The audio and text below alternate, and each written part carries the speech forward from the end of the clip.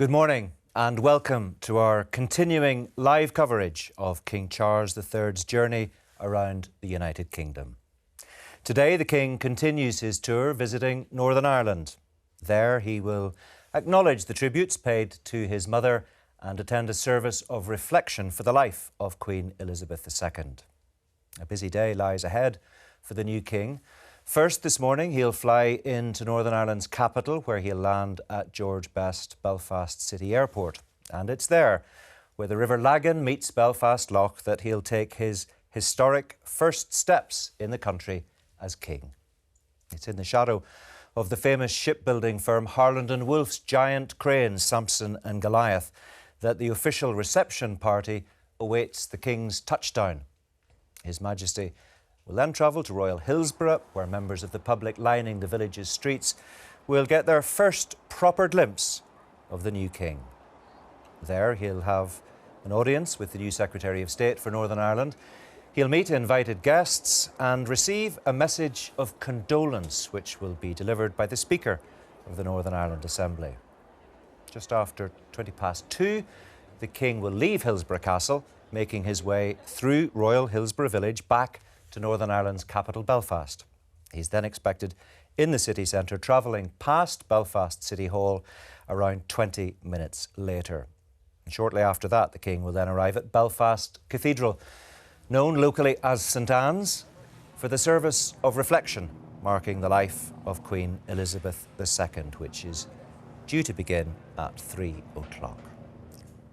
During the course of the day, I'll be welcoming a number of guests to share their thoughts and memories of the Queen. We'll discuss Her Majesty's relationship with Northern Ireland, as well as offering an insight into the man who was Prince and is now King.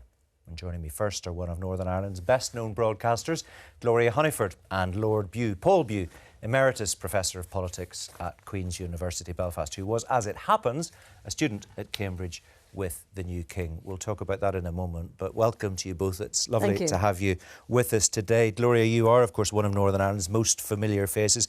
You, in fact, lived in the village of Royal Hillsborough for many years. Yes. And you've had a number of encounters with the Queen. We'll talk about those in more detail, but what are your first thoughts about the place we find ourselves in today and the legacy left by Queen Elizabeth? Well, first of all, we had a family home in Hillsborough for 20 years. And so today is that mixture of sadness and yet excitement at the new King actually coming to the village. It's a Georgian village. It's very intimate. It's very small.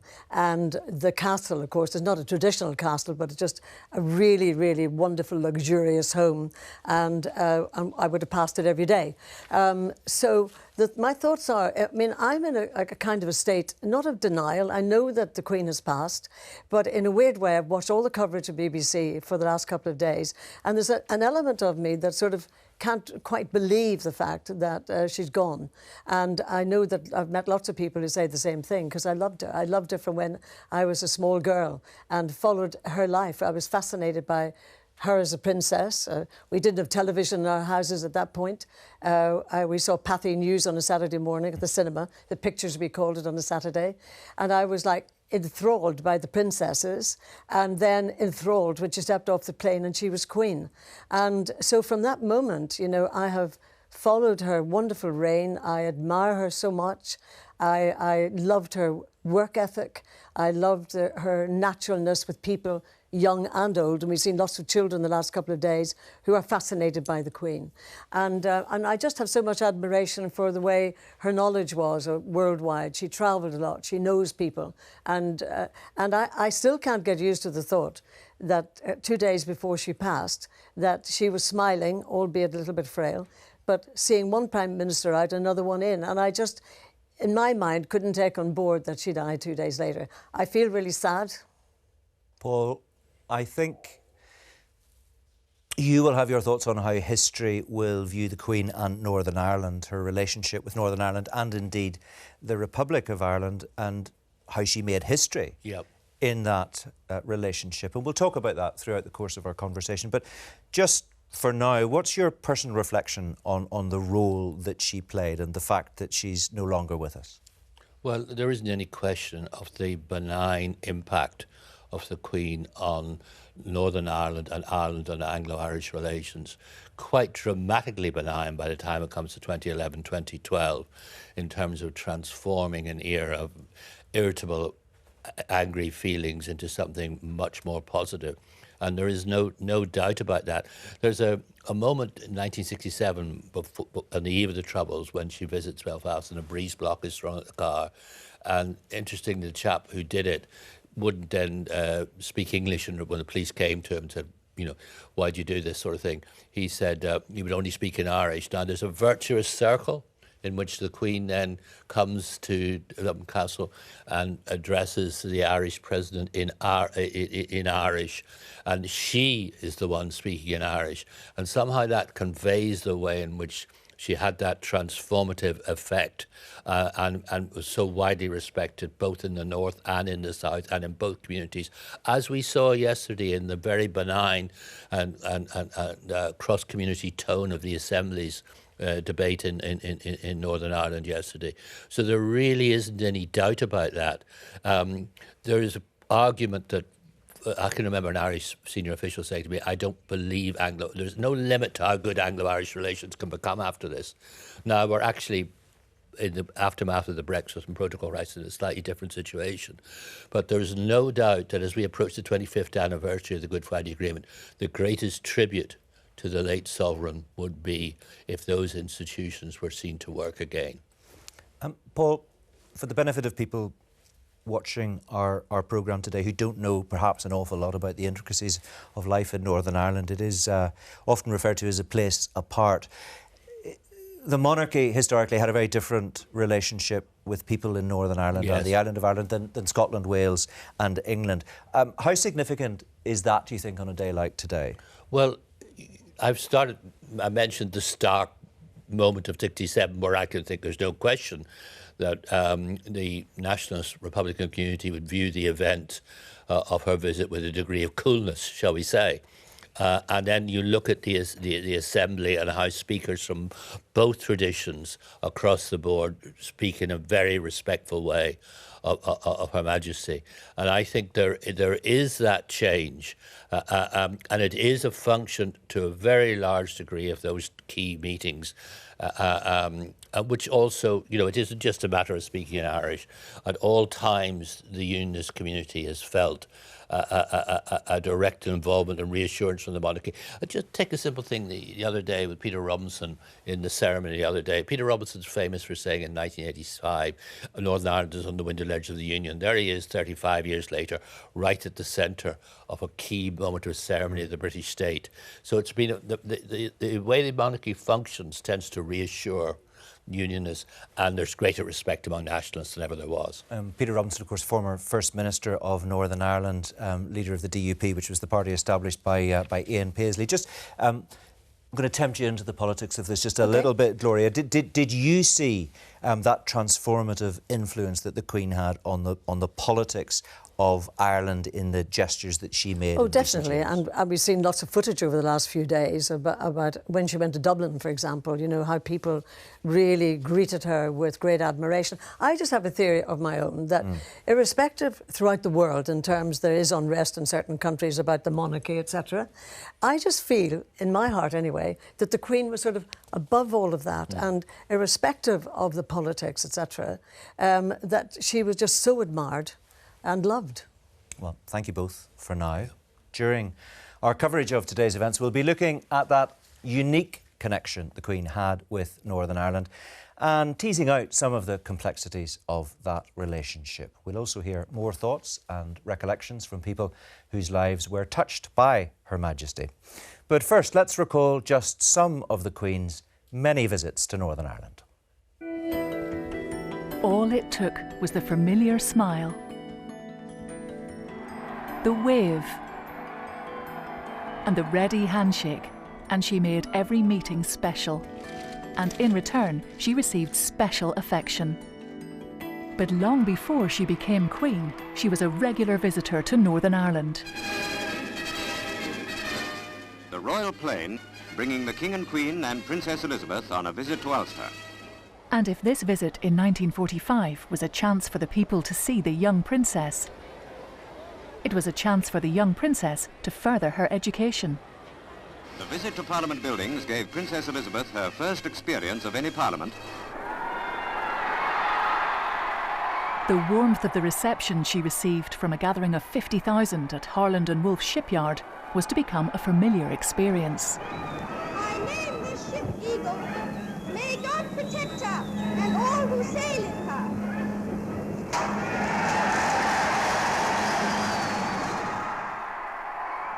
And she captivated hearts again when, as Queen Elizabeth, she and the Duke of Edinburgh visited only weeks after she was crowned. Her charm and her smile disarmed all who met her, no matter their rank.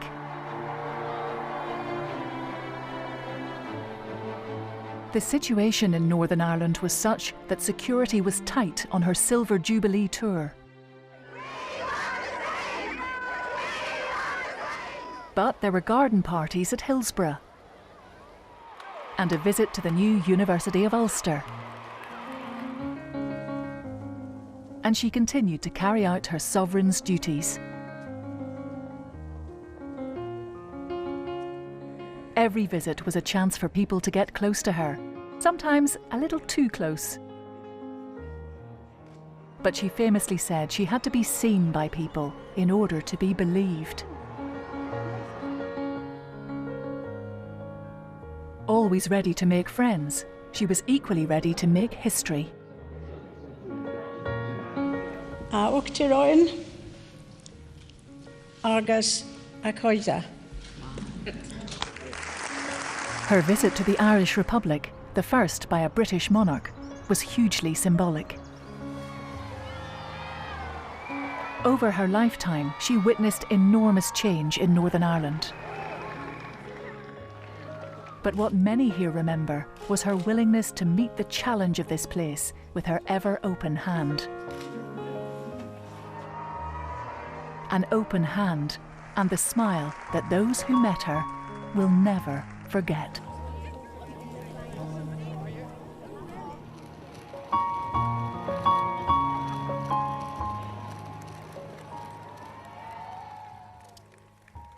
And that's a lovely moment where the Queen reaches for a helping hand out of the launch at Carrickfergus Harbour. Some lovely memories for people there, Gloria. And in fact, it was as a young girl that you caught your first glimpse of the Queen. Absolutely. So I would have been 13. And I was out on my bicycle on a country road. And I think I'm right in saying that Northern Ireland was the first official visit after Her Majesty became the Queen. And you can imagine the excitement. However, I'm innocent enough at 13, and police came along and pushed her sort of to the hedge to get out of the way with the bicycle, narrow road. And then, to my amazement, along came a glass-topped car with the Queen and the Duke of Edinburgh in it, you know, presumably on their way to Hillsborough. And it was so incredible because, as I mentioned, very few people really had televisions. It only began to get them in our country until the coronation. So I watched it at Mrs. McCracken's, which was a neighbour in our road, fascinated. And you saw her on that visit, that was 1953, but then subsequently, when you established yourself as a broadcaster, in fact, Yes. You made a television documentary about that visit. Yes, I did. And You've probably seen more of the pictures than any of us. Well, I've been very lucky for various reasons, I've been around that long, to actually come across the Queen on many different occasions. For example, the Royal Variety shows, you know, she didn't go to every one, but I was involved in 9 of those. So over the years, she probably was at least 4 of them. So lots of photographs, you know, because afterwards, and I always loved it because no matter which royal cult, but there she is, she talked to everybody backstage after the Royal Variety. Well, you can imagine, as a kid from Northern Ireland, having really genuinely admired the Queen from being a princess, what a thrill that was. And the other thing that I really admired about the Queen is the fact that I liked her attitude of never explain, you know, never complain, or whichever way around that is. And because she was very private in that sense. And I liked that attitude. But yet, when she was with people, very open and that fabulous smile. Yeah. And she was so pretty as a child and gorgeous to the very end, always dressed beautifully. And that smile, even when she was meeting the new Prime Minister. Absolutely. What's interesting, Paul, is just looking at some of those pictures that Gloria was talking about there, back from the early days, 1953, that visit to Northern Ireland after her coronation. I mean, she had superstar status at that point. Her motorcade was mobbed. The crowds were 10, 15, 20 deep wherever she went. Yes, that's right. I mean, but you were alluding to this earlier, that the bulk of that affection came from the Unionist community. What has changed over time and is dramatised by the speeches in the Assembly yesterday, the respect and warmth that there is on the other side of the communal divide in Northern Ireland. And then, of course, Northern Ireland is changing, and I think you're going to find a new king today trying to address the face which weren't present when Gloria and I were in growing up in Northern Ireland. And so the monarchy now has a role of adapting to a new world in Northern Ireland where there's more diversity. But the fundamental achievement is that by the end of this, nobody could have imagined in the late 60s the tone of the addresses yesterday from across the board in Northern Ireland. And that is really interesting. Again, in case people just maybe haven't picked up on some of the details, we have Sinn Féin's Vice President and First Minister in waiting, Michelle O'Neill, talking about the Queen yesterday as a courageous and gracious leader, and talking about her warmth, kindness and unfailing courtesy towards us as Republicans. You would never have imagined that a few short years ago. Exactly so, and you're going to see, I think, as events unfold today, that again being replayed out into the formal respect that Sinn Féin is willing to give.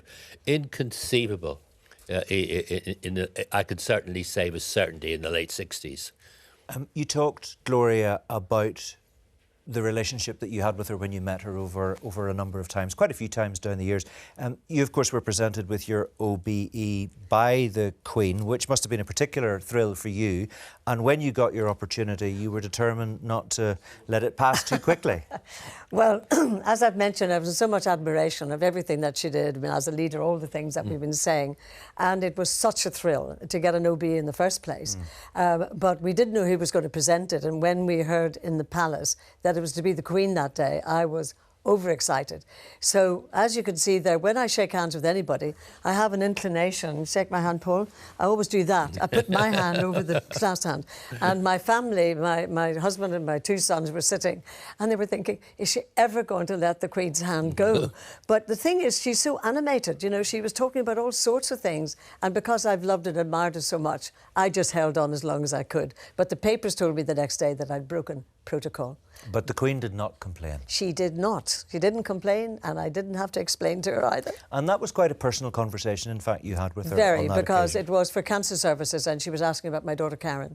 And she was really, I felt, and I've heard a lot of people over the last few days, she really seemed to lock into your eyes, and it was a very deep conversation, and she seemed to want to talk on, so that hand of mine stayed there. I just think I can't find enough adjectives to describe just the way she dealt with everything. You know, I mean, you see the warmth of that person with children and with older people, and you see, I think that everybody in Northern Ireland today, everybody, irrespective of their politics, will be actually very sad that she's passed, but also interested in what's going to happen. You see, I think personally that King Charles is going to be a good king because he's had a great teacher, and he's been around with the Queen for a long time to actually pick up on everything.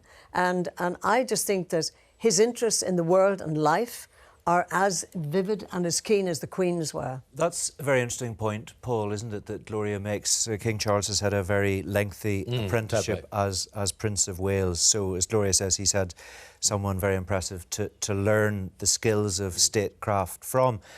We are looking back today at the legacy of Her Majesty the Queen, but we are also looking forward to what his reign might mean. I mean, what are your initial thoughts of what he might be like? Because this is someone you've known since the age of 18 or 19. You were at Cambridge with him. He was a exact contemporary of mine.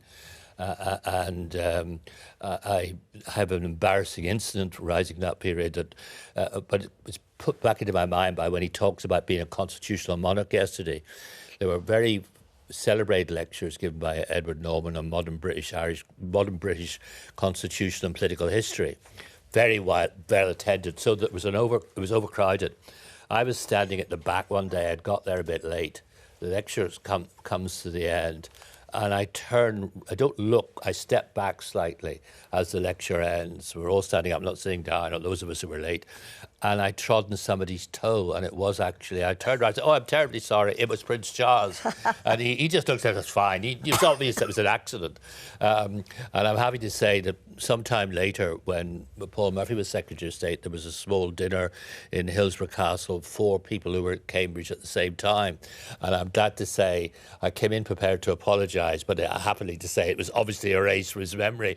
And he just came up and started talking to me about exactly what you'd expect him to start talking. And what he does have is a very deep concern, knowledge of the history of Northern Ireland. He came to the City Hall a year ago or so. He's been there a lot, hasn't he? Oh, he's been there a lot, but he came to the City Hall for he met all the historians on the committee I chaired for the commemoration, a diverse group of the 100 years history of Northern Ireland, and he sat and he listened, asked very probing questions. This is a person who knows his constitutional history, knows his history, and if that matters, and I think it does, it's a good sign. Yeah, and we're going to be at Belfast City Hall later in our coverage. And the other lesson we learned from that story, Paul, is that King Charles didn't bear a grudge. I think he totally forgot it, thank heavens. Well, from her first days as a monarch, the Queen understood the importance of being seen by all her people, something she demonstrated during that first visit back in 1953. The Governor of Northern Ireland declared a public holiday for excited children. The day the Queen visited their town almost 70 years ago was a memory they'd never forget.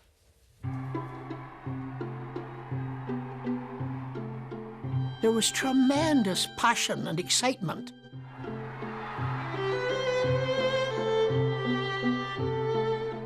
To take part and be part of this occasion was really, really important to us.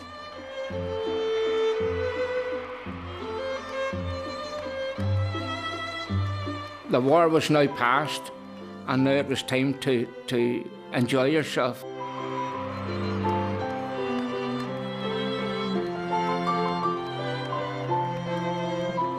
The excitement was the fact that she was here in Belfast. I was thrilled. You know, I never thought as a young woman that I would actually see the Queen of England. It was 2 seconds, but you know, just those 2 seconds meant everything to the people who turned out to see her that day. And you know, there was cheering, there was clapping. I actually seen people, older people, standing beside me crying, because I think they never thought there would be a time when they would see the Queen of England either.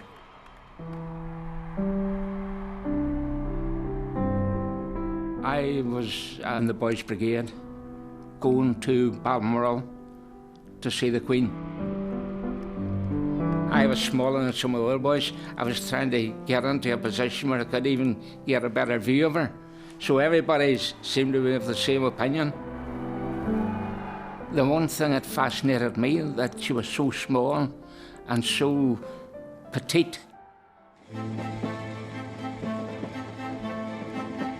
Well, the idea was that she would come by train from Belfast to Derry, and the first stop was Ballymena, and then they arrived in Ballymoney.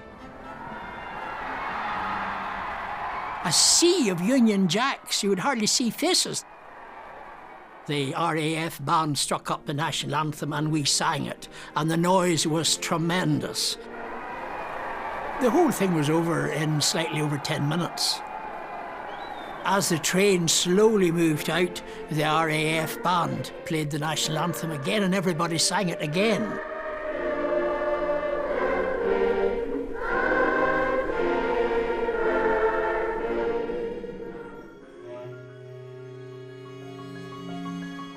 Royalty was very, very important because it was just somebody we looked up to. The Queen was part of your family. I mean, she hung on the wall beside your mother's wedding photograph.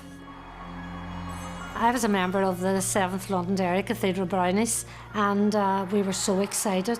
She just looked so radiant and so friendly.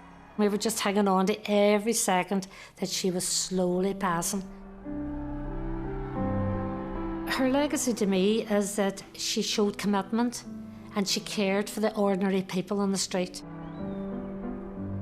She has definitely put the people first and herself second. She has been tremendously devoted to Northern Ireland. On a number of occasions later on in life, when I met the Queen, that was very obvious that she had the interests of Northern Ireland at heart.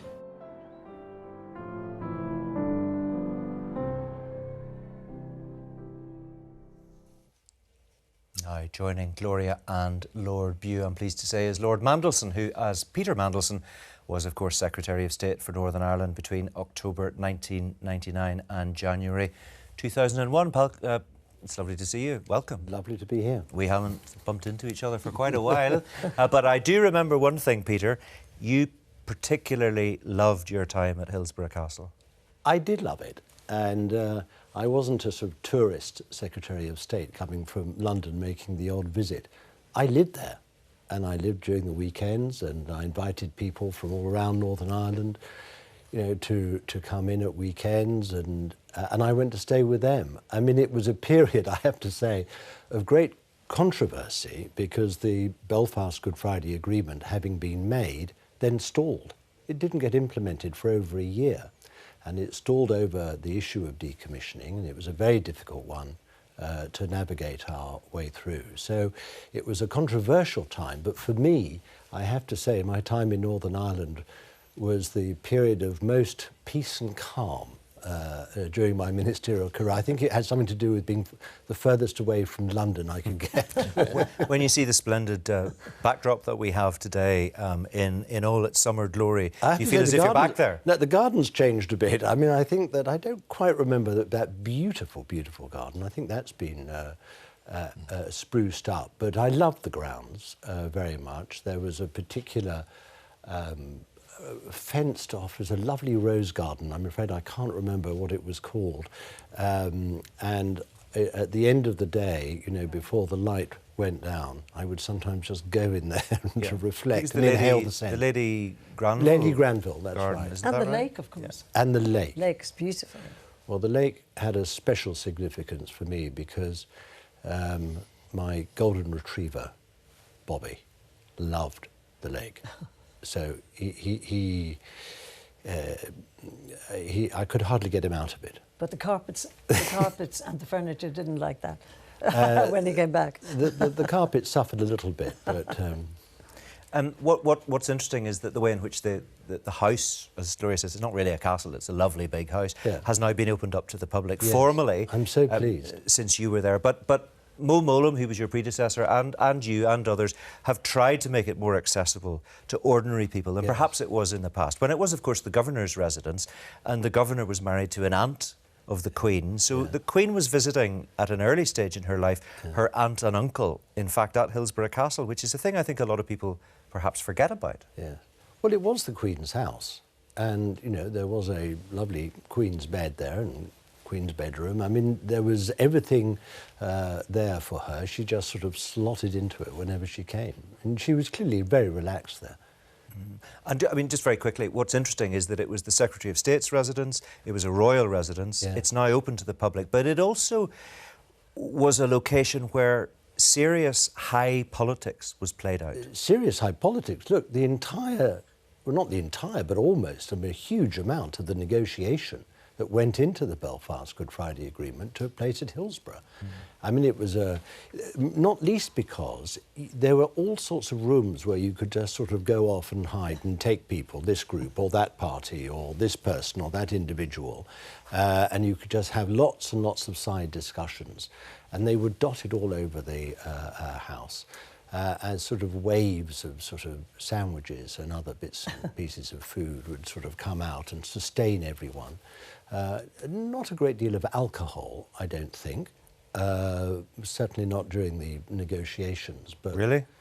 Sort of acres of sandwiches is what I associate with. I'm very glad, actually, the public does have access to the castle now, because in my time of living there, unless you were invited in for a function, you couldn't go into the castle. But a short time back, a couple of years maybe, I headed up a trust to raise money to make it accessible, car parks and just laying it out properly. Yeah. And the gardens are so magnificent that I think it's terrific now that the people from Northern Ireland and particularly after the significance of today will be able to go there and see so part of it. And so I'm really pleased that that's been opened. Yeah. And see the topiary, I gather, Peter, of your 2 dogs. Well, apparently there is. I'm told this, but I've never seen Nobody's actually told you before. You've not seen them? I've not actually seen them, but the dogs did become quite famous.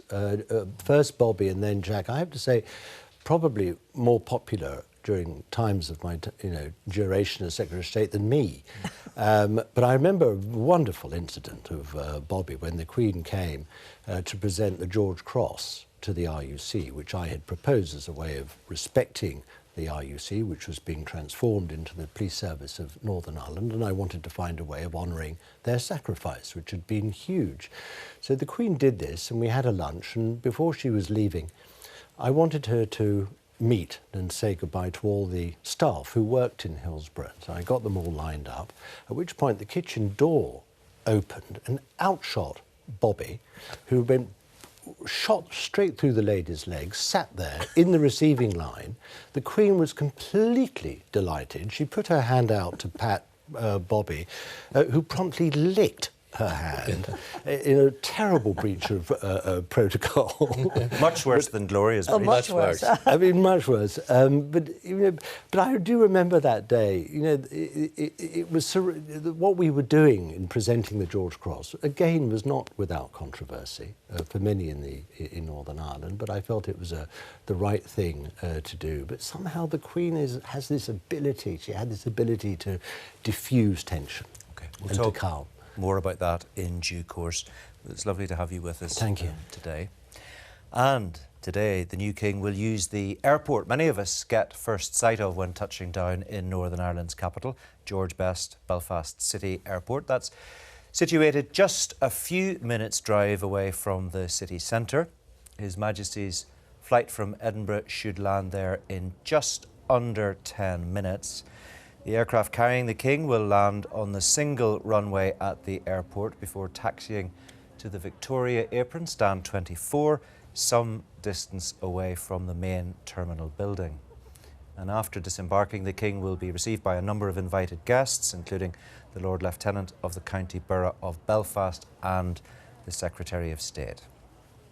So we will keep a watching brief on the airport, and as soon as there's any movement we will of course bring it to you. I think there's a slight delay on the arrival of the King's flight, but for many people today is about catching a glimpse of the new King on his first visit. But it's also an opportunity to reflect, as we've been saying, on the life of the Queen. Our cameras have travelled across the country to capture some of the people of Northern Ireland's memories of Her Majesty. She was a lovely lady, and she just was our Queen, the only Queen we ever knew. All my life I have known the Queen, and she's always been there. I've always looked up to her, just broken-hearted that she has gone. She put duty above all and service to the country and to the people above everything, and not many people will be working until their 96th year, so I think she was just a remarkable woman, and we're all very saddened by her death. When I stayed with my grandfather back in the 60s, they used to play the Queen last thing at night before the TV went off.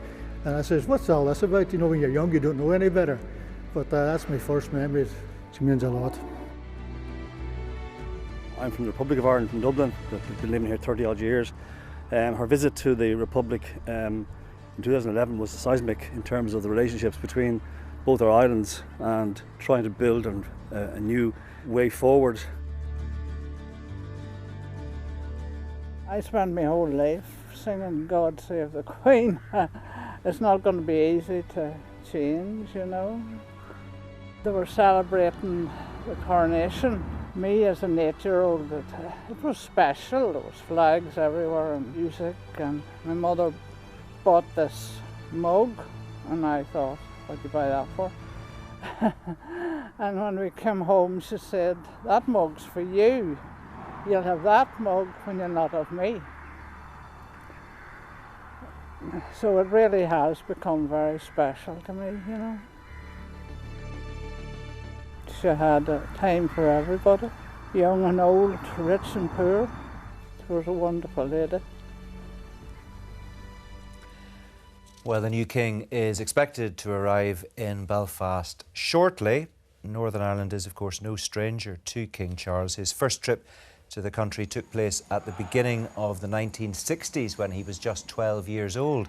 And he's made many frequent visits ever since. Today's journey will, however, be very different. It would be hard for anyone coming 5 days after the death of their mother, but today the king also bears the responsibility of coming to Northern Ireland for the very first time as monarch. Paul, do you think that will be weighing heavily on the king's mind as he approaches Belfast City Airport? I'm absolutely certain. And I'm absolutely certain one of the key themes today will be to respect the new Belfast, the new Northern Ireland. The place, it has been changing from when we talked about the 1960s earlier in lots of ways. The demographic changes, the new communities. Chinese community, very important now in Belfast. One of the oldest communities, the Jewish community. You can expect to find, the king has always had an idea he wanted to be, to respect all faiths. And I think you're going to find an outreach not just to the two main communities in Northern Ireland, but the entire community. And it's now a very different place, even a different place from the time that Peter was Secretary of State. Yeah, we just saw a picture there of what we believe was the King's plane from our cameras in Hillsborough. We think he's going to be arriving within the next 5 minutes or thereabouts. Peter, I don't know how much contact you've had with the now King Charles through the years, but as we were saying just before you joined us, he's had a long apprenticeship. He has studied at the knee of his mother for this very daunting role which he takes on. Do you think we will see a huge difference in the way in which the monarchy engages with the people, particularly in a place like Northern Ireland, or do you think it will effectively be business as usual?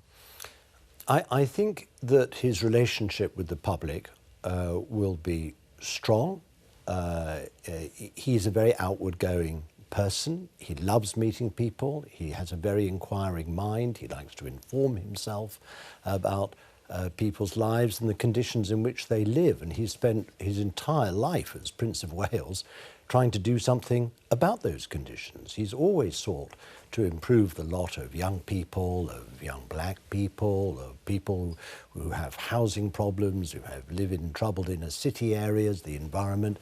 Now, as we know, he's made very clear, he's not going to be an activist king, and that's quite right. Oh, because he can't be. He can't be. No. But all this his experience as Prince of Wales will inform his outlook as king, and I suspect very strongly that he'll pass on a lot of his previous role to the new Prince of Wales. And when you look at some of the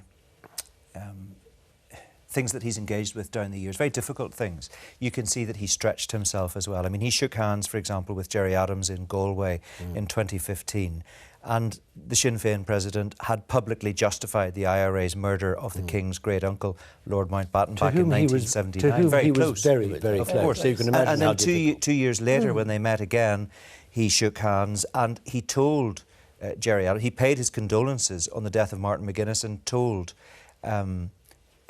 Gerry Adams that he'd written a letter to Mr McGuinness's widow. And it's quite interesting. He also, we gather, wrote a letter to Mary Lou MacDonald when she had COVID. Yeah. So this is a person who's prepared to stretch himself. He's forward-looking as well. That is forward-looking. Look, he's a man of tradition, of the principles of kingship, but he's also a very adaptable individual. You'll find him very forward-looking, and I think that's going to be one of the main characteristics of his reign. Well, we'll pick up on some of those points in a moment or two, but for the moment, let's just turn our attention to George Best Belfast City Airport, where we can see the King's aircraft approaching. It's just touching down. It will pull onto the airport's Victoria apron in just a few moments to allow its passengers to disembark. Among those awaiting His Majesty's arrival are the Lord Lieutenant of the County Borough of Belfast, Dame Fionnuala J. O'Boyle, who's a personal friend of the King's, and we'll be hearing from her a little later in our coverage. Also there to greet him, the Secretary of State for Northern Ireland, the Right Honourable Chris Heaton-Harris MP, and he's been in that role for a week today, so it's a big day for him. And then Matthew Hall, Chief Executive at George Best Belfast City Airport, is also in the welcoming party. And it's also a very special morning for two children from Forge Integrated Primary School in Belfast. Lucas will present the King with the gift of a tin featuring an image of the Giant's Causeway, which contains some very delicious truffles made by a company in Castle Rock, I gather. And Ella will present the Queen Consort with a small posy of flowers picked from Hillsborough Castle. And we'll see them later. Do you know what I'm delighted about? It's not raining. Well, because sometimes when you land at Belfast Airport, at the city airport, you have to walk in the rain. Yeah, well, the sun is shining, and I think it's quite mild in Belfast today, so we couldn't have done better than we have done as far as the weather's concerned. You're quite right, Gloria. Now, in the process, those two young people I just mentioned will be two of the first people, of course, to welcome the royal couple to Northern Ireland as King and Queen Consort. So the plane will take a moment or two just to taxi into its stand. Short enough hop, of course, over from Edinburgh. It's worth making the point, of course, Gloria, that today is a very busy day for the King, and there are some very formal, important moments that he has to go through. The message of condolence inside Hillsborough Castle, and then the service of remembrance for his mother, Queen Elizabeth II, in Belfast Cathedral later. But he's had a series of incredibly busy days. A full day yesterday, of course, in Scotland. Yes, and actually, to go back just briefly to his proclamation, I mean, I thought it was palpable that day. What he said from an official point of view, but the feelings about his mother. You knew the relationship with Her Majesty was incredible. And last year, I did an interview with the Queen Consort about osteoporosis, because she's patron of that.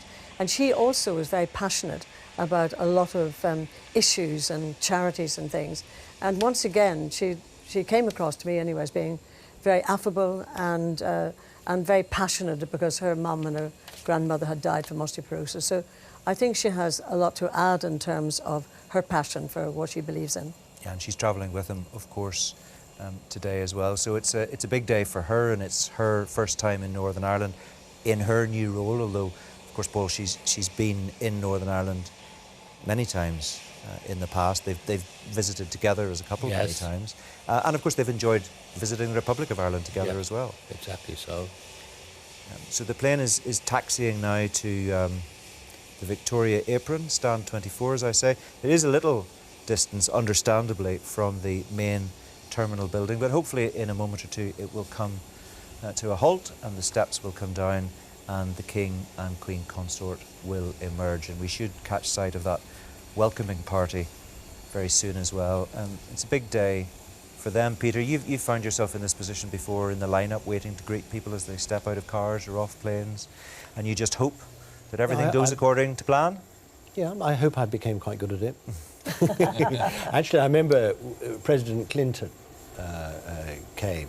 That was a very, very memorable visit. I mean, he played a big part in the negotiations surrounding the peace agreement, but then he came back to bid farewell at the end of his presidency, and I remember that very well. He had such a strong commitment to the peace agreement, and of course the United States has always been a sort of constant constructive pressure to bring people together. And I suspect that will continue under President Biden. I wish the administration there in the United States, I wish they had appointed an envoy for Northern Ireland. They've always had that before, somebody who was familiar with the views and tensions and pressures that exist on both sides of the community. And it's interesting that given President Biden's Irish ancestry that he's chosen not to do that. But he is, of course, coming to the state funeral for Her Majesty the Queen on Monday. in London. Looks like preparations for the disembarkation are well advanced. There's Dame Fionnuala J. O'Boyle, the Lord Lieutenant of the County Borough of Belfast, just taking up her position at the bottom of the steps, and she will be welcoming the King and the Queen Consort as they step onto the tarmac, and alongside her the Right Honourable Chris Heaton Harris MP and Matthew Hall, the Chief Executive at City Airport. And a big day, we should spare a thought as well, for Lucas and Ella from Forge Integrated Primary School, which is a school which draws children from all communities. The integrated education movement is a significant one in Northern Ireland. Just going to say that was a real landmark, wasn't it, when you started to have integrated education? I remember that clearly. It's nice that that they've chosen those two children to be a part of today. I can imagine that they'll be feeling quite nervous, I would imagine at the moment. What a photograph to have for the rest of your life. Mm. But they'll immediately be put at their ease. You know, the King and the Queen Consort are just so good at calming, a light word, a light exchange, a little joke. That's what they're so good at. Members of the entourage, and that is King Charles taking his first steps onto Northern Ireland soil in his new role as monarch, greeted warmly by Dame Fionnuala J. O'Boyle. And they are, as I say, close friends. They've developed a very close friendship over many years, both of them interested in architecture, both of them interested in music. Dame Fionnuala is a trained singer, and that's Chris Heaton Harris, the Secretary of State for Northern Ireland, welcoming the King. That's quite an engagement to be doing 7 days into the job. And then we have Matthew Hall, Chief Executive of George Best Belfast City Airport, also welcoming the King. And you can see Dame Fionnuala welcoming Camilla, the Queen Consort. She's now shaking hands with the Secretary of State. And the children get their moment. Gloria, this is lovely. What a moment. This is young Ella. My and goodness. what a lovely posy of flowers from the gardens at Hillsborough. And her parents would be so thrilled at this precise second. Yeah, wouldn't they? you can imagine. And then Prince Charles is, he seems pleased with his tin of truffles from Castle Rock. Those will just slip neatly into his pocket. And Lucas and Ella did a very nice job. He can eat those to sustain himself during the day. Yes, need to. I mean, very often, of course, top schedule. Yeah, very often, Peter, they receive gifts and hand them over to members of their entourage. But I see the Queen Consort and the King are holding on to the flowers and the truffles. Yeah. And they're just getting organised to step into the car. In the castle, by the way, they do have tins of biscuits sitting around in the main drawing room. So I don't think they're going to be hungry. Oh, good. And you can see the Royal Standard on the front of the car. And again, Peter, that's the first time that Prince Charles will have travelled in a car in Northern Ireland with the Royal Standard upon it. So, but it is his 40th visit. It is. His 40th visit it is indeed. But first but the first one as is king. sovereign.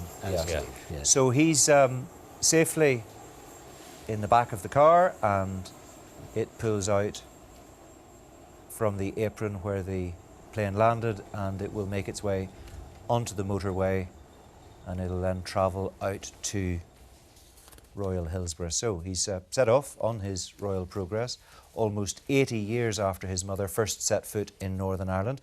When the young Princess Elizabeth arrived then with her parents as part of a victory tour following VE Day, it was a very different world. The cars and drivers were supplied by Melville and Company Limited, Belfast, funeral furnishers, motor car and ambulance hire service and carting contractors. And the bill, would you believe, came to £78, 3 shillings and 9 pence. I think the bill for today will be considerably more than that.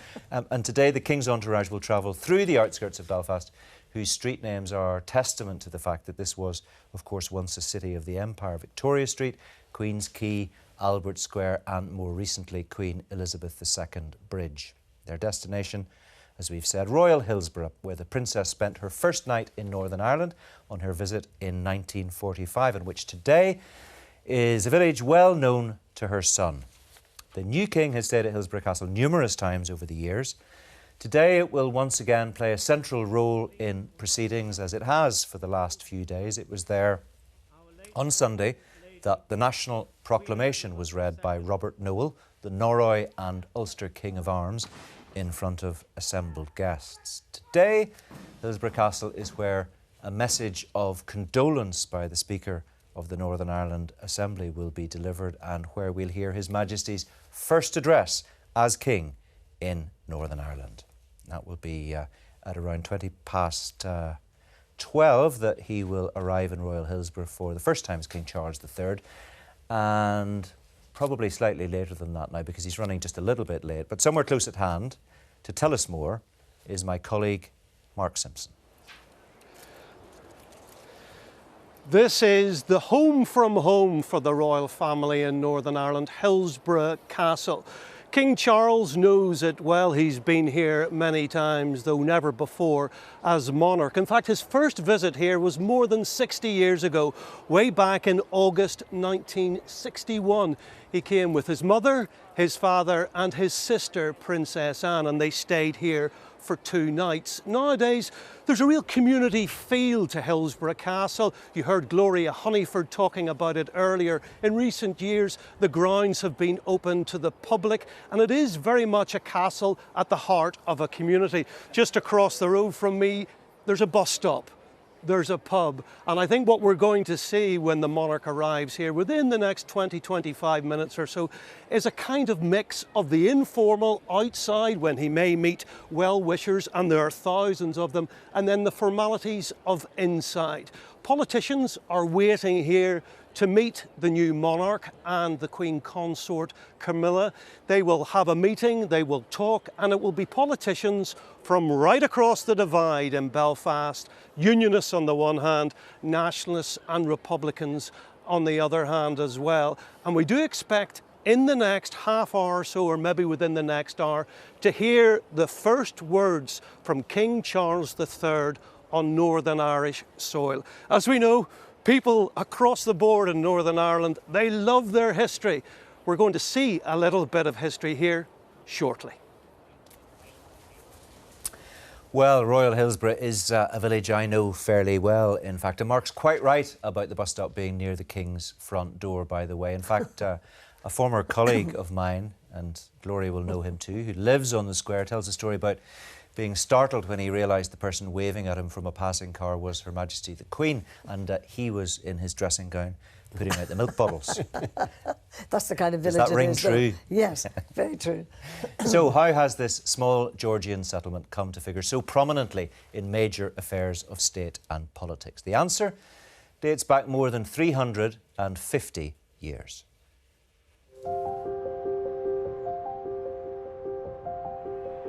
From the top of Main Street, the hills of Belfast are clearly visible. It's a view that has been shared by queens and kings, presidents and prime ministers.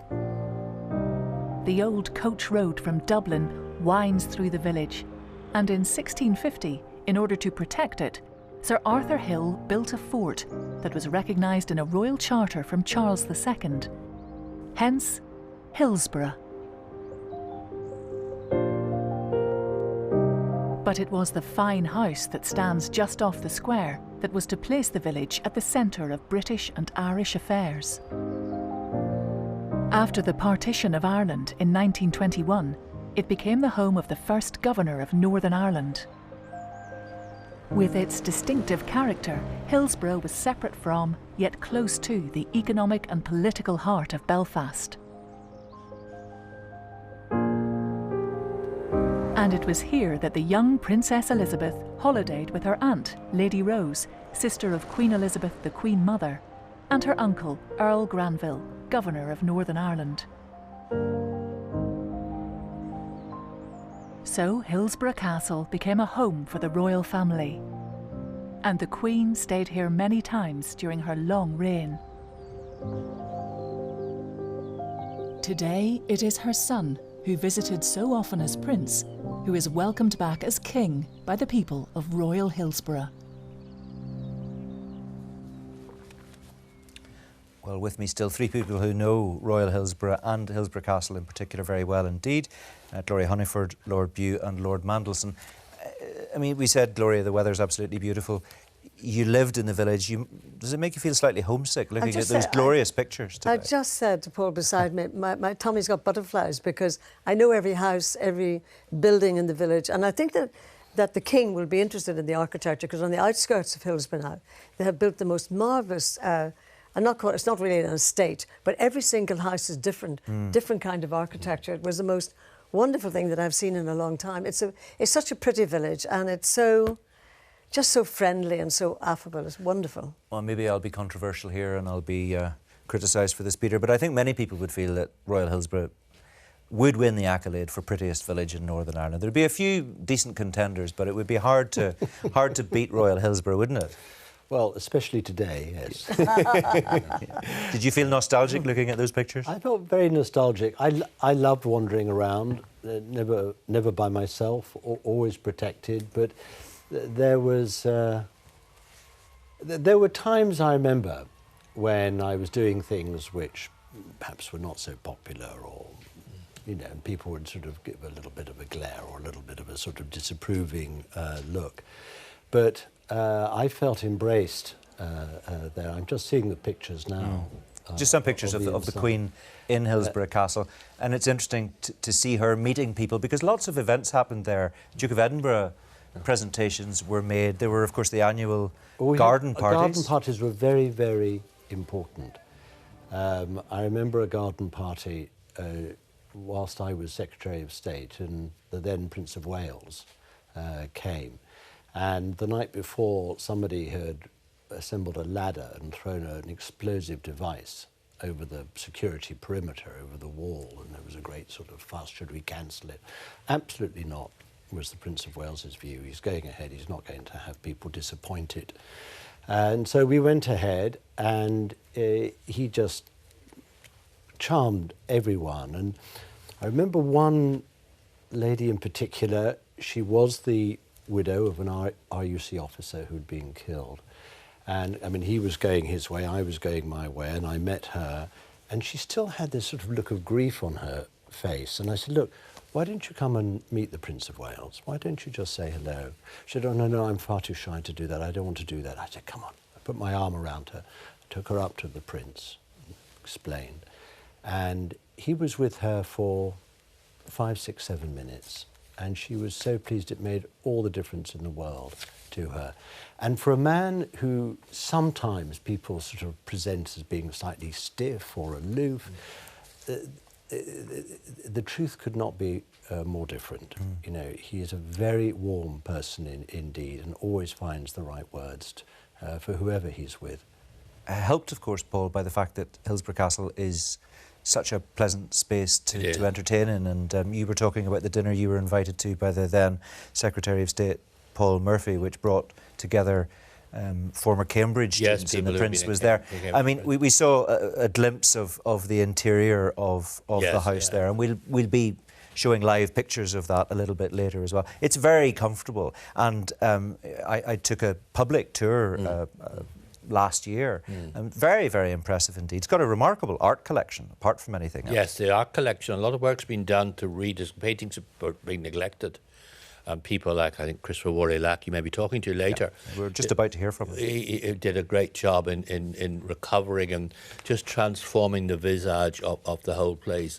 But what you'll see if you go in, of course, is many of the great photographs of key moments in the peace process. And it was the front of Hillsborough where Tony Blair said at the beginning of the last week of talks he felt the hand of history on his shoulders.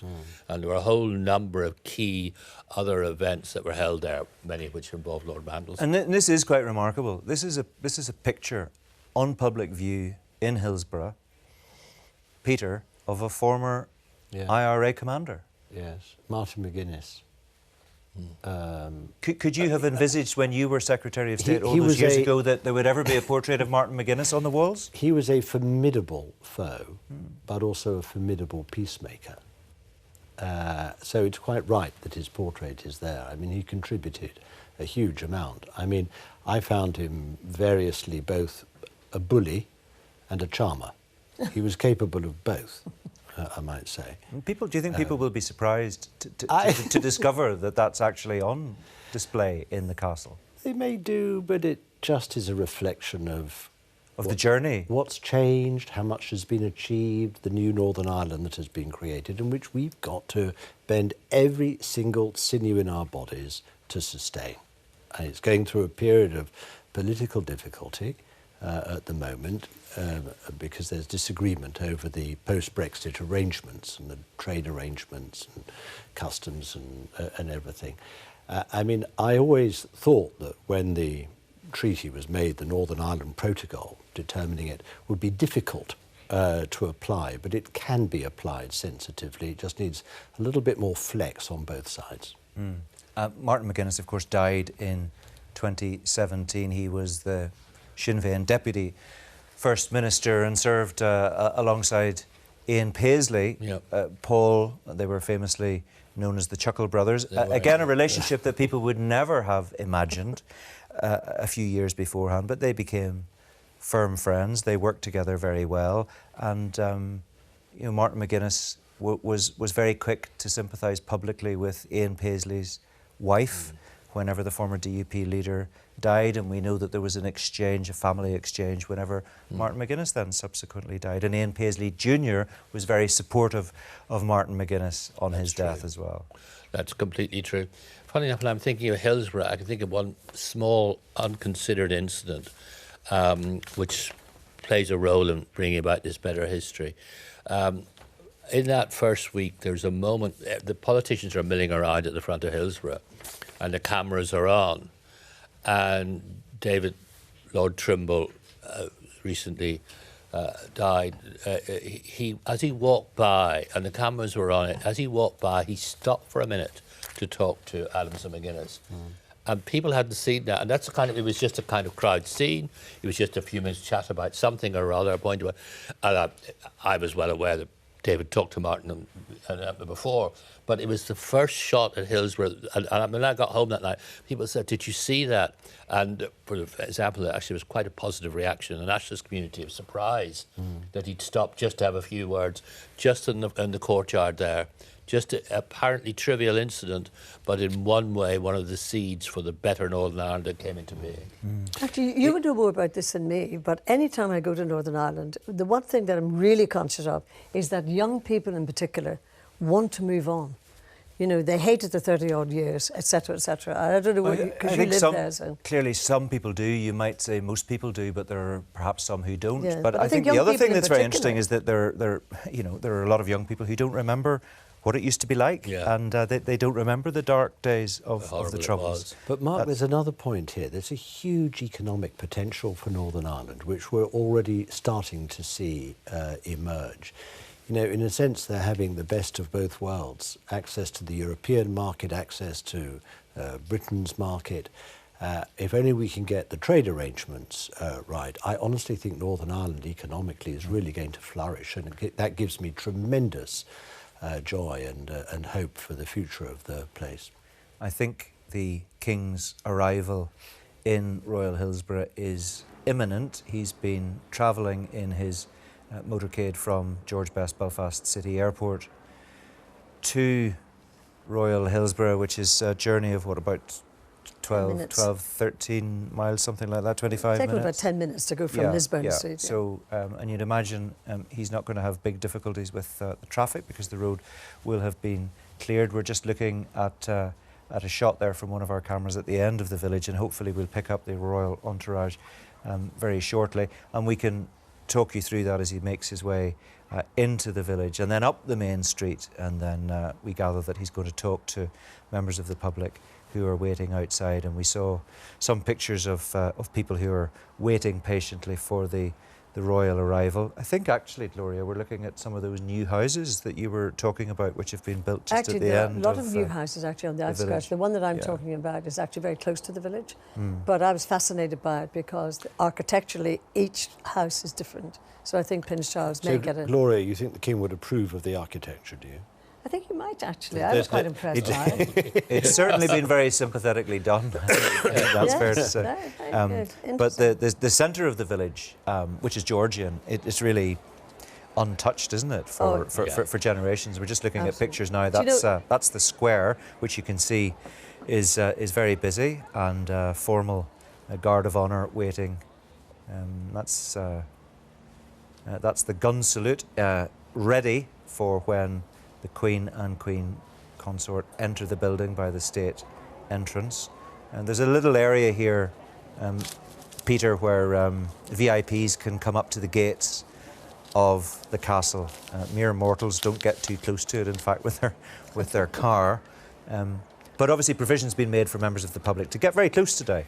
And so the King and Queen Consort will have an opportunity to step out of the car and meet people who've made the effort to be there for them today, presuming there's time for him to do that. Yeah, you can see that area immediately in front of the castle, where people are kept.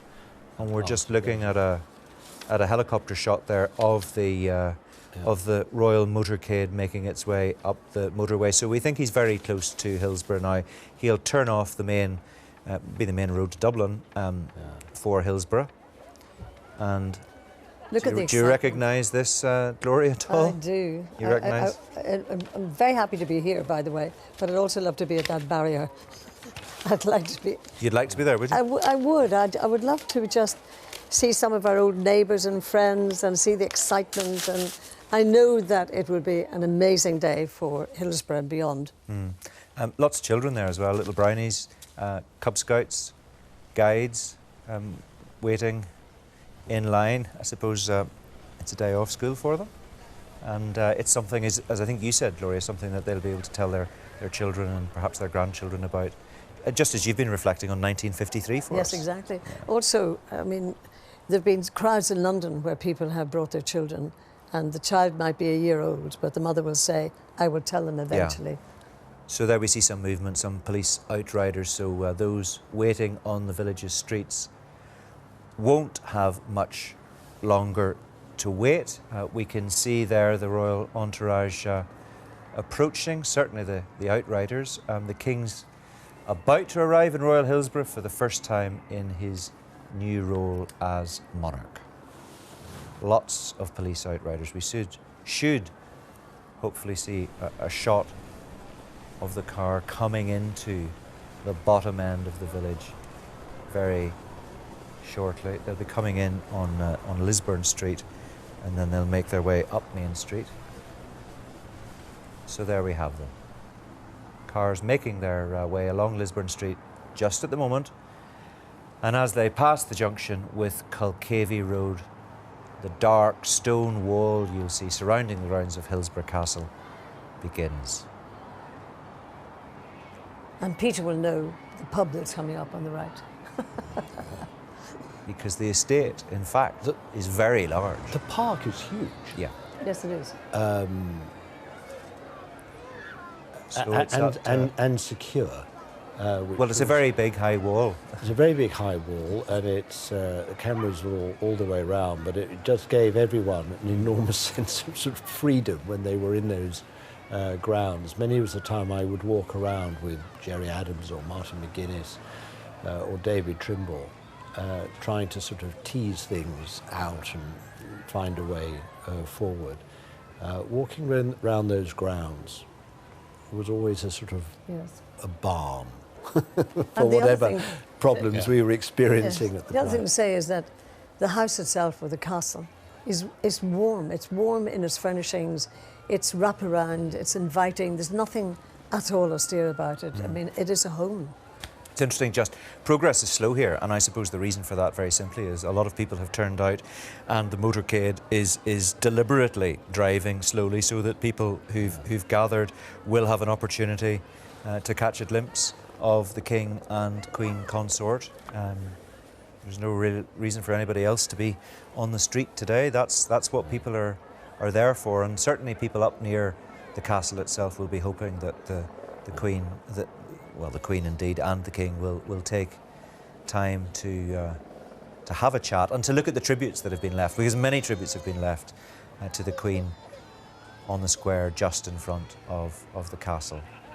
So they've come up Lisburn Street, and then we saw the Presbyterian Church, the point at which it can be said that people are entering the original village proper, beginning with a typical Northern Ireland rural street with mainly two-storey rows of houses opening straight onto the street, following the line of the old Belfast to Dublin Coach Road. And you can see them now short distance coming away up the now. main street, just the parish church they're passing now. This week the church bells have been ringing, a peal not heard since back in 1952, which we'll hear more about shortly. The War Memorial in front of the church's grounds, unveiled 3 decades earlier to mark the fallen from Royal Hillsborough and surrounding villages. And as the vehicles move into Royal Hillsborough's main street, the houses in this historic Georgian settlement, they become a bit larger, more imposing, more important looking. Gloria, that was your end, I assume. And as you get closer to the heart of the village and to Hillsborough Castle itself, it's really quite grand. It's very grand, and also as the cars will turn in now to the main gate, the Georgian houses just on the right-hand side are still in perfect condition and beautiful. I mean, I agree with you. I think it's the prettiest village. I know I'm biased, but prettiest village in Northern Ireland. I think it is. You can see some of the archways there behind the crowds, and those date from when carriage access to the rear of those buildings along the main street was required. Here we go. And there's the turn. Yep. The vehicles pulling into the small square beside Hillsborough Castle's entrance. And that was originally a marketplace. The stone building at its centre was once a courthouse, and then until fairly recently home to the village's visitor information centre. And there is King Charles III emerging from his vehicle, Camilla, Queen Consort, by his side, being greeted there by the Lord Lieutenant of County Down, Gone, Rowan Hamilton, and as it happens he lives in his own rather impressive castle about 30 miles away, Killyleagh Castle, which is reportedly Northern Ireland's oldest inhabited castle. I love it when you do a walkabout. Yeah, and this is the walkabout that everybody, certainly in the crowd, would have been hoping for. The Queen Consort and the King shaking hands. That boy's face. Yeah, it's great. It's real. Lots of outstretched hands. I always feel sorry for the people whose hands are proffered and not shaken. Can't shake them all. And the ones lots of mobile phones as well, taking pictures. And the ones that are shaken, they don't get washed for ages. Lots of school children in the front. They look very pleased to be there, don't they? I like that. And King Charles, using both hands to greet people. And they're really right up beside the gates of the castle here, Peter. Yeah. Just a matter of a few steps away. The just through the gates is a very large circular lawn, and it just reminded me of another Bobby story. On the day of the Queen's visit for the George Cross, Bobby chose that day to dig up an ancient bone right in the middle of the circular lawn. It was quickly relayed, but they were not happy.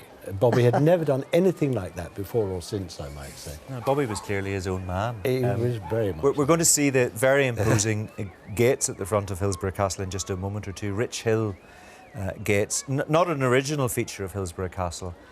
Somewhat controversially, the gates were actually removed from Rich Hill Castle in County Armagh back in 1936, before later being installed at Royal Hillsborough, and the gates had originally been erected in Rich Hill back in 1745, and there is in fact a campaign by some people to have them returned there. Some people think it's inappropriate that they have been installed. Who decided that they should be liberated from Rich Hill? Was that a... I'm not sure. Whoever it was isn't around to speak for him or herself these days. Flowers being offered. I mean, the people look very happy, Gloria, and it has to be said, King Charles and the Queen Consort look equally happy. Well, yes, and also the lead up to this particular day for people in Northern Ireland, and particularly in Hillsborough, you know, has been enormous. So the village has been scrutinised, and I'm told by some friends back there that you couldn't get into the village hardly for a while. Yeah, a lot of disruption, I'm sure. Of course. But today, it's full. The excitement, you can just feel it, really. And I still have some butterflies in my tummy because, you know, it's funny as you're coming up the hill, you know every shop you took your children to buy things, or the butcher's on the left-hand side, or, you know, just a familiarity, really. Well, I'm sure the people of Hillsborough, if they've recorded this and they're watching it tonight, later, will be very pleased that you're here speaking on their behalf and giving such a special insight into the background of the village and why it's such a special place. Yes. I think because it's small and intimate and everybody knows everybody else, you know. Now, sometimes, as Peter might know, that's a bit of a disadvantage. They know all your business. Yeah. But on the other hand, it's a very nice feeling. And when I left Hillsborough to come and work in London, I couldn't believe that people didn't talk to each other in a lift and things like that, because in Northern Ireland we talk to everybody. But that friendliness in the village is superb. Always free with their views. Always free with their views, of course. Did they tell you, Peter, if they thought you weren't getting it quite right? Oh my goodness, did they tell me. But I mean, as Secretary of State, you literally never please everyone all the time, and at times you can just offend everyone. You know, both sides want everything their own way. You disappoint both, and therefore you're sort of almost sort of equally criticised. Look at the number of people. Yeah. I have to tell you, the way the Irish talk, you might have to look at this for quite a long time. Well, it is quite interesting because the schedule has slipped a little bit, yes, running slightly behind time, but there is no sense that the King and Queen Consort want to rush this. No. They obviously feel this is a very important part of the process, Paul, because if this is about the new King getting around the United Kingdom and meeting his people, this kind of face-to-face interaction is very important. Yes, it definitely is. And there is no question. It brings home a very simple point about the monarchy, that it is a force for stability. And one of the things the stability works for is in the survival of the United Kingdom, which is not something we can take for granted at all at this particular moment. But that the monarchy is a force for stability is no question. All four nations of the United Kingdom. And you can see the way that is playing out now here in Hillsborough, and by the whole attitude of the crowds and the pleasure that the crowd is taking in this occasion, and the warmth with which the King and the Queen Consort are responding to the crowd, which is very, very striking. And there is a bit of... they're a bit behind time. They're not rushing it. They're certainly not rushing. There's a bit of pomp and ceremony to come. We have a 21-gun salute very shortly when the King and Queen Consort actually go through the state entrance. And then there'll be an interesting change with the flag. Peter, you'll be familiar with this as well, because the Union flag will be replaced by the Royal Standard, yes, as the royal couple enter the grounds. And again, that will be the first time that Hillsborough Castle has flown the Royal Standard for King Charles. For the King, yes. Yes, you really have the feeling of a totally historic day there, don't you? Oh, when you're watching it. This is going to be long in people's memories. No, there's definitely absolutely no question of that. The thing I also loved in some of the other walkabouts with the King, that people felt that they could give him a kiss or give him a hug. Well, you know, he was that approachable that they felt they could do that. I think a couple of days ago someone asked him if she could kiss him, and he said yes. And they did. And she did. Oh, she did, I know. Somebody else kissed his hand, and, you know, so he has that approachability, really. Peter, you were going to say something. No, at least his hand wasn't licked. As by your dog. Well, he's not met Bobby. Yeah. So let's make a point about the Queen Consort. You know, 20 years ago, one wouldn't have imagined her being embraced in quite the way that she has, with such warmth by the public. You know, we were in the aftermath of a very, very difficult period. And the transformation that she has undergone in her relationship with the public, I think is very, very striking indeed. She hasn't forced it. She hasn't been, as it were, sort of precipitate. She's taken things one step at a time. She's, I think, been very, very well judged. in the way that she has approached what could have been a very difficult. I think that she took a lot of advice, I'm surmising this, from the Queen, because the Queen never sort of complains, never explains, and Queen Consort has followed that because, as you rightly say, 20 years ago, she had a lot to deal with, but she has managed to ride that out. And she's very warmly received now. And I thought that the King talked very, very beautifully about her at the proclamation and beyond. The King uses the word love more than once in a very striking way in his broadcast. Yes. It not just in relation to his wife, but there, again, as somebody who has in the past been portrayed as, slightly remote, slightly chilly. I think people are really seeing in him, a warmth. I mean, he really is in a sense, quite an ordinary person doing an extraordinary job. And he has normal, ordinary emotions. And there we are. There's a corgi, which I believe has just licked Prince Charles, or King Charles.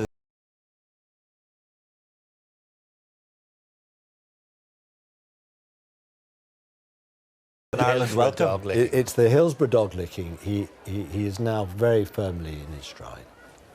And as you say, the King looks very relaxed, very comfortable talking to people. Maybe this kind of exchange, Gloria, is a bit of relief because, later in the day the tone changes. It's more sombre as we have the service reflecting on the contribution Her Majesty was the same, the Queen. I feel, that, when she was in walkabout, she's very engaged. And that's what I've just been watching Charles speaking very intently to some of the people. And I think they're now into the castle, making their way towards the castle, but perhaps going to look at some of these floral tributes, yes, which have been laid on the steps. Beautiful. Yeah, and they are, and that's residents of Hillsborough and beyond taking the time to come and lay those tributes. This is a picture from inside the castle, and again we're back outside again. You saw the very impressive railings by those rich hill gates, and that's a sea of floral tributes. That's amazing, actually, for a small village. That's quite remarkable. A very, very big occasion for the head of Hillsborough Castle, Laura McCorry, who's had an awful lot of work to do in making sure that everything goes according to plan. Well, she and many others. There are the famous, infamous Rich Hill Gates. And the Sea of Flowers continues. Laura McCorry, I mentioned there, who runs Hillsborough Castle, she'll be officially greeting the King and Queen Consort when they approach the state entrance in just a few moments, we think. So the walkabout seems to have come to an end, and the King and the Queen Consort are waving to members of the public. A few calls of God Save the King going up, and they approach the gates. And very soon the flag will change. There we go. There we are. The Union flag is down and the royal standard is being flown over Hillsborough Castle for the first time for King Charles III. And the Lord Lieutenant there, Gon Rowan Hamilton, escorting the King and Queen Consort up the driveway. The lawns, the gardens looking very impressive, up to the state entrance. And they'll go inside, and then they have a series of meetings. Who are they meeting today? Well, they're meeting the Secretary of State, they meet the party leaders, they meet invited guests, and then Alex Maskey, who's the Speaker of the Assembly, will deliver a message of condolence on behalf of the people of Northern Ireland, and the King will reply, and we'll see that. We'll see both the message from the Speaker and the reply. The Royal Gun Salute is going to happen very soon. That's Laura McCorry there, the head of Hillsborough Castle, welcoming the King and the Queen Consort, and that's the state entrance, and they step inside and you can hear the Royal Gun Salute coming from 206 Ulster Battery Royal Artillery. firing from the terrace at Hillsborough Castle. They'll fire 21 rounds at the rate of 6 rounds per minute.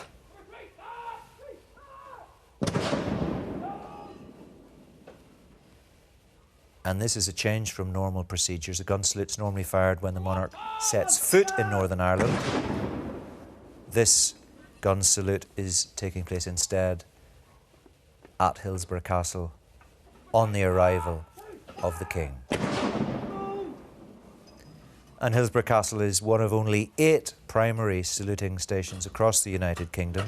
206 Ulster Battery are based in Northern Ireland and split between bases in Newtownards, just outside Belfast, and Coleraine up in the northwest. And there we see a shot of the state entrance of Hillsborough Castle with the royal standard fluttering in the breeze.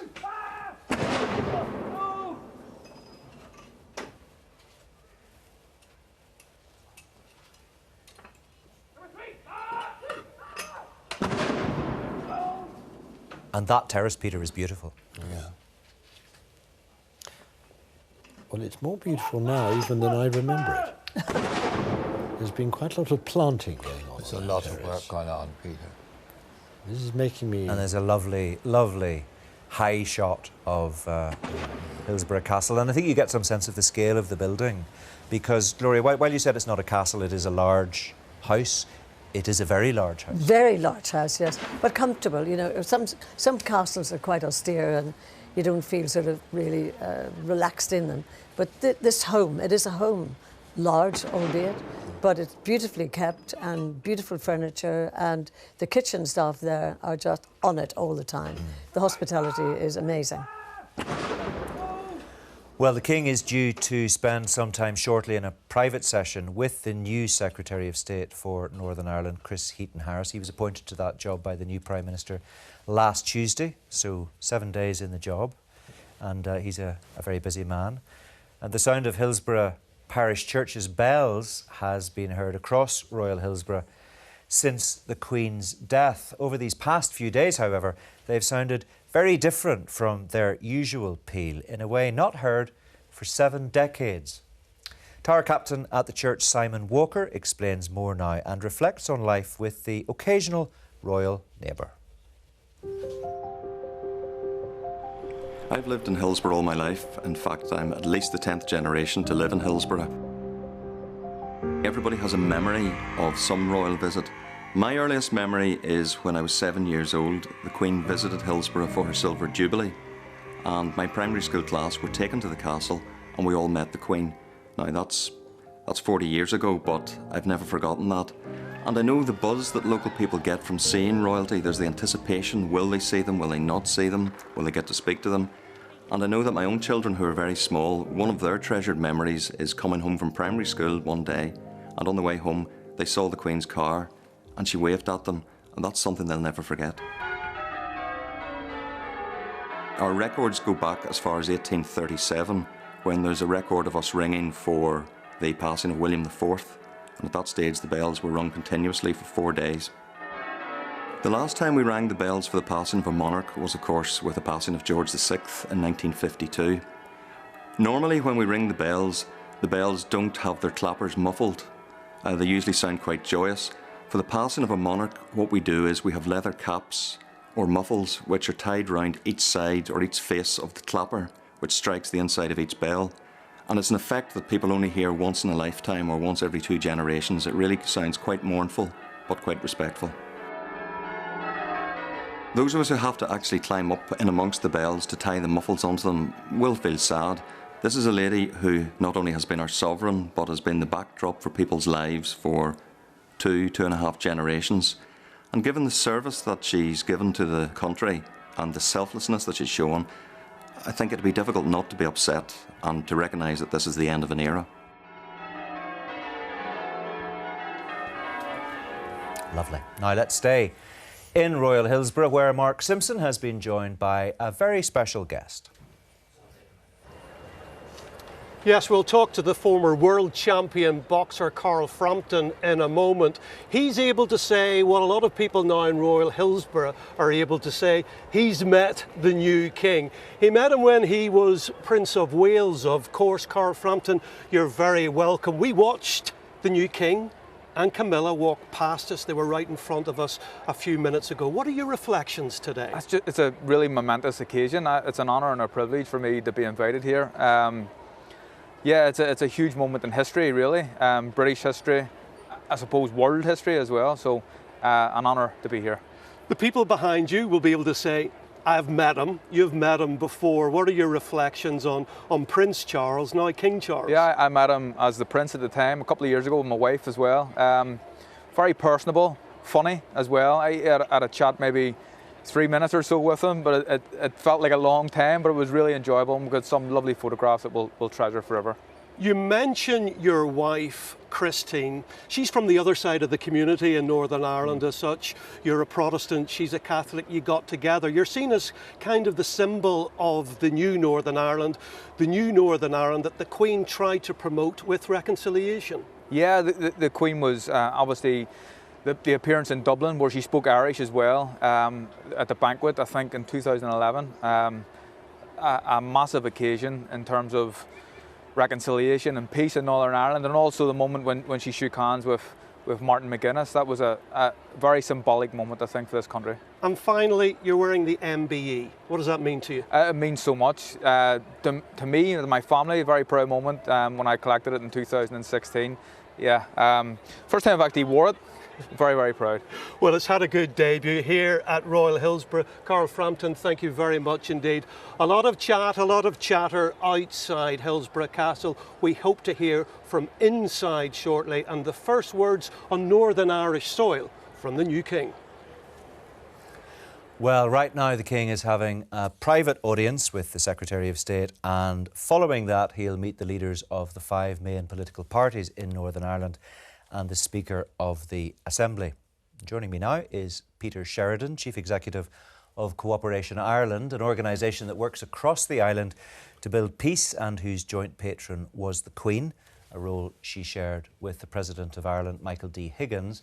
Also with us is the artist Colin Davidson, who's probably best known for his large-scale portraits. He's painted a series of portraits of victims of the Troubles and a long list of luminaries, among them Seamus Heaney, Brad Pitt, Liam Neeson and Bill Clinton. Without doubt, his most important work was of Her Majesty the Queen in May 2016. Welcome to both of you. It's lovely to have you involved today. Peter, the political scene in Northern Ireland is, as we just heard in our previous conversation, in limbo at the moment, with the Northern Ireland Assembly currently suspended. Of course, the monarch has to remain strictly neutral with respect to political matters, but it's hard to imagine, isn't it, that the King wouldn't want to talk to the Secretary of State about the current political landscape in Northern Ireland. Yes, I'm sure they will in private, but I suppose, you know, from the late Queen and Prince Charles, they've transcended politics, particularly party politics. Politics in its wider sense, of course, it can't be avoided in it. But when you look back at the Queen's speech in Dublin Castle, you know, where she referenced things like bowing to the past but not being bound by it, and asking people here to think beyond just the here and now, where she said that all of us had been, as a consequence of our troubled past, and when she reached out, extended her condolences and sympathy to everybody, and she didn't qualify it. But that party politics, the Queen transcended, and the King will as well. Colin, we'll come on to the Queen's direct part in the reconciliation process later, and you were a witness to that. But I want to talk about your personal connection to the Queen. You met her on a number of occasions. What distinguishes you is that she agreed to be painted by you in 2016. So for people who don't know how that happened, how did it come about, and what was the experience like? Well, I suppose we've got to go back to 2012, the meeting, the Cooperation Ireland event at the Lyric Theatre, and we witnessed a momentous handshake during that particular time, which was meant to be an arts event. It kind of was an arts event. I showed the delegation paintings of mine, which were hanging there. And from then on, I think it was deemed as being appropriate, I think, that there should be a Northern Irish or an Irish painting of the Queen, bearing in mind the huge strides, the hand of friendship which she stretched to us all. I think that time was right for that. 2016, it was May. I was invited to the palace to spend 2 hours with the Queen. The sitting was in the yellow drawing room, and I can remember being out of my depth completely. That's just how I felt. I was standing. Our appointment was at 11 a.m. That day in May, and I can remember standing by the door waiting for the Queen to walk in, and the changing of the guard just struck up outside. Of course, I remember in my younger days standing outside the gates, watching the changing of the guard. So to hear the band, to see them, and at that stage the Queen just to walk in, was just something that I will forever hold dear. And you know, we were off to a good start because she quipped with me how appropriate it was that it was the Irish Guards playing that day. And I think I also then had the nerve to say to her, Ma'am, it's probably the millionth time that that someone has wished you a happy birthday, but may I do it too? And she stopped in her tracks and turned around and went, yes, I think it is about the millionth time. So there was a lightness, her warmth, and also the fact that she made me completely feel at my ease, which is a story that we've heard so many times. We're just looking at a picture, in fact, of the painting, which you unveiled, or she unveiled, in a gathering in London about 6 months later, I think it was. Live pictures, or pictures here recorded at the time of her unveiling it. And of course, you had no idea what she was going to make of it because she hadn't seen it before. No, this was the first time she had seen it. And in fact, Peter was just telling the story of him coming and grabbing me to go and speak to her. Because I sometimes don't know, Mark, why I choose to be in the same room as somebody whenever the portrait's unveiled for the first time, because they're seeing my interpretation of them 4 foot square. So Peter came and grabbed me, and again, I don't know where the nerve came from, but the first thing I said to her was, "Are you still talking to me, ma'am?" And of course she turned around with that familiar smile that I had seen during those 2 hours that we spent together, and said, "Of course I'm still talking to you," and commented on how splendid the painting was. So that is something which I hold dear. He's probably been slightly understating it, because what happened when I went to grab it, because this was at a 1916 Rising event, commemoration that we were unveiled at Crosby Hall in London, and when I grabbed Colin and brought him up, it was the Queen turned round and looked over her shoulder and said, "Oh, Colin, lovely to see you." Well, I think that's a very interesting and telling insight into how the Queen approached things and the way in which she connected with things that mattered to her. We're going to come back and talk about all of that in a bit more detail in just a moment or two, but thank you both for now. Later this afternoon, our attention will, of course, turn to Belfast Cathedral for the service of reflection marking the life of Queen Elizabeth II, which is due to begin at 3 o'clock.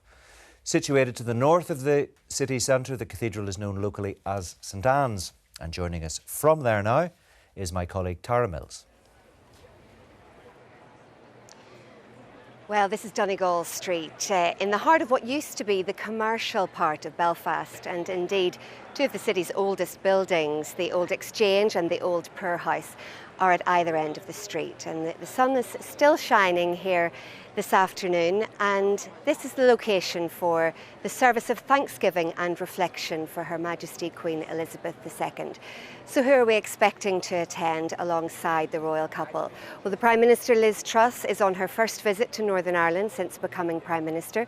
She's expected to attend, along with the Irish President Michael D. Higgins and the Taoiseach Micheál Martin. And lots of people have started to gather here in Riders Square. The first people to arrive were from the Girl Guides. They'd travelled from Dungannon this morning, had an early start, and they're right at the front of the barriers, very much hoping that when the King and the Queen Consort do their short walkabout after the service here in Ryder Square, that they'll get a chance to shake their hands and catch a few words with them. And just in the last few minutes, some students from British Belfast Royal Academy have arrived, along with some other school children, members of the Orange Order here as well. And I took a stroll through the cathedral a little earlier. The flowers are spectacular. They've just finished rehearsing some of the music, and there was definitely a sense of nervous apprehension, but a promise of a very warm welcome to the royal couple. Now, someone who knows Belfast Cathedral better than most and who played a key role in the shape of this afternoon's service is the Dean of Belfast, the Very Reverend Stephen Ford. Appointed to the position in 2018, he was brought up in County Down in Northern Ireland and ordained as a priest in 1987. The Dean reflects now on this afternoon's service.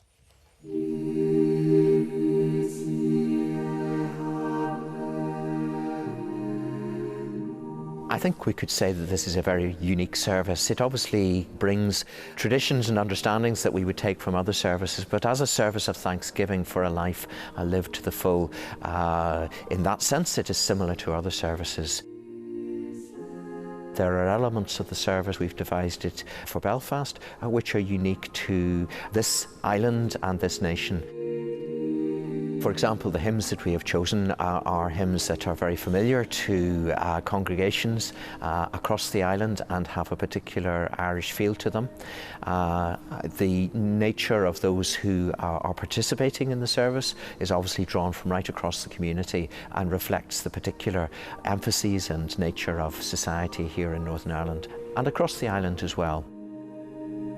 And yet it is also an intensely personal service, because within this service the King will be reflecting upon his mother, reflecting upon her life as we give thanks for that life. But he brings to this service also his own sense of grief. And so what we are doing is something very special and very personal to the King and to those who are closest to him as members of the royal family.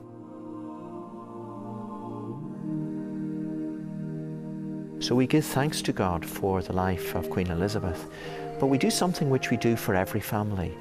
As a community of faith, we surround them with our care and we offer them in our prayers to Almighty God, as well as gathering to offer our thanksgiving that he is stepping into this new role as King.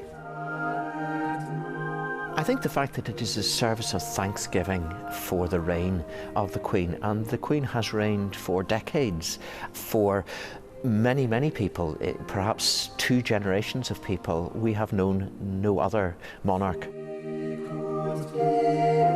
She has given leadership to the country at times of great celebration herself, but also at times of huge national tragedy.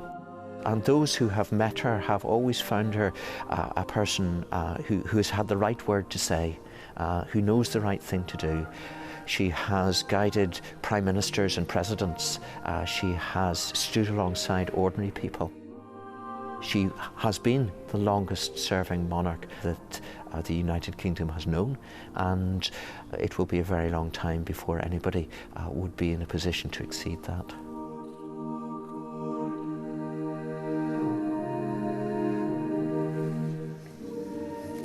Very Reverend Stephen Ford, Dean of Belfast. Now, just to update you on proceedings at Hillsborough, the King is about to go into a private meeting with the leaders of the 5 main political parties and the Speaker of the Stormont Assembly. Just after 1:15, he will receive a message of condolence on behalf of the people of Northern Ireland from the Speaker, Alex Maskey, who's a member of Sinn Féin. Now, the largest political party in Northern Ireland, Sinn Féin, previously had a policy of not attending events with members of the UK's royal family, but that all changed in a landmark meeting in 2012, which both of my guests were in fact heavily involved in. Peter, again, for the benefit of people who don't understand how that came about, that was the meeting between Her Majesty the Queen and the Sinn Féin leader in Northern Ireland, Martin McGuinness, who was, of course, a former IRA commander, and you were involved in helping to make that happen. Yeah, well, I think all of that came from a recognition, probably by Sinn Féin, that they had been absent in the state visit to Dublin, and they recognised, like everybody else, that Irish people's affection for the Queen grew as she moved from Dublin to Cork, and they recognised that at some stage they were going to have to engage in it. So, as the Queen and the President were our joint patrons, we put together this event, along with the governments, that we built around Colin's portraits, and then we invited the First and Deputy First Minister to attend, and at that stage Martin McGuinness was Deputy First Minister. We weren't quite sure right up until the last minute whether it was going to happen. I think there were probably many in Sinn Féin who did want it to happen, but there were probably many who didn't want it to happen as well. We're just seeing pictures of that handshake now, and it was momentous. It was, well, I remember saying to myself that I wanted it captured in slow motion because I knew it was a significant moment in history. I said to myself that despite the extraordinary nature of it, there was also an ordinariness to it, in that here were two people who met, smiled, shook hands and said hello. And Colin, you were there, you witnessed it as well. Yeah, and indeed we both were. Of course, you and your role as the chairman of the Lyric. I think for me, what has always stayed with me is the warmth that I feel that the delegation kind of displayed that day. Okay, I was showing them paintings of mine, but there was an engagement between them. There wasn't a physical, I mean, the proximity was close, and there was even the odd quip.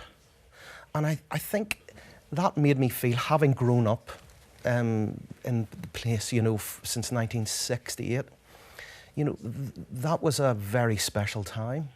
And I think we felt many things starting to thaw. And to have been there at that arts event and to have seen that firsthand again is something which I will hold dear. Yeah, and they went on, of course, to meet several times and developed a rapport.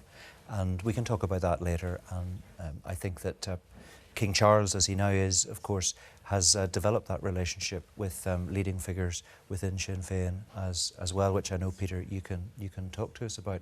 Now, perhaps one of the most defining moments the Queen played in the peace process came in May 2011. It remains a unique moment in Irish and British history. The President's guest of honour at a state dinner in Dublin was Queen Elizabeth II, who was undertaking what was the first state visit by a British monarch to the Republic of Ireland. It had been 100 years since a reigning British monarch had set foot in the country, though back when King George V visited, Ireland was still under British rule. Her Majesty's 2011 visit was enormously symbolic, and as one journalist put it, the Queen was doing a lot more than simply turning up and bowing at the right moment. Belfast-born Mary McAleese was installed as the Irish President in 1997, the country's first to come from Northern Ireland. Here she reflects on that historic visit by the Queen.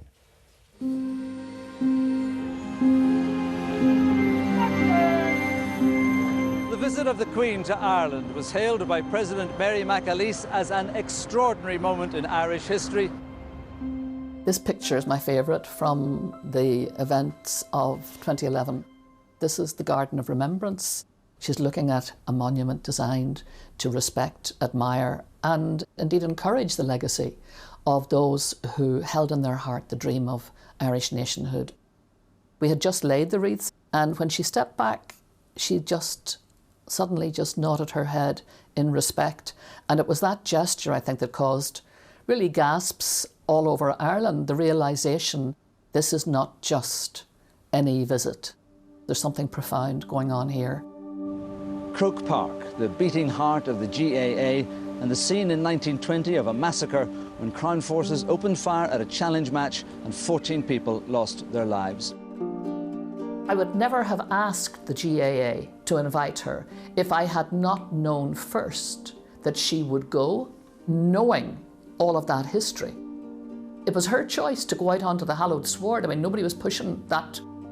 And it was Christy Cooney who said to her, the president of the GAA, he said, "You know, ma'am, you're standing on the place where in 1920 the British troops, opened fire." I still remember her looking at the two of us, looking up and looking back, and the sadness that was in her face. And she just said so solemnly, "I know, I know." And you knew that she did know, and she felt it. I think when she came here, the full extent of what she understood about the role of Britain in Ireland, and the baleful role historically, there's no other way of saying it, which was not well understood by the English people. I mean, the English people don't know Irish history very well. I think that she sort of felt that she had an obligation to address that. Agus a coide. Earlier that day, the gift I had given her was a little book of Irish phrases. When she sat down, I said, "You got fluent very quickly." Just thought that was so brave of her.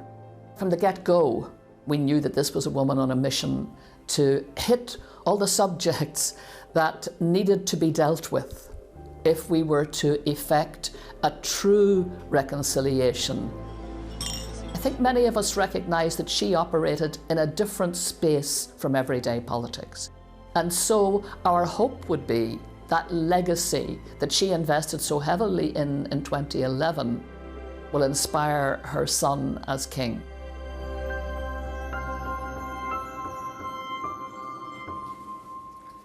Mary McAleese on the Queen's landmark visit to Ireland 11 years ago. Peter Sheridan, just put that into some kind of context for us. Well, I think when we look back at it, it was the building of the modern British-Irish relationship that we see today. You know, when the Queen landed in Dublin and the wearing of her green dress, shamrocks on it, the speaking of Irish at her speech, then the travel down to Cork and meeting people. All of that were momentous occasions in terms of building British-Irish relationships and about peace and reconciliation. I think most people in Ireland at that stage could see that the Queen had peace and reconciliation in her heart. And when, I mean, I often said it would do us all the world of good to read her speech and get us back onto line again in terms of Northern Ireland politics. And Peter, is it your firm view that it wasn't just about the circumstances the Queen found herself in? She was the author of that transformative relationship? Well, I suspect that the Queen didn't do anything that she didn't want to do, and when you think back to those times and now, you know, move forward to today to see the enormous progress we've made. Yes, we've still got difficulties, but in terms of Anglo-Irish relations, peace and reconciliation, there's nobody led it better than the Queen, and I think Sinn Féin acknowledged that over recent days.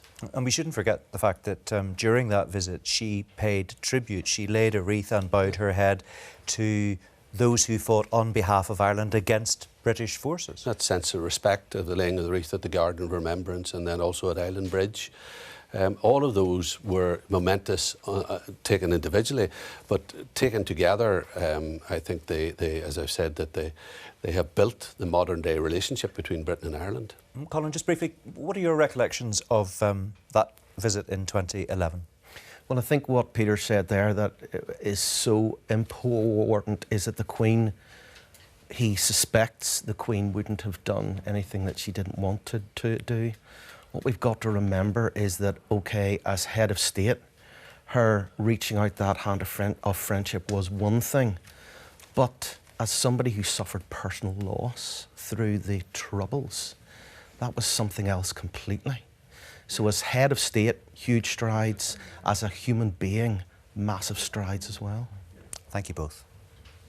Now, while Northern Ireland's official Book of Condolence is online, other books have been opened at locations across Northern Ireland, allowing the public to pay their respects to the Queen in person. Belfast's City Hall has been one of the busiest venues. Crowds are gathering again today, hoping to catch a glimpse of the King and the Queen Consort as they pass en route to Belfast Cathedral. And Holly Hamilton is there. Yes, there's a real sense of excitement and anticipation here at Belfast City Hall. A building, of course, that has witnessed some key moments in history, as it will once again today, when King Charles III makes his way through these streets He'll be following in the footsteps of his great-grandfather. Yes, more than 100 years ago, June 1921 to be precise, King George V and Queen Mary made their way through these same streets, very similar to today, lined with spectators with flags and bunting, all hoping to get a glimpse of the King and Queen consort. Now, their visit back then was an historic one. It came just 7 weeks after the creation of Northern Ireland, and they were here for the state opening of the Northern Ireland Parliament, which was within these walls behind me at Belfast City Hall, of course. Stormont, the home of the Assembly today, hadn't even been built yet. Now, the birth of Northern Ireland, well, it wasn't welcomed by everyone, of course, but it did mark the beginning of a new era for this part of the world, just as the arrival of King Charles III here in Northern Ireland marks the beginning of a new chapter for the royal family. Now, we know that the King won't be stopping off here today. That hasn't stopped spectators arriving in their thousands, all hoping just to catch a glimpse of the King and Queen consort. And that's what they've told me, just a glimpse. They just want to be a small part of history. Well, with me now is the well-known Northern Ireland expert, the broadcaster and journalist Eamon Holmes. Welcome to you. Yeah. Very interesting day as far as Northern Ireland is concerned, Absolutely, Eamon. absolutely. I was 6 years old when I first saw the Queen and Mary McAleese, the Irish president there. I would have grown up in North Belfast, a nationalist stroke Republican area, and listening to her talks of reconciliation. And I think almost this Queen should be known as, you know, Diana was the people's princess. I think Queen Elizabeth was the Queen of Peace. Almost, I think that's what she could be remembered for. In 1966, when I first saw her, I lived on the New Lodge Road in North Belfast, and I remember my mother, so that would have been a Catholic nationalist area, and we went to the Antrim Road, and I remember seeing her come down the Antrim Road, Cliftonville Road, Antrim Road, behind bulletproof glass, and waving out. And you knew you were somebody special. So often where she's painted as a unionist queen or a loyalist queen or whatever, she's also a celebrity. So to a lot of people, Charles there today, it's celebrityhood, and it's important to people in Northern Ireland to be recognised like that. But she also stretched herself. We heard Peter Sheridan and Colin Davidson talking about that.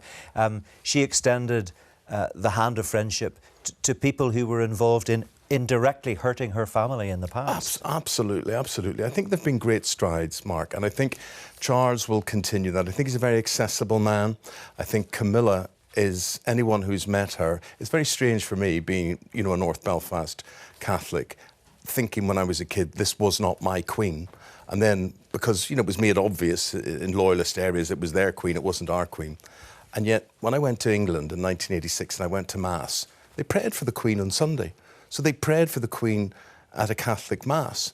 And I remember I found this really strange, and you realise she was a queen for all people, a queen for all faiths in a way as well. And she did stretch herself. And I think when I look and, you know, I surprisingly rub shoulders with royals on a regular basis, because a lot of it is celebrityhood. They mix in fundraising circles, they mix in high-profile events and things, and you get to know them relatively well. It was interesting hearing Gloria talking earlier about the occasion she received her OBE from the Queen, and she, against protocol, strict protocol, put her hand on top of the Queen's and probably had a longer conversation than she should have. You did something quite against protocol as well, I gather. Well, you're told that you have, you probably have about a minute and a half with her. She holds your hand, and when she's finished with you, she pushes your hand back. And so when it got to my chance with her, she said, "You must have interviewed a lot of people in your time." And I said, "Yes, Mum, I've interviewed everyone in your family with one exception." And she said, "Really? Who's that?" I said, "You, Mum, you." I said, "But we could fix that today because we're near the end of the line. There's a space over there. I've got my phone. We could do a quick chat, and that would square the circle. That would be it. It would all be super."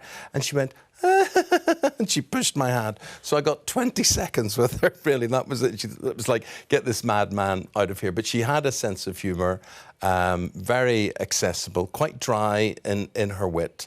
And yeah, and you know, I would find that about all of them. All of them are quite keen to, I'm sure you've met royalty in your time, but they know about you and they want to be interested in you as well. And you and she, of course, shared an interest in horse racing. She's well known as someone who was passionate about that, and you're fairly keen on the horses too. Well, she was an expert. I mean, she was a breeder. She was very into animal welfare as well. There's a big scandal in horse racing about what happens to horses after they finish their working life. And she was very keen to know where her horses went to, who would have them, what they would be used for afterwards. And she was an expert in horse flesh.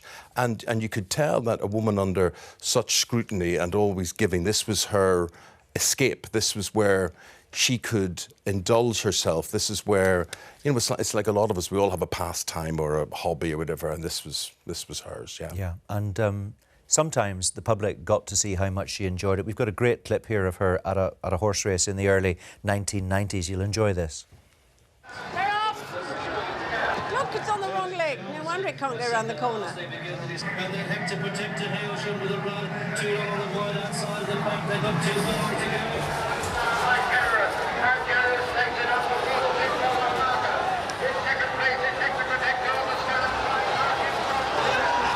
Look at that, she wasn't following royal protocol there, was she? No, she was but as you say, she was an expert. Most other people are very much amateurs. Yes, yeah.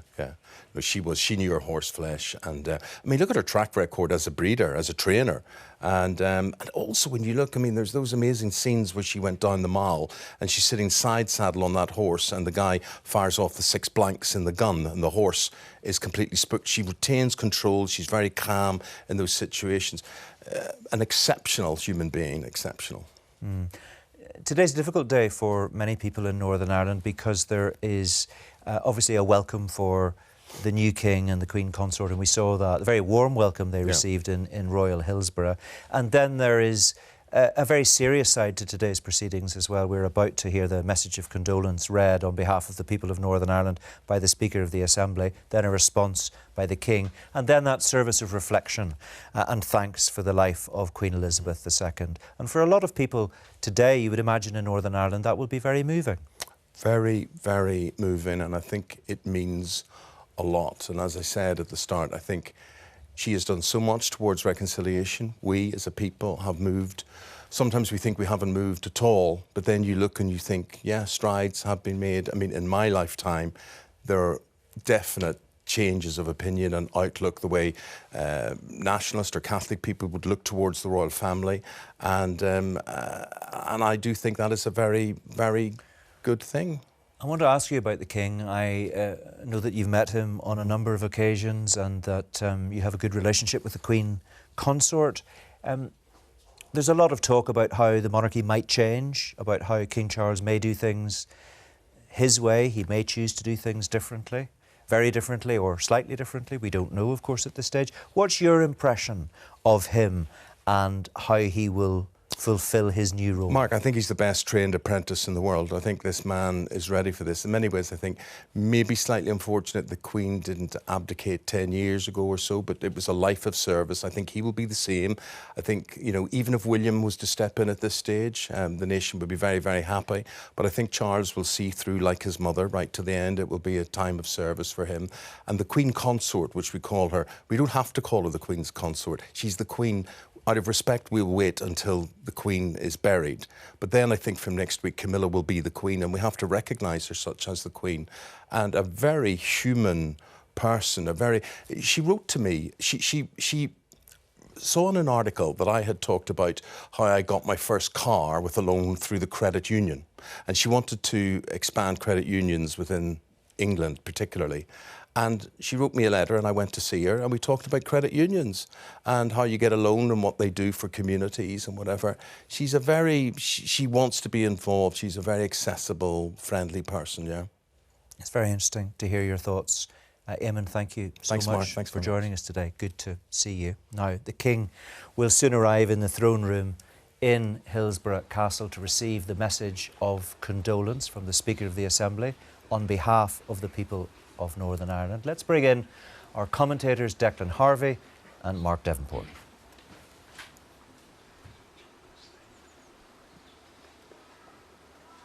Well, they've been sitting in silence for about 15 minutes here. You could hear a pin drop. This is the ceremonial heart of Hillsborough Castle, the throne room, every bit as impressive as the name suggests. It started life as 3 separate rooms back in the 1790s, but in the 1840s, the Hill family, from whom Royal Hillsborough gets its name, wanted a grand space for receptions and entertaining. It is quite literally, as they would have intended, a room fit for a king. Unlike other royal residences, Hillsborough Castle is not owned by the Crown, but by the UK government, who bought it in the 1920s after partition on the island, and that is why it is also the official residence of the Secretary of State for Northern Ireland, Chris Heaton-Harris, in the job exactly a week. And that goes to the mix that has historically happened at Hillsborough Castle of royalty and politics. Since we saw the King and the Queen Consort enter the building in the last half hour or so, they've caught their breath, they've met with the Secretary of State, and as you join us, they are just next door from the throne room in what's known as the Red Room, meeting with the leaders of the 5 political parties in Northern Ireland. I'm joined by the BBC's former political editor in Northern Ireland, Mark Davenport. These meetings, they happen in private, away from the cameras. They are more casual than maybe more public meetings. But what do you think, if anything, can be achieved from them? Well, I think that King Charles has made it very clear that he wants to continue the legacy of his mother in terms of promoting conciliation. And he will be emphasising, he's met some of these politicians before, but for those he hasn't met, I think he'll be emphasising that his door is open, that he is there in order to promote continuing dialogue. Some of the empty chairs that you see in this room here are chairs that will be occupied by the leaders of the Stormont parties who are still in conversation with him. And we will be hearing soon from Alex Maskey, who is the Speaker of the Northern Ireland Assembly. And I think this function that we're about to witness will illustrate how far we've come, but also that we're involved in an imperfect and unfinished process.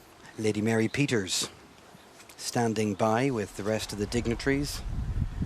Lady Mary Peters, of course, is one of Northern Ireland's most famous athletes, has just celebrated the anniversary of winning a gold medal in the pentathlon in 1972. That was in Munich.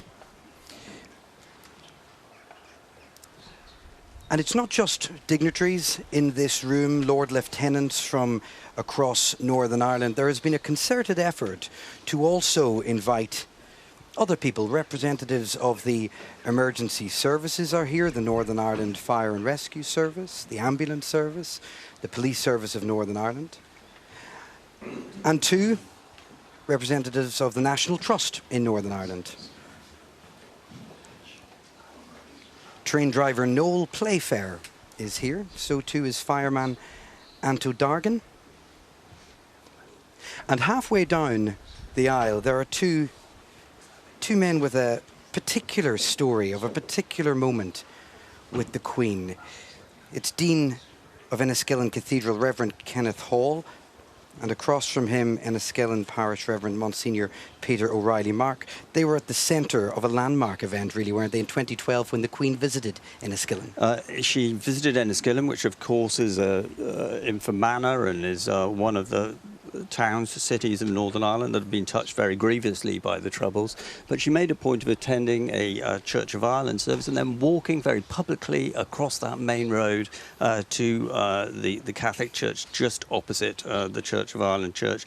And it was very much a public symbol of reaching out the hand between the denominations. And we've in recent times heard the 2 clerics who were involved saying that they felt almost like the Queen was putting them on the spot a little bit, making them attest to having done their homework, because she said, as of course the head of the Anglican Church, that she wanted to know exactly what they've been doing to promote reconciliation in their area.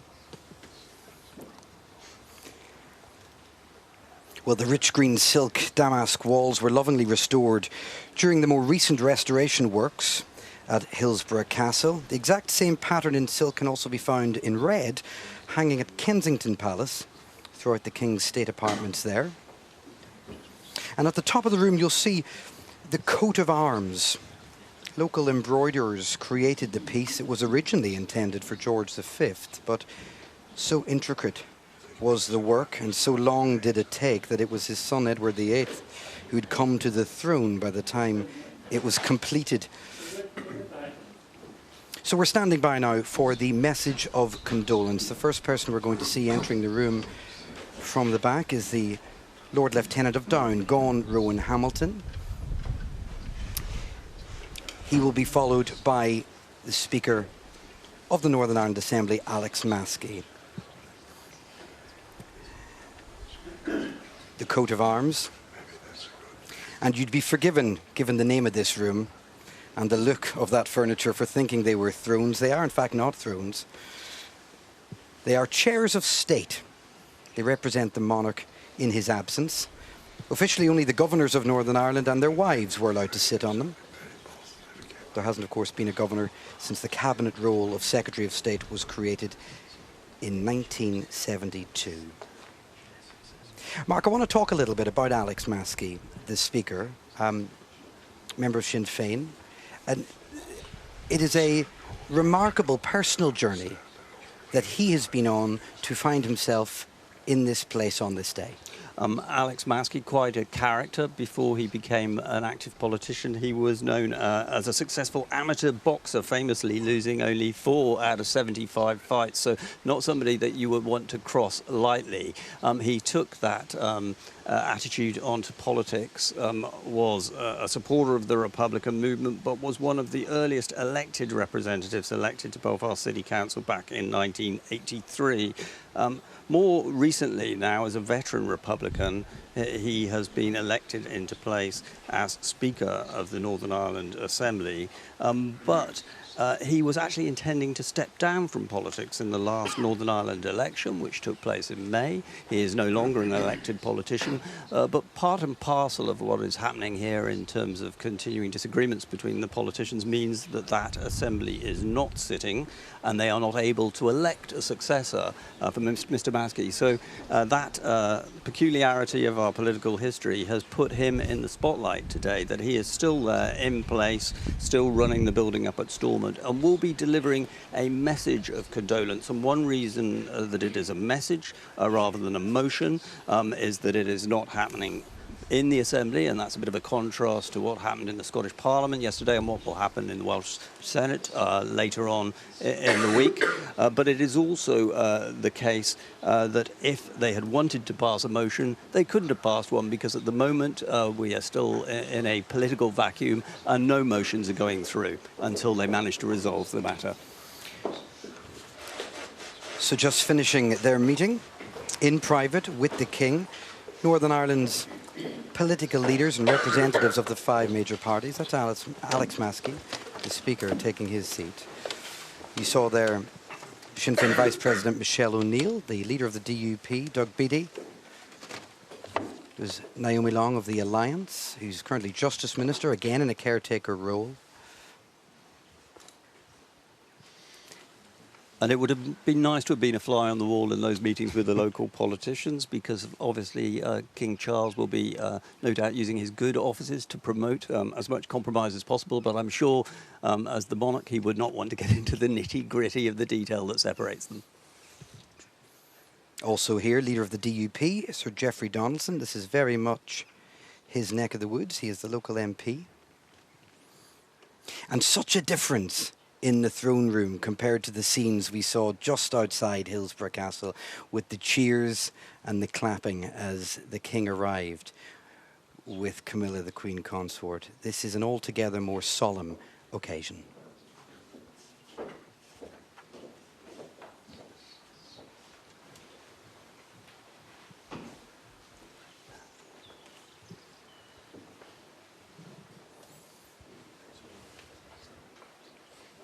We are awaiting Lord Lieutenant of County Down, Gone Rowan Hamilton.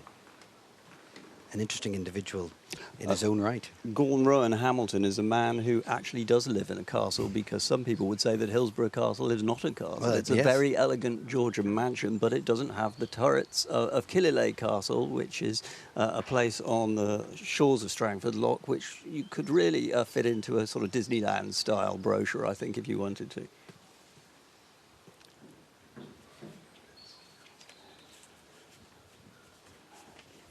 There will be people in this room thinking of Her Majesty the Queen, who would have worked very closely with her. One of them, Viscount Brookborough, Lord Lieutenant of County Fermanagh. He was personal Lord-in-Waiting to Her Majesty the Queen since 1997.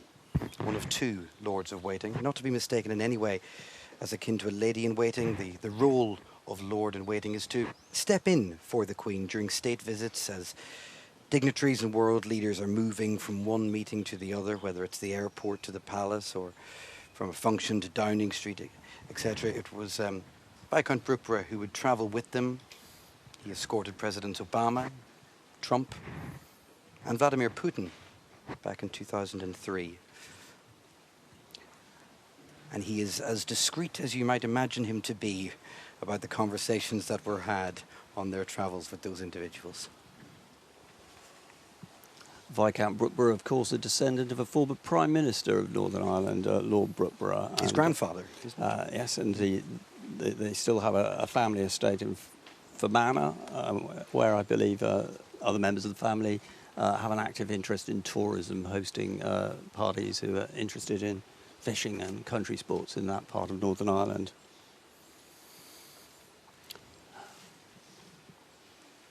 King Charles III is no stranger to this room. He's held annual concerts here. They haven't returned since the pandemic. But normally there would be a grand piano in the corner, a nod to the great music that has been enjoyed here over the centuries. And since historic royal palaces took over the running of Hillsborough Castle, they have done a huge amount of work bringing it back to its former grandeur. I think before that work began, most people would have admitted that this room had become a little tired, but being sensitive to the existing colour scheme and feeling in the room, they have done a magnificent job in restoring it. The restoration was signed off and the castle reopened by the then Prince of Wales in 2019.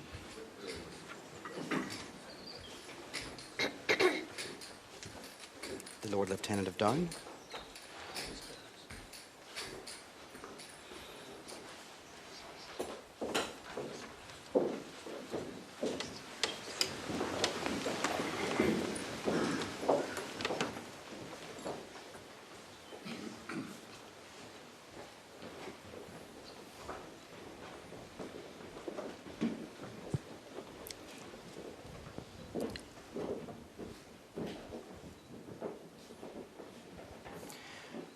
And what we are expecting now is the Speaker of the Northern Ireland Assembly, Alex Maskey, to take to his feet and give a message of condolence.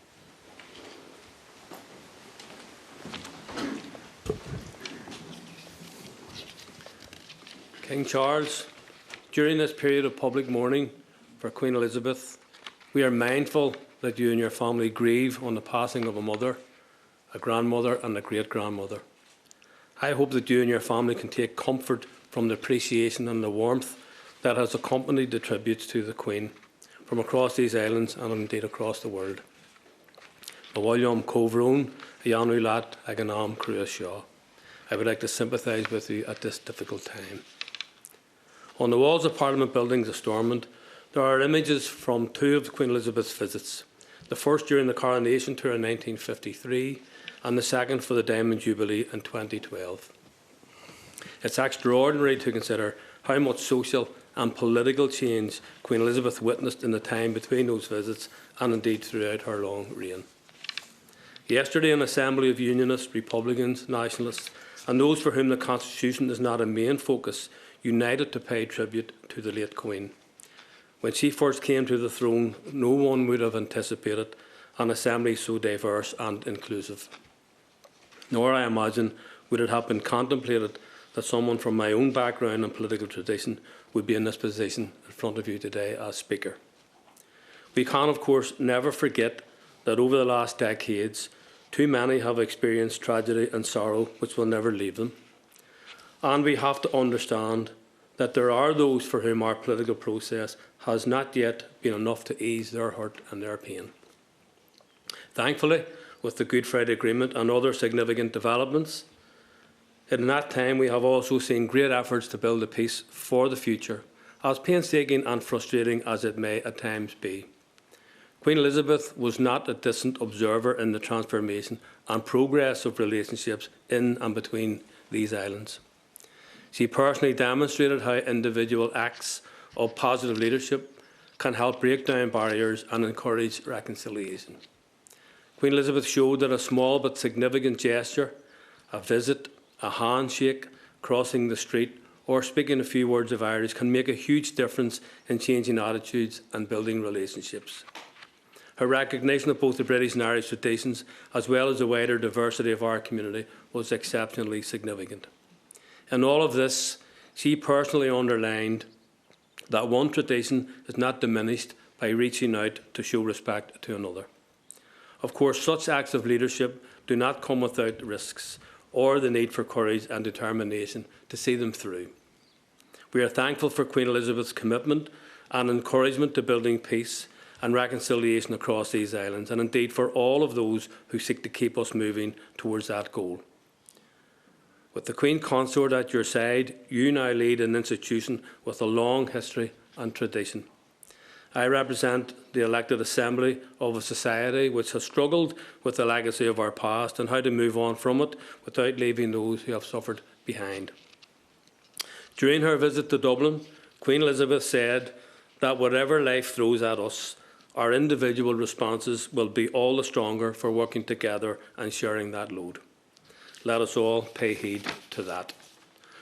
As we remember Queen Elizabeth's positive leadership, let us all reflect that such leadership is still needed. And let us be honest with ourselves enough to recognise that too often that leadership has been lacking when it has been most required. I want to acknowledge that your own words and actions over the years have already shown that you are seized of the importance of reconciliation and are committed to playing your full part in that. The challenge for all of us now is to renew the work that you and the late Queen Elizabeth have already done, and the responsibility on all of us is to work together to build a future for our whole community. In the time ahead, we will, of course, focus on that at the future, on our future at the start of this new era. However, the next few days will rightly be focused on a family, a nation and a world paying its respects and saying goodbye to Queen Elizabeth. Yesterday in Parliament buildings, members expressed the condolences and sentiments of those they represent in our community. The thoughts and the prayers of the Assembly are with you and your family in your grief. Our Yes-Jay Goro Ahanam, may she rest in peace.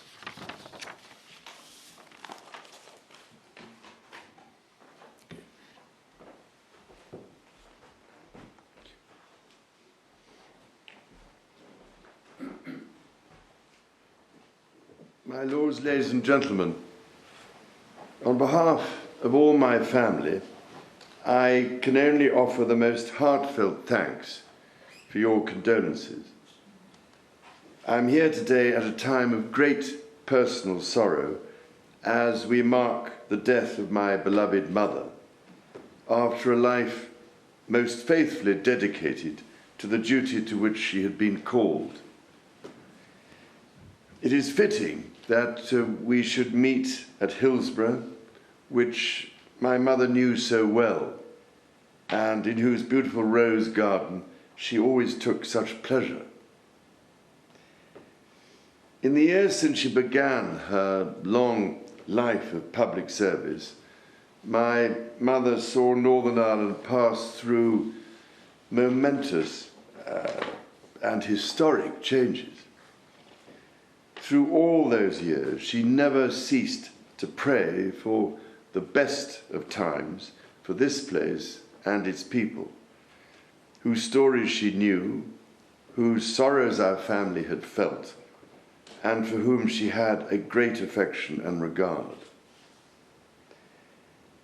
My mother felt deeply, I know, the significance of the role she herself played in bringing together those whom history had separated, and in extending a hand to make possible the healing of long-held hurts. At the very beginning of her life of service, the Queen made a pledge to dedicate herself to her country and her people, and to maintain the principles of constitutional government. This promise she kept with steadfast faith. Now, with that shining example before me, and with God's help, I take up my new duties resolved to seek the welfare of all the inhabitants of Northern Ireland. During the years of my mother's reign, it has been a privilege to bear witness to such a devoted life. May it be granted to us all to fulfill the tasks before us so well.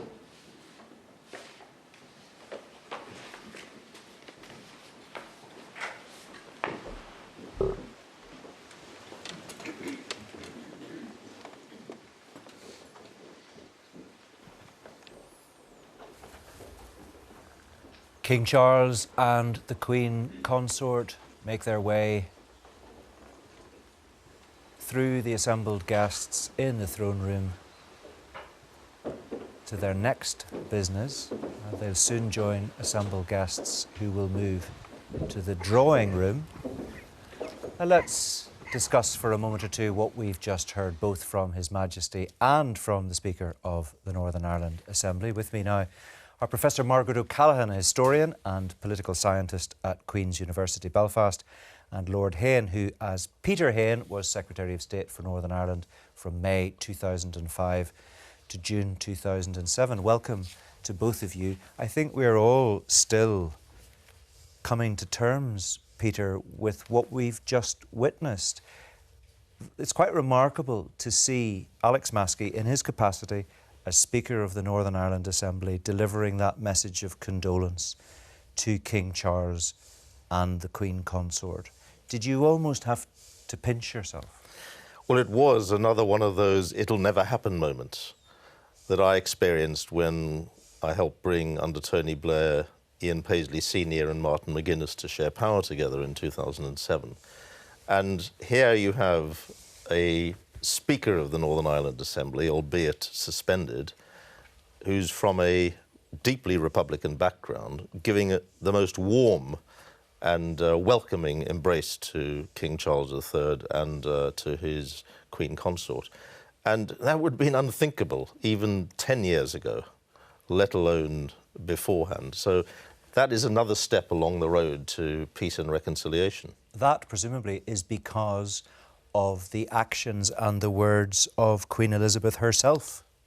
Well, importantly, it's a product of both the progress that's been made in Northern Ireland, where there's the chance to actually have democratic politics replace sectarianism and bigotry and hatred and, of course, the gun and the bomb, and to start to normalise life. But it is also the fact that the Queen made some pretty courageous and important steps which could not have been anticipated and were without precedent, particularly given her family's history with the assassination of Lord Mountbatten, to whom she was very close. Margaret O'Callaghan, put it into some sort of wider context for us. What have we just witnessed? Well, Alex Maskey is a very interesting figure. At the moment, there is, as we know, no assembly functioning in Northern Ireland. It was therefore problematic how the new king would be received. So it's very interesting that Maskey has gone to the lengths of putting together, so carefully tailored, a speech on behalf of the assembly. I mean, the wider context, he referred to himself. The wider context is, I suppose, Ireland from partition 100 years ago. It's almost 100 years since then. And what he's referred to as differing traditions.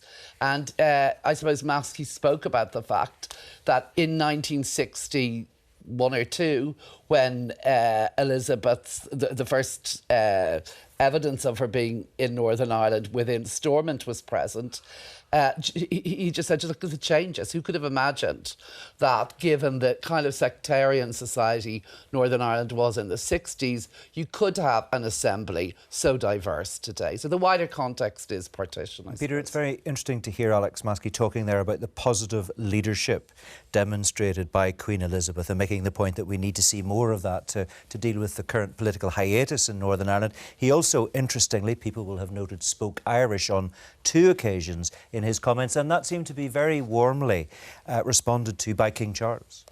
It was, and it's again a small but important sign of progress, because not so long ago that would have been unthinkable again.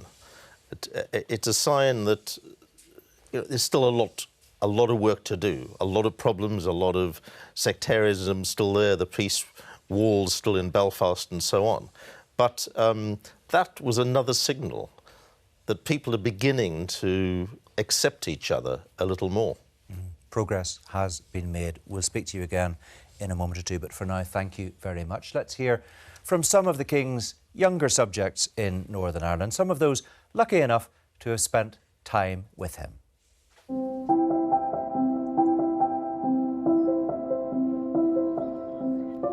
Obviously there's a sad circumstance because the Queen was absolutely amazing for the nation as a whole, but yeah, I think he'll fill her shoes well. When I met King Charles, he took a real liking to us, stood, chatted away for a good 10-15 minutes.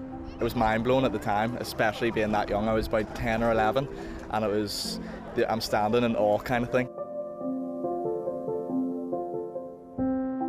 You hear about princes in the movies and stuff, but whenever you meet them in real life, they're very dead on. They just walk about in their suits, you know, they're not these big in their robes and they're going about and touching everyone on the head and doing that kind of thing. So he was very, very normal, and I think that struck me. And I suppose that was maybe one of my earliest political situations, you could say. It was surreal to meet the now King and Queen consort. I think it's interesting that Charles will become the new king, given that I think he was a bit more outspoken than the Queen on certain issues such as climate change. I hope he'll reach out to young people and speak to them more, because I think sometimes young people's voices are lost whenever this kind of thing happens. They were visiting Kilkeel and there was a delegation from some of the local schools. Obviously there was the hype and the build-up, and we were standing in a line, and I was speaking to my friend to the left, and I turned around and he was right beside me, so I was kind of caught a bit off guard. And he asked me, do you play hockey? And I was like, no, I'm a cricket player, and didn't have a lot of time to talk, but he was very friendly. It's a much different Britain than it was when his mother took over, but how he can make it relevant for young people and keep it up to date, that's rather him than me.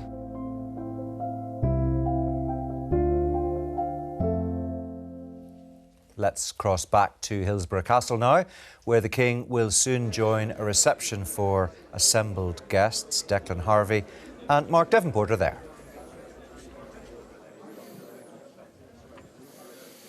Welcome to the State Drawing Room at Hillsborough Castle.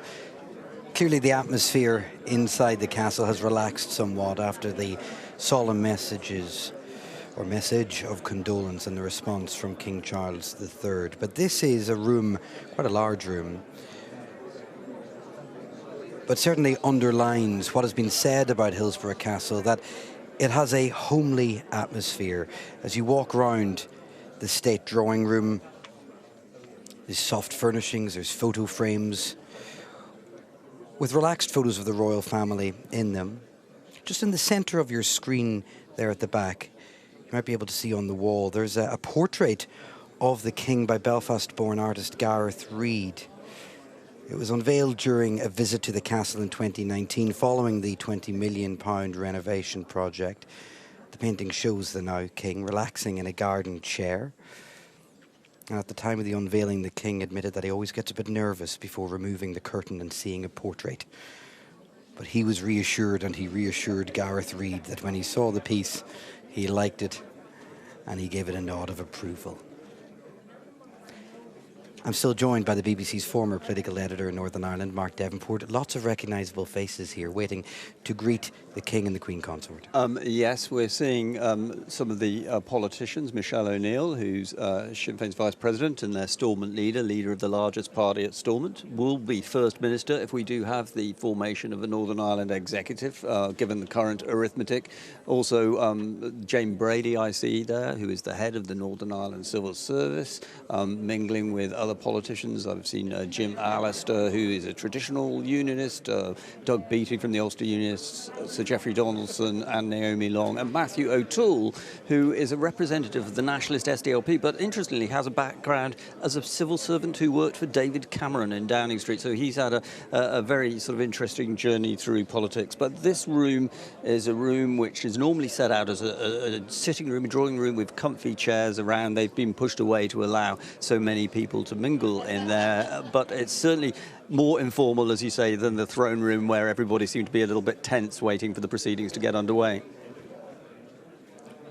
Those who remember the Anglo-Irish agreement between Margaret Thatcher and then Irish Taoiseach Prime Minister Garret FitzGerald will have seen images from this very room. This is where it was signed, and it was such an important step along the journey of Northern Irish politics. That was a very important step in terms of British-Irish cooperation, signed by Garret FitzGerald, the then Taoiseach, and Margaret Thatcher. But of course, it was again one of those points where you don't necessarily take everybody along with you, because unionists were enraged about the Irish consultation in the affairs of Northern Ireland, and the streets of Hillsborough at that time would have been packed with anti-Anglo-Irish agreement protesters.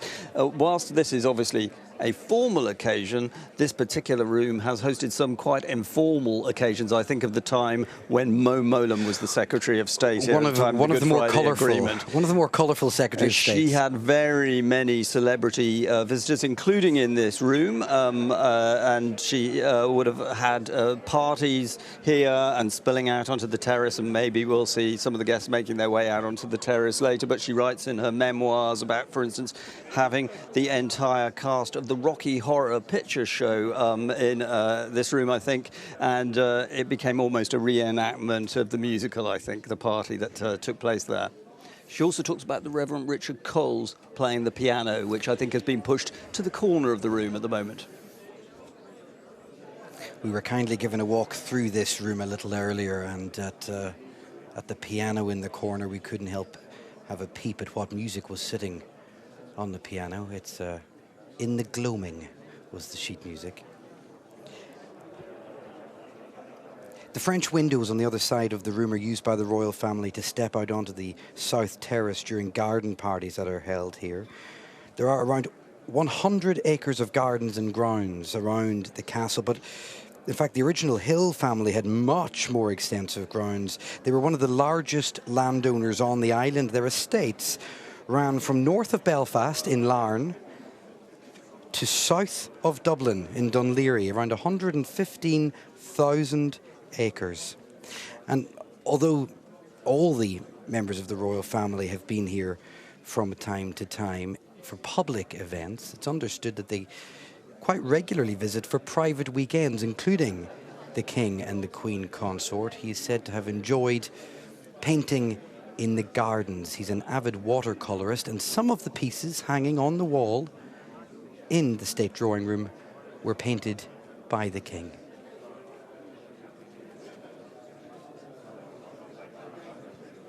There's actually a very interesting collection of artwork there, because obviously some of it reflects the royal connections of Hillsborough Castle, as you say, the picture of the king, and there's also a picture of his mother when she was much younger. But in an ante-room known as the Lady Grey Study, which is just off to the area that we're looking at now where the guests are visiting, there's a collection of political art, the likes of Martin McGuinness, Gerry Adams, Ian Paisley pictured there. And many of the works of art that are on display are actually works of art in preparation for finished works that are being shown elsewhere. And Test paintings, in a sense. Test paintings, if you like. And one of the sort of principles behind that exhibition is that art, like politics, is all about lengthy preparation, and you don't necessarily jump to the final work overnight. So I think that that's deliberate on the part of the historic royal palaces to give you that kind of mixture of politics and preparation.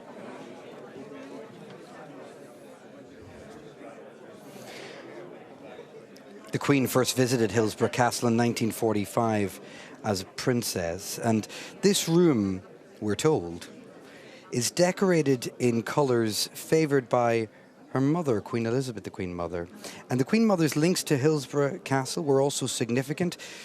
If you follow the family tree, it was her sister, Lady Rose Bowes-Lyon, who married the Earl of Granville, who was Governor of Northern Ireland from 1945 to 52. Hillsborough Castle at the time was the Governor's official residence.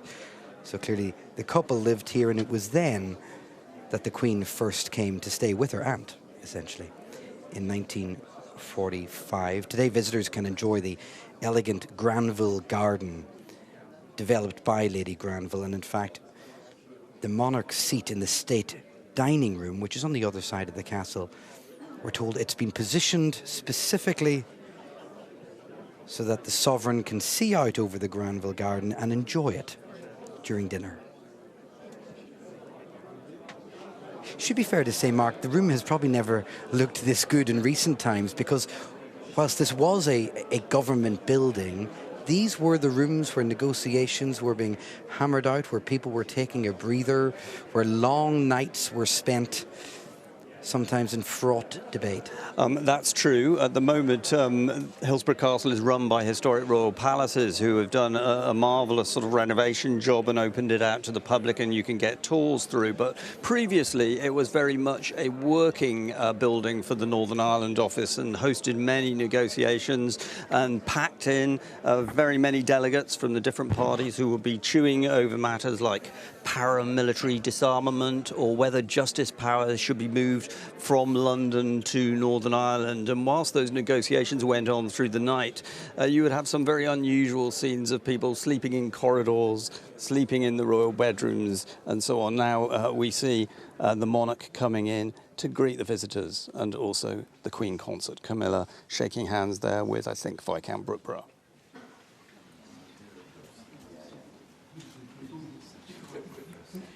We understand the Queen Consort will walk one side of the room, His Majesty the King the other.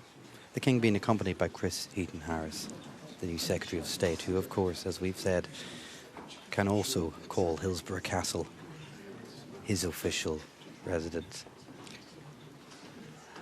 It's an interesting position for Chris Heaton-Harris to be in, because he's just been appointed by Northern Ireland, by Liz Truss as Northern Ireland Secretary just a week ago, and so in some ways he's showing King Charles around this house, but King Charles actually knows the house probably rather better than Chris Heaton-Harris, given that he's got a long history of involvement. Also, part of the new Northern Ireland office team, we have Steve Baker, who is the Minister of State, who was a central player in the whole Brexit drama, and he is now on the shoulder of Camilla, the Queen Consort, showing her around the guests and introducing her. Among those meeting the King will be the current Chief Constable of the Police Service of Northern Ireland, Simon Brown, and one of Northern Ireland's most well-known Olympians, I think that's fair to say, Lady Mary Peters, who just a couple of weeks ago celebrated 50 years since winning gold in the pentathlon in Munich.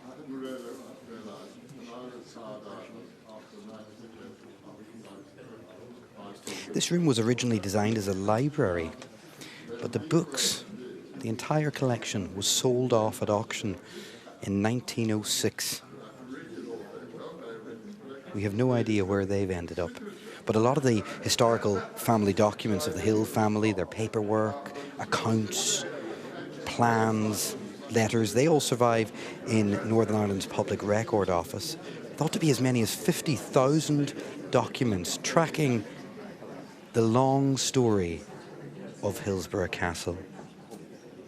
We're told it takes 300 boxes to hold all the records. There's another remarkable story about this room and how it now benefits from renovations, because it was utterly destroyed in a fire in 1934. It gutted the building, but that was turned into an opportunity by those in charge to improve some of the spaces. It's believed the fire was started in the roof by a lit cigarette discarded by a careless guard who was lowering the flag to acknowledge the death of President Hindenburg of Germany. But clearly, that catastrophe gave way to what are now stunning staterooms and apartments.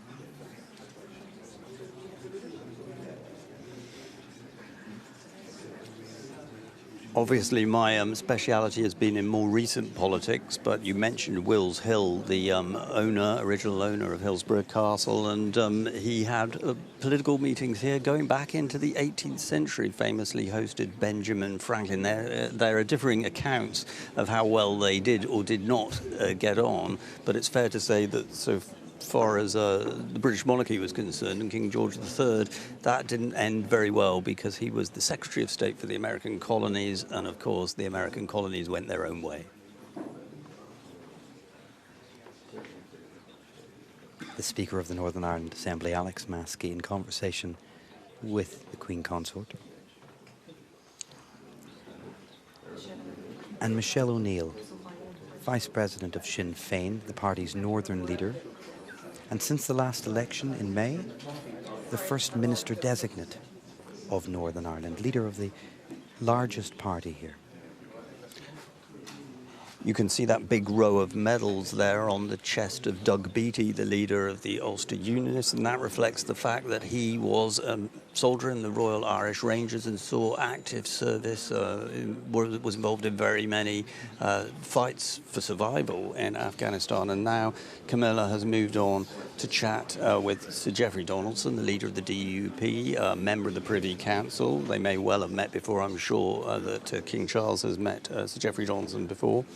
And just beside Sir Geoffrey Donaldson is Naomi Long, who's the leader of the Alliance Party. Here we move to King Charles, talking to guests on the other side of the drawing room.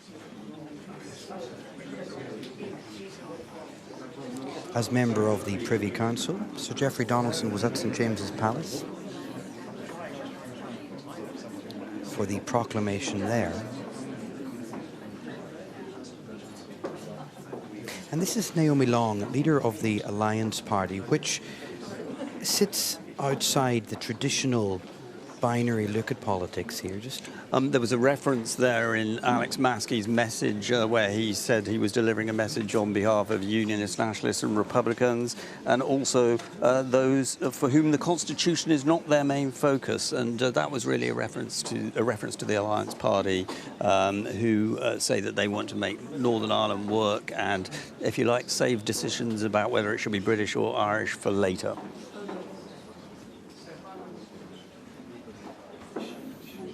Representatives of the armed forces, joined by the Chief Constable Simon Byrne. And this is a space that the King will feel very relaxed in. Has been here many times for public events and, as we've said, private weekends. A home away from home.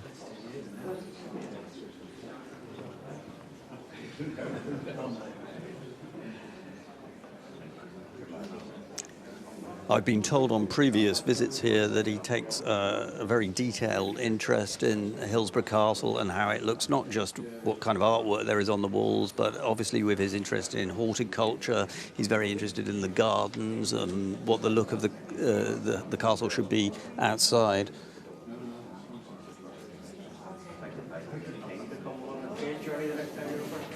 And we understand that, as he has done many times previously, the King will make his way towards the French doors, which are currently to his right, and he's expected to step outside and speak to members of 206 Ulster Battery Royal Artillery. They have been firing the gun salutes here at Hillsborough over the last few days, Friday, Saturday, Sunday, and again today.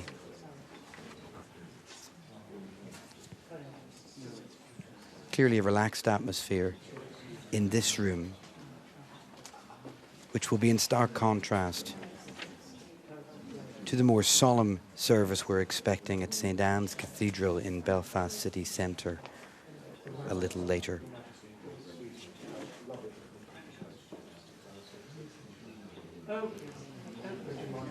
And Mark, politically, quite a moment, isn't it? When you see representatives from the nationalist side of politics in a room greeting the new monarch.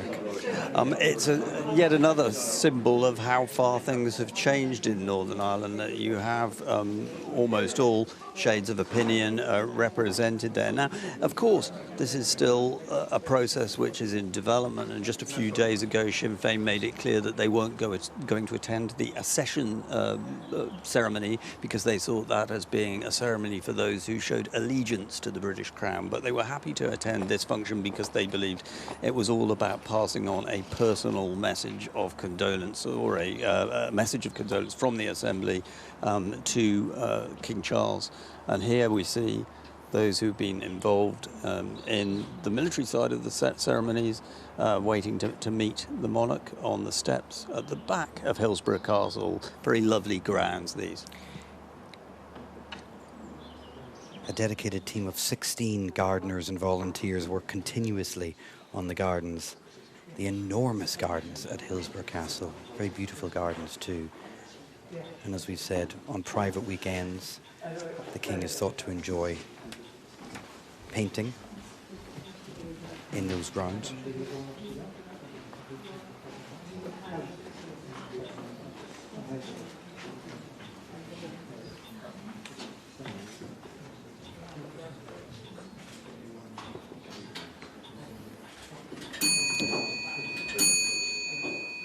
The 206 Ulster Battery Royal Artillery, members of which have been mobilised to support the regular army on a number of different operations, with soldiers having served in Iraq, Afghanistan, Cyprus, Canada, Kosovo and Bosnia. And on a beautiful day in County Down, it would be hard to find a more lovely corner than the south terrace of Hillsborough Castle. Familiar to anyone who has been at one of the garden parties here. And so enjoyed by secretaries of state for Northern Ireland, who get to have it all to themselves. That's the difference these days, that now that historic royal palaces are involved, there's a more regular opening out of the grounds to the public than would have been possible, of course. I think Mo Molam, writing in her memoir, said that she was keen to open up the castle more, but there were always security fears at that particular time, and it's only been more recently that it's been turned over, if you like, to a sort of more commercial existence, although those grounds that we were looking at there have been used regularly for garden parties with the Queen or other senior members of the royal family in attendance, and many a function has been held there. As we said, there's almost 100 acres of grounds around the castle, and leading right up to that portico is what's known as Yew Tree Walk. It's beautiful now. It is, in fact, the old road out of Royal Hillsborough towards the nearby village of Moira. But as these things go, the house was expanded. They needed a nicer garden, so the road to Moira was diverted to allow Yew Tree Walk to impress. And these two gentlemen who we just saw talking to Camilla are the two representatives of the Catholic Church and the Protestant Church in Enniskillen, where in 2012 the Queen walked across the road from one to the other, and the symbolism of that wasn't lost on anyone. They described a conversation with the Queen as having been like scolded by your grandmother, because she directly asked them, what are you doing on a daily basis to help the communities in Northern Ireland come together, and they took it on board, and lots has been done since then and continues to be done. A joint service will be held in the next few days to remember and pay tribute to Queen Elizabeth II. Back outside in the sunshine, Prince Charles continuing to talk to some more of his visitors. We were talking earlier on about the fact that this was one of the first places that his mother visited because her aunt was in residence as the wife of the Northern Ireland governor. It was clearly a place that she always had a very special place in her heart for, because it was, I think, the first time that she took an aeroplane after World War II. It obviously wouldn't have been safe during wartime, but they took a flight across and they came to visit, and she came back within a year entirely on her own. Obviously enjoyed so much the time that she had here, and during that visit, which was I think in 1946, she actually went to a small town in Northern Ireland, elsewhere in County Down, Cumber, and attended a christening where she acted as godmother to one of her best friends, who was a lady-in-waiting for the palace, and I think also had a role here at the Hillsborough Castle residence. The Boys' Brigade, the Girls' Brigade, Girl Guiding, Scouts, all well represented here at Hillsborough Castle. And what's been startling about the scenes we've seen at Royal Hillsborough since Thursday is the amount of younger people who have come, who've wanted to be involved, who've wanted to pay tribute. On Thursday night, late into the night, it was dark up at Royal Hillsborough. The rain was coming down in sheets, but there were groups of teenagers coming up in the early stages of that carpet of flowers we now see outside Hillsborough Castle. But they were coming up in small groups, standing in silence. That's Peter Kyle, the Shadow Secretary of State for Northern Ireland, Labour's point person on Northern Ireland, having a word, I think, with King Charles. And King Charles moving down now to meet members of the military.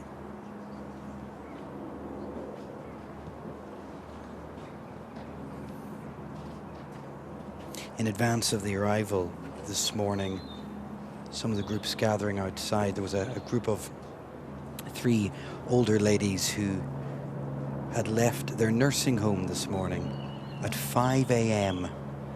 to be here and get a front seat row out the front of Hillsborough Castle in order to see King Charles and the Queen Consort. They said it was sad to be here, but the word they used was also very uplifting. And we've definitely seen that.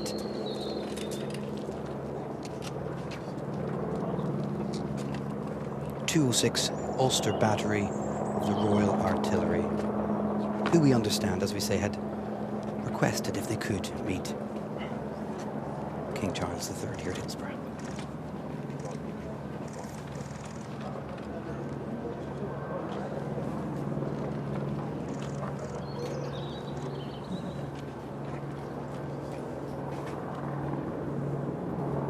So we're just going to leave those pictures of King Charles talking to those responsible for delivering that 21-gun salute on his arrival earlier this afternoon.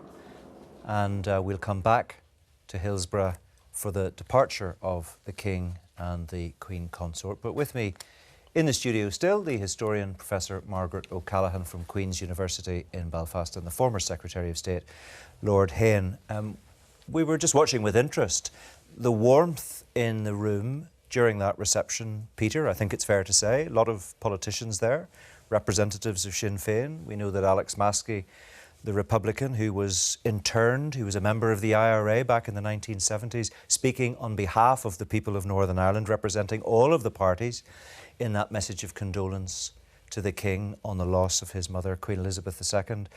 And in that lineup to meet the King and the Queen Consort, he was standing beside Michelle O'Neill, who's the First Minister designate. And then alongside them, Sir Geoffrey Donaldson, the leader of the DUP, Doug Beattie, former British soldier, of course, with his medals on his chest, leader of the Ulster Unionist Party. Quite an interesting mix of people, and really A fascinating event we've just witnessed. It is, and seeing Hillsborough Castle in its glory, having stayed there, the official residence of the Secretary of State for over 2 years and spent some happy times there and some tough times negotiating too, it was really nice to see it. And of course it's also the official residence of the monarch when they're in situ, and there is now the King's bedroom and the consort's bedroom alongside each other on the first floor. But, you know, again, it's this giant stride. It's very frustrating, as I'm sure Margaret will say, for Northern Ireland citizens to have their parliament, their legislature suspended, and this kind of standoff as a result of the DUP stance. But it's nevertheless light years away from where it was, and it's another sign of progress today, and it's interesting how King Charles and Queen Consort Camilla have helped nudge it along that road. Yes, Margaret, just briefly, we don't want to become too dewy-eyed about this, because while that is significant, there are still huge political challenges in Northern Ireland at the moment. There is no functioning government. There are enormous political challenges. The whole situation on the protocol is unclear. The new appointments by Liz Truss, we don't know how they're going to pan out. Probably won't know for a while. So politically things are deeply unstable. What's quite interesting is that Sinn Féin have chosen to play a role of actually stabilising government in Northern Ireland by the extent to which they have stepped up to the plate and been representative of the institutions in acknowledging the sorrow of people across the board in Northern Ireland on the death of the Queen. That's pretty interesting, I think. Just to bring you up to date with what's happening at Royal Hillsborough, the King has just left his invited guests. With security issues still a concern on any royal visit, a glimpse or perhaps a brief handshake is often all any member of the public might hope for. Changed times perhaps from the Queen's visit to Northern Ireland on her coronation tour way back in 1953. Then one man at least got up close to the young Queen, and it's him we have to thank for capturing that visit in glorious colour. Harold Patterson's daughter explains now how her father managed to film such remarkable footage.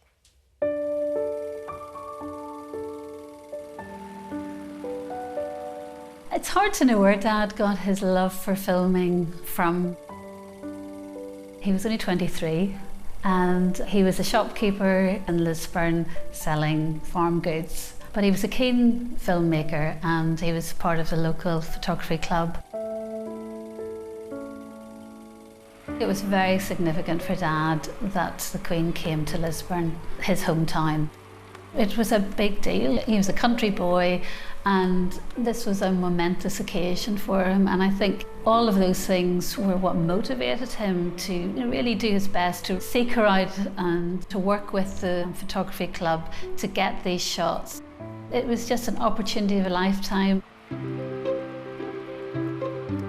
Dad was fortunate that he knew the local county inspector, and he was given a permission slip which said that he was to be granted access to a reasonable extent. Reasonable extent was handwritten in, and we often joked as a family and teased Dad and said, well, you really did take, an unreasonable extent because he got so close. It's easy to take colour for granted nowadays, isn't it? I look back and see then similar footage at the time being in black and white, and then I look at Dad's footage. It does bring it so much more alive, and you just feel the whole sense and smell of that period and the clothing and the weather and just everything seems so much more alive.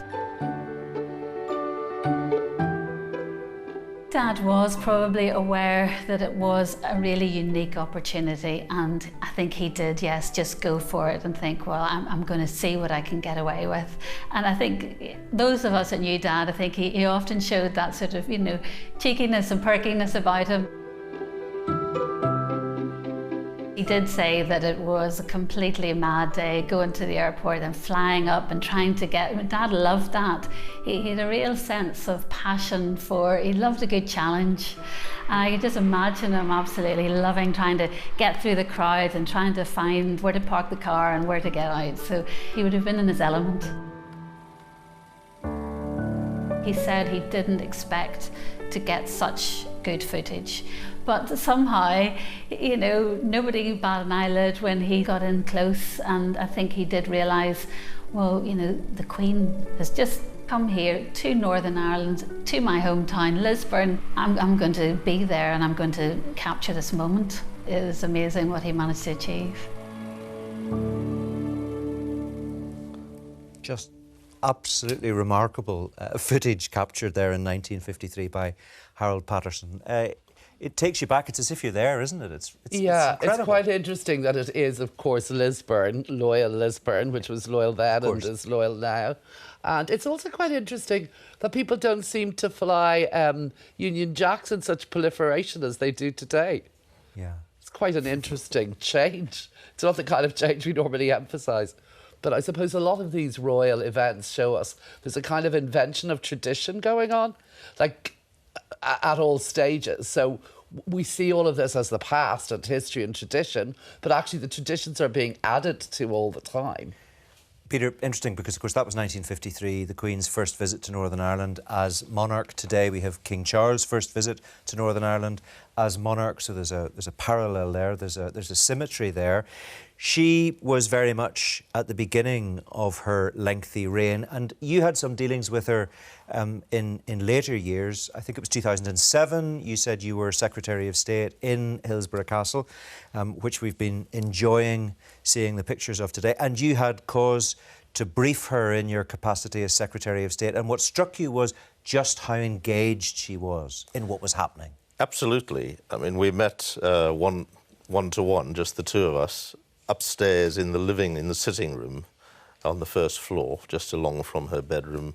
And my job was to just tell her where I thought things were going. This is in the months before we got the settlement. And she was very interested, she was well informed, and it struck me, you know, she had to command such a wide breadth of issues in her job. And no doubt, because she was coming to Northern Ireland, there was extra background for her. But it was a really good conversation. You felt, well, you were having a conversation with somebody who really knew what was going on. She knew what questions to ask. Maybe that was the key. She knew what questions to ask, and she listened. She was a good listener as well, which King Charles is too. And she has now handed on the baton to her son, the new king, and in so many respects he has, you know, real challenges to deal with. And that is absolutely the case in terms of the peace process in Northern Ireland, reconciliation, Anglo-Irish relations. What's your impression of how Prince Charles will deal with that challenge in the months and years ahead? I'm sure very well, because he's across the detail and he cares a lot about it. But it is a difficult moment, which in a sense the respect shown and the courtesy shown to the Queen in her death, and also to the new king, that Northern Ireland, actually, the individuals in Northern Ireland are very respectful and very courteous about their traditions. So that's what this visit's been about. But he's taking the throne at a time when the politics is in a really bad state. And the peace process has stalled. Relations with Dublin, the Irish Republic, are, after all, joint custodians with the British government of the Good Friday peace process. Those relations are pretty bad following Brexit, and he's going to find himself in the middle of all of that. Thank you. I'll come back to you both in a moment or two. I just want to pause because a major focal point of her first visit as Queen to Northern Ireland in 1953 was, of course, Belfast City Hall, and it will provide a vantage point for the citizens of Belfast as the King passes through the city shortly, and Holly Hamilton is there for us. Yes, City Hall is probably one of the most photographed buildings in Belfast now, but it's also provided a backdrop to some of the key moments in history over the years. And for many people, those old enough to remember, certainly, the arrival of King Charles III may bring back some memories, as you mentioned earlier, of when Her Majesty the Queen came to visit Belfast. And even then, the spectators lined the streets all the way from Queen's University down to City Hall. And yes, even 70 years on, let me tell you, the people of Northern Ireland have come out in force once again today, and I'm delighted to say I'm joined by three of them who I have plucked from the crowd. I'm joined by Brenda and Frankie and Gary. Welcome along to all of you. Brenda, I'm going to start with you because we spotted you very early this morning at about 8 o'clock, and as I say, the King hasn't arrived yet. What made you come out at that time? Just we wanted to show the King our support and just let him know the people from Northern Ireland's 100% behind him in his new role. And Frankie, I have to show this picture as well. I spotted this very early this morning. With King Charles III, just tell me what type of monarch you hope he'll be. Well, I hope he'll be a great monarch for as a king, because he has a teacher. His mother was a teacher and has learned him how to do the king thing. Thank you so much to both of you. And now, Gary, you have actually met Her Majesty the Queen and the new King, Charles III. Just tell me what happened. Have indeed. The first occasion to see Her Majesty, didn't meet her unfortunately, was in 2012 at Stormont when she attended here to mark her Jubilee that year. And we were, lots of us, invited to Stormont Estate, and we were right beside her when she drove past. And I'm sure a lot of people watching will remember I had a specially commissioned hat that I doffed as she passed, and I shouted, "Congratulations, ma'am, and well done, sir." And we could see her tapping the late Duke on the arm, and they both looked round and smiled at us, and I have a wonderful photograph of that memory. And I know that you entertained King Charles. Just tell me about that. Yeah, I was honoured and privileged to be invited to perform as a comedian for His Royal Highness now, His Majesty King Charles, in Hillsborough Castle, indeed in the very same throne room that he has just spoken in there. And that was a very awesome and amazing experience, very close encounter. Lovely. Gary, an unofficial court jester, I think it's fair to say. It's not long to go now, of course. The pipes are piping here now, the sun is shining, and the crowds are waiting for that moment in history. And things are about to wrap up at Hillsborough Castle, where the King and Queen Consort are about to depart for the other major event in this afternoon's programme, that service of reflection at Belfast Cathedral. There are, though, just some formalities to take care of. First, the signing of the visitors' book, and Declan Harvey and Mark Devonport can talk us through it. Yes, there was a little discussion earlier about what pen would be used. Clearly, there are some leakages here. But you join us in the Candlestick Hall. And over in the corner, a bust of Queen Elizabeth II as a princess. You see it in the background there by the sculptor Sir William Reid Dick. Yes, they've left the Candlestick Hall now, and they're just making their way, I think, to the front of the building, through the section of the building, actually, where Tony Blair famously said that he felt the hand of history on his shoulder, which was a similar remark to the one made by King Charles just yesterday to Parliament, when he talked about feeling the weight of events on his shoulders. For those waiting outside Hillsborough Castle, this is the last glimpse, perhaps, they will get today of the new King and the Queen Consort. They won't make it into Belfast city centre as quickly as the monarch will. In fact, the entire royal Hillsborough village has been locked down for the past few days. The way of getting here is through free shuttle buses. Somebody speaking to us outside earlier said that they deeply wanted to be in London over the next few days, but the availability and price of flights and hotels was prohibitive, and they were, to be fair, slightly intimidated by the queues that are expected for the Queen's lying in state in Westminster. But this is just a glimpse into the state entrance, which is just next to the Candlestick Hall. It's in the state entrance where a number of photographs of the Queen have been laid out. They show her at the Giant's Causeway, and also in Enniskillen back in 2012, and a black and white image among them as well on her first visit as monarch in 1953. No doubt, as they hear the cars coming to life in the forecourt of Hillsborough Castle, the crowds outside will know exactly what is coming. Bit of excitement for those waiting. There have been some hardy souls there who've been standing around for a long time. As you were saying earlier on, the earliest from 5 a.m. this morning, and there were some who told me that they're planning to get on a plane and go across to London and do it all over again. 9 hours they've been waiting outside Hillsborough Castle.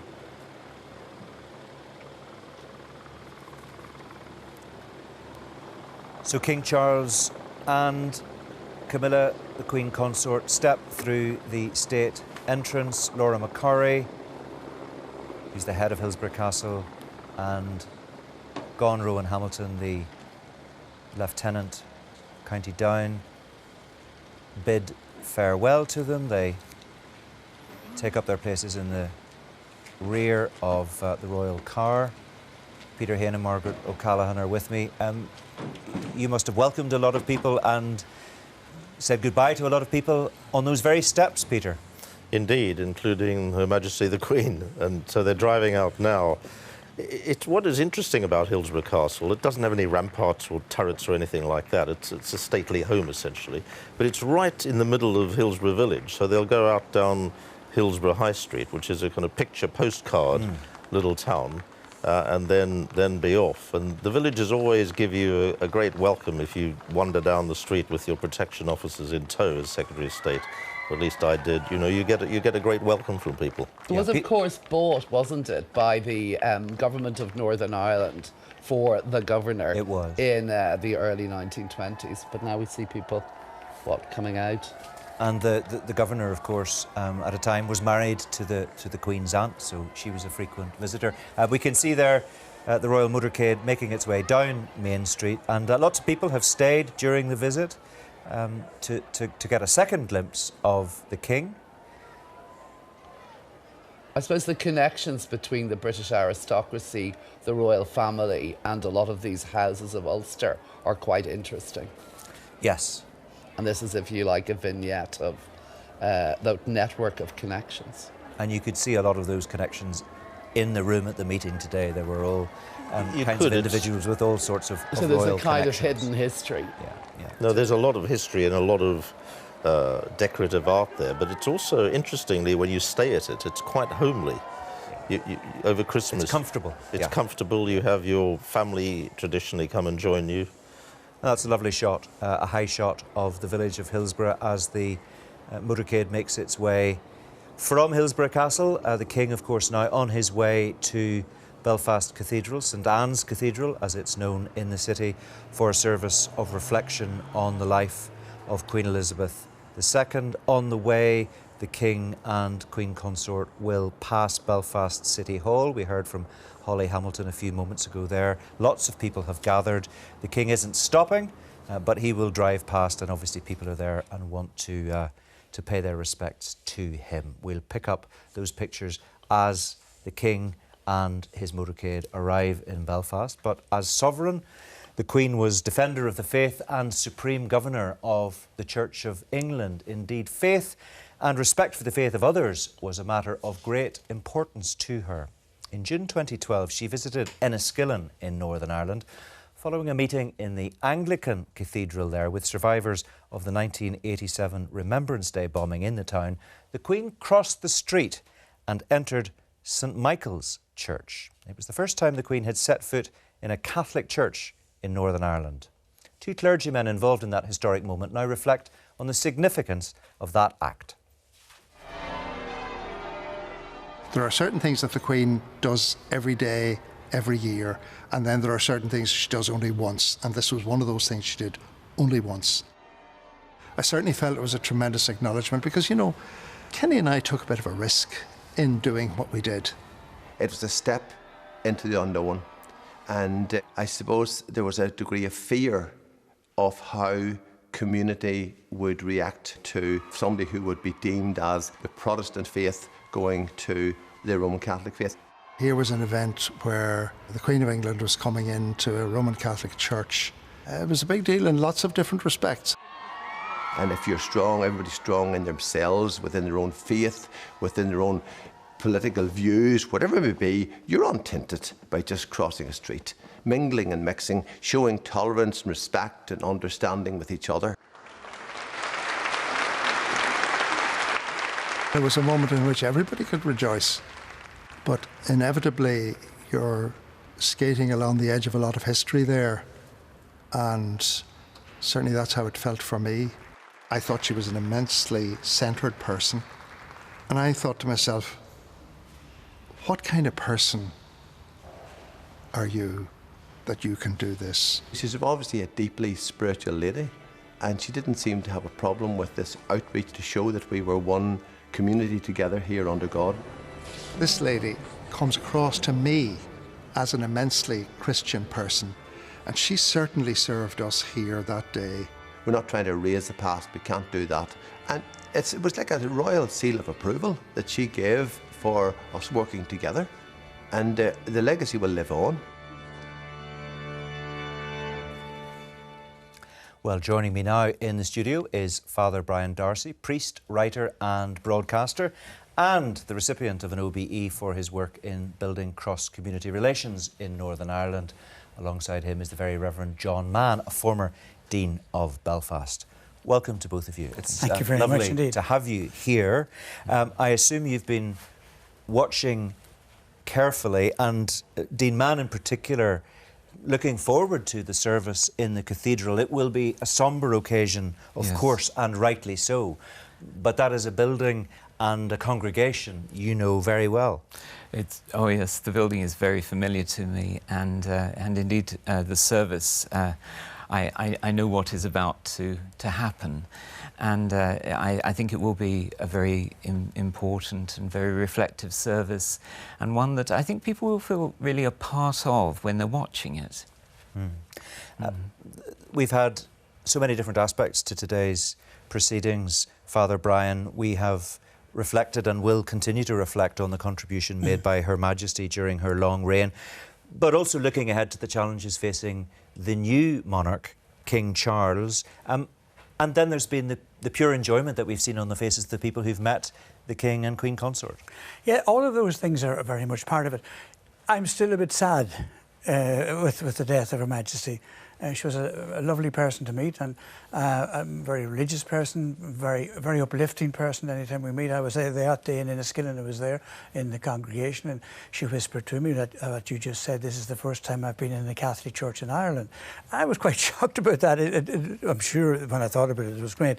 But she was quite delighted to be there, and it was quite significant. I mean, she didn't do it just as walking across the street sort of thing. It was a little more than that. Yeah. And it did help to bring people together.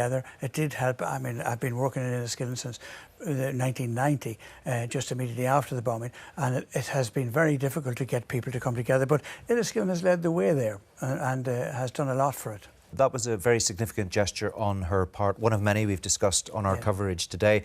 I wanted to talk to you about your relationship with the Queen, because I know you met her on a number of occasions, and in fact you were surprised, I think, to get a phone call inviting you to lunch, and during that lunch you sat beside her and you talked about her Christian faith during that meal, and she, I think, asked you for some advice. Yes, it was very much. I was quite surprised and quite shocked by it, actually, and I thought somebody was taking a hand out of me by phoning me, and I said, phone me back tomorrow morning, and then they did phone back, and Alan Brooke phoned me to say, no, it's not a joke, Brian, it is the real thing.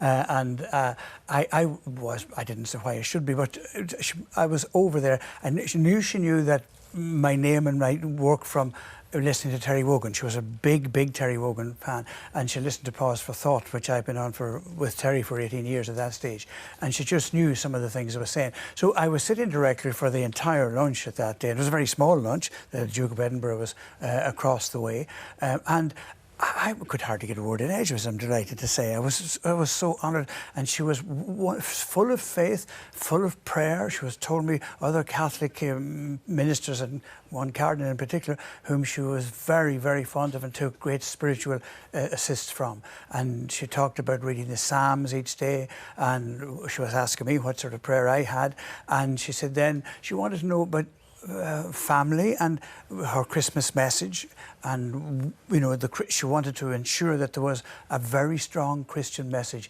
in her Christmas Day talk to the nation, and she was very much part of that. Just briefly, Dean Mann, for now, none of that will come as a surprise to you. You are absolutely convinced about the importance of the Queen's Christian faith to her. Oh yes, her devotional life and her sense of calling, I think, are absolutely crucial. I think it was put by a writer in the paper over the weekend that she believed that she was called by God, but knew that she didn't have the rights if you like, the right to, in a sense, divine responsibility, as it were. So it was very, very important to her. But I think in terms of her devotional life, that love of the Book of Common Prayer, the beautiful prayers that she would have learnt as a child, and in fact two elements of the Book of Common Prayer will be in the service today. A psalm with the wording from the Book of Common Prayer, and the Nunc Dimittis, this beautiful "Lord, lettest thou thy servant depart in peace," which is read at funeral services and will be part of this service today. Well, thank you for giving us that insight into what is to come in the service that's taking place at 3 this afternoon. Thank you both for now. With the King still en route, there are about 20 minutes to go until the service of reflection begins at Belfast Cathedral. Earlier, we heard Dean Stephen Ford describe some of the preparations for the service. Now, for the first time, let's move inside and join our commentator, Seamus McKee. Belfast Cathedral. People have gathered here for over 100 years to mark moments of celebration and of sorrow. The history of this great building spans the lifetime of Queen Elizabeth herself. Its stained glass windows bear witness to the faith that sustained her. Its walls carry memorials of the intervals of war and peace that marked her reign. Beneath these Romanesque arches, generations have come to pray and to be together, even as civil conflict raged outside in the years of Northern Ireland's troubles. Today, it is still a place of daily worship. The nave, with its long centre aisle, was the first part of the cathedral to be opened. That was on the 2nd of June, 1904, before the island of Ireland was partitioned. On the 2nd of June this year, formal celebrations began for Queen Elizabeth's Platinum Jubilee. Shortly, her son and successor will join this congregation in reflection on the life of a mother and a monarch. It is from this island and beyond that the congregation is drawn. Political leaders and those prominent in civic and sporting society, alongside representatives of community groups and charities. It's an important day for Belfast. A large number of city councillors are here.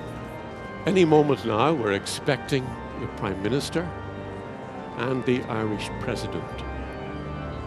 The Secretary of State has already taken his place. There's Doug Beattie, the Ulster Unionist leader, about to take his.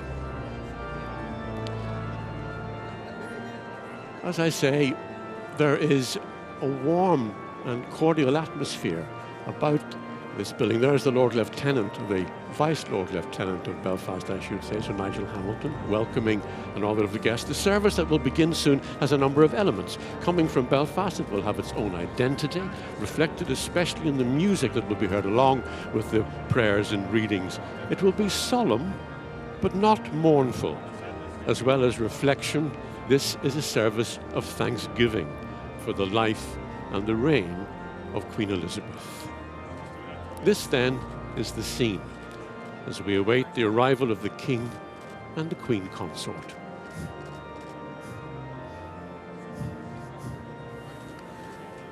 Well, the royal couple are due to arrive at Belfast Cathedral very shortly, and we were looking at pictures there of the interior of the building, and someone who knows it very well is with me. I'm pleased to say Dean Mann, the Reverend John Mann, who served as Dean and has just retired, in fact, not from that job, but from another job. So when you look back at it, looking so resplendent today, and you know the effort you have made to make sure that today goes smoothly by laying the foundation work a number of years ago, as you've said, you must have a sense of anticipation, but you must be pleased as well. Oh, absolutely. I think it is a wonderful building, and it is wonderful for this particular ceremony. I think that what the whole St Anne's team, if you like, will be attempting to achieve is something that brings a sense of worship, a sense of solemnity, yes, but celebration and commemoration together. And to get that mix right, I think, is key to this. That people can feel that they can put their own reflection into what is happening, their own memories, their own thoughts, and their own prayers. We're just seeing some VIP arrivals at the front of the building. There's Liz Truss, the Prime Minister, just being accompanied into the cathedral. We know it was announced last week that Liz Truss would attend various services of reflection with the King and Queen Consort across the United Kingdom. Today she is in Belfast. She's just coming in the west doors, I think, It is the west John, doors, the west yes, doors, yes. the main entrance into St Anne's Cathedral, welcomed there by the Lord Lieutenant of Belfast, Dame Fionnuala J. O'Boyle. Yes. And of course the big doors are glass, so people out in Writers' Square will be able to see right into the cathedral, be able to see this happening. And they're enormous. Yeah, they are enormous, yes. There are large doors that close over them at night, but yes, the glass doors are there during the day. And that's Bishop George Davidson just speaking to her there. Yes. I saw Sir Nigel Hamilton, Deputy Lieutenant, just greeting people at the steps as well. So Liz Truss making her way, presumably, up to the front of the cathedral for the service. And we know that the King and the Queen Consort are on their way. They will not be too far away at this stage. Brian, of course, the interesting thing is that this is a service taking place in St Anne's Cathedral, but it is a service for more than just the congregation of that cathedral. This is a service which will have many people participating in it. It's for the people in the church, but it's also for people listening on the radio and watching on television in Northern Ireland and beyond. Well, I think that's exactly what Her Majesty would want. That's exactly what she'd want. She believed in a Christian faith. And indeed, Dean John, when he was in the cathedral, had a more ecumenical chapter, which was quite unique and quite new. I'm not sure if it still is there, but it was in his time, so that the services in St Anne's would be far-reaching and across boundaries, as this will be. I mean, after all, prayer is prayer, and the Lord's Prayer is a prayer that we all say as Christians. Just looking at some interesting pictures, you'll recognise some of the faces there. Michael Coveney, the Republic of Ireland's Minister of Foreign Affairs. Micheál Martin, the Taoiseach, taking his seat, at the moment anyway, beside the Prime Minister. So he is the Prime Minister of the Republic of Ireland. We also saw Chris Heaton-Hill, the new Secretary of State. We know that President Michael D. Higgins is due to be at the service today as well, and that's not insignificant. I think it's hugely significant, in fact, because after the Enniskillen event where the Queen went from the Anglican to the Catholic Church, sometime later the President of Higgins came up and he did the journey in reverse. And it was also a very significant day when he went to St Michael's first and then went to pray a longer service in St Macartn's. I think that's very important that it would be there. I'm just wanting to know, one of the there is the President of Ireland, Michael D. Higgins, stepping out of his car, being greeted by Bishop Davison down on the pavement. Yes. There's a lot of work, John, has gone into the drawing up of this guest list. I'm sure it has, and no doubt the Northern Ireland office had its place in that. But yes, the whole thing, like any event, does take an awful lot of working through, and it will have been tweaked as the years have gone by as well.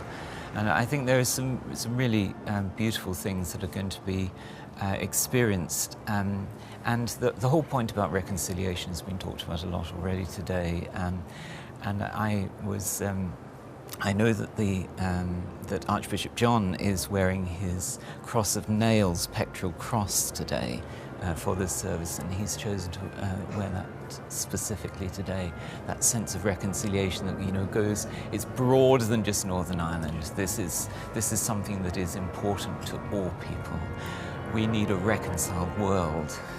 It's the Christian world, I think. Absolutely. And not just the Christian world, because, as the King has said, he's the leader of and welcoming of all faiths. And other faith leaders are going to be in the cathedral here. And maybe the theme of reconciliation will be very much to the fore in what we hear.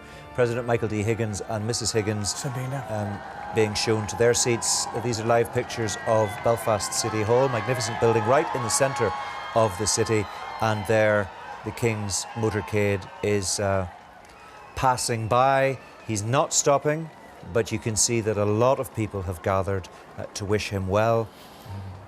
This is probably 4 or 5 minutes away from the cathedral itself. He'll come along the M1 motorway from Hillsborough and then turned into some of the smaller streets, a network of streets, bringing him right into the city centre. And you can see there the police outrider. They're going at a, not surprisingly, a relatively gentle speed, because the King will want people to have an opportunity to glimpse him, and he will want to acknowledge the fact that people have taken the time to come out to pay their respects. Yes, I'm sure he'd love to get out and spend some time with it, but the time isn't available. It's quite remarkable how fresh and how well and enthusiastic he's been on each occasion, in the midst of his own heartbreak. I think he's done magnificently here, and he has been repeating services which are quite similar over various occasions, but he has maintained his enthusiasm and his gratitude. I think it shows a great deal of courage and insight on his behalf, in the midst of his own grief. Yes, President Higgins installed in his seat in the cathedral, and a very significant representation from the Republic of Ireland, it has to be said. I mentioned the Minister for Foreign Affairs, Simon Coveney, is there.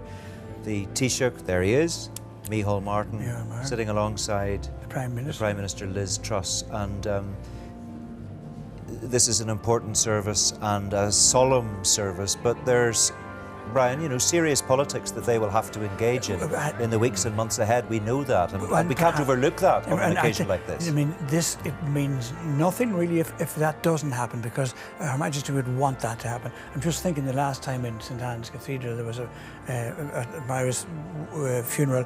Something did come out of that when the politicians were asked by the minister to get together and do something and bring us forward, and it did happen. I'm just hoping that maybe with the power of God, something would come of today's as well. Interesting that just sitting in the row behind President Higgins and certainly behind Prime Minister Liz Truss and Micheál Martin, we saw there a glimpse of the head of the civil service in Northern Ireland, Jane Brady, but also the leaders of the two largest parties in Northern Ireland, Sir Geoffrey Donaldson of the DUP and Michelle O'Neill of Sinn Féin. And we've been talking about just how far people across the board have been stretching themselves. Alex Maskey did. Michelle O'Neill there, meeting the Prince, taking part in this service. And I understand that the Lord Mayor, the Sinn Féin Lord Mayor of Belfast, and the Sinn Féin MP for North Belfast were also involved in the service today and will greet the King when he arrives. We were saying to some of our guests earlier, that was unimaginable just a few years ago. It is unimaginable, and it shows that politics does work. Maybe not quickly enough for the rest of us on a practical level, but you know, coming together, the first step is the most difficult step, and I think that is true of no matter where we are in reconciliation. The first step is the most difficult one, and if somebody can make the first step, and then it can be like the Queen, she wasn't able to make the first step, but by heaven she backed every other step that was made, and by her prayer. And she did pray that there would come peace, because that is one of the things she did say to me, that she often prayed for the people of Northern Ireland. And indeed, in her Christmas messages, the Queen would often speak on these themes, didn't she? And if anything, increasingly in the last 20 years or so. And that was, you know, people were hearing that from her, and it was very important. Yes, and I think the Queen had that great ability to grow and mature in her life, but even in her faith. I think, you know, the awful tragedy of Diana had a big effect on how the royalty, and especially the Queen, looked at life in a different way after that. And she could see that goodness was recognised. Well, the King's motorcade has been making its way through the streets of central Belfast. I gather he is just a matter of moments away from pulling up at the front of St Anne's Cathedral. Lots of people again gathered in Writers' Square, which is a large area, a large plaza just opposite St Anne's Cathedral. You can hear calls of God Save the King from members of the crowd. And I think he's just turning now into Donegal Street, arriving for what is his last formal engagement of the day on this visit to Northern Ireland. And that is a service of reflection for the life of his mother, Her Majesty Queen Elizabeth II. And the King and Queen Consort just leaving the car. You can hear the cheers from the assembled crowd on the other side of the street. And again, Dame Fionnuala J. O'Boyle, the Lieutenant of the County Borough of Belfast, greeting King Charles and Camilla. I've made the point before, Dame Fionnuala is a friend of the King's. Also greeting the royal couple, the Lord Mayor of Belfast, Christina Black, the High Sheriff of Belfast, Councillor John Hussey, and we can also see in that party the Chief Executive of Belfast City Council, John Walsh. And then again, interestingly, we've touched on it, the MP for North Belfast, in whose constituency the cathedral is, Sinn Féin's John Finucane. And again, the Bishop Davison, greeting the King. And presumably he will be involved in bringing him inside, shaking hands there, the Right Reverend George Davison shaking hands with the Queen Consort.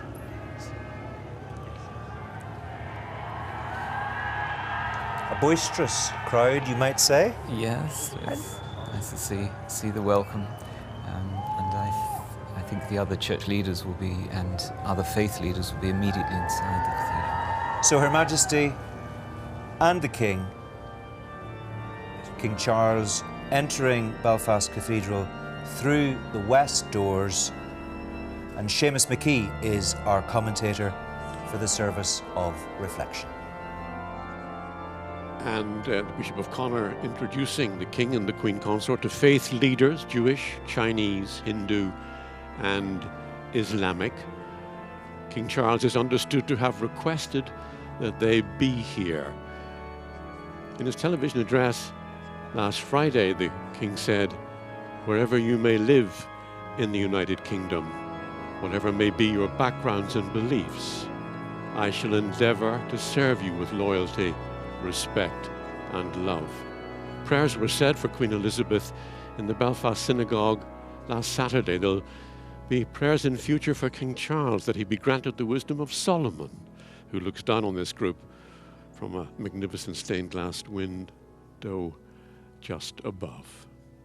Chinese community represented by Danny Wong and Jimin Tomita of the Chinese Welfare Centre. Dr. Satyavir Singhal is from the Indian Community Centre in Belfast, and Dr. Salim Tareen and Mohammed Arshed are from the Islamic Centre. There is no mistaking the significance of this moment.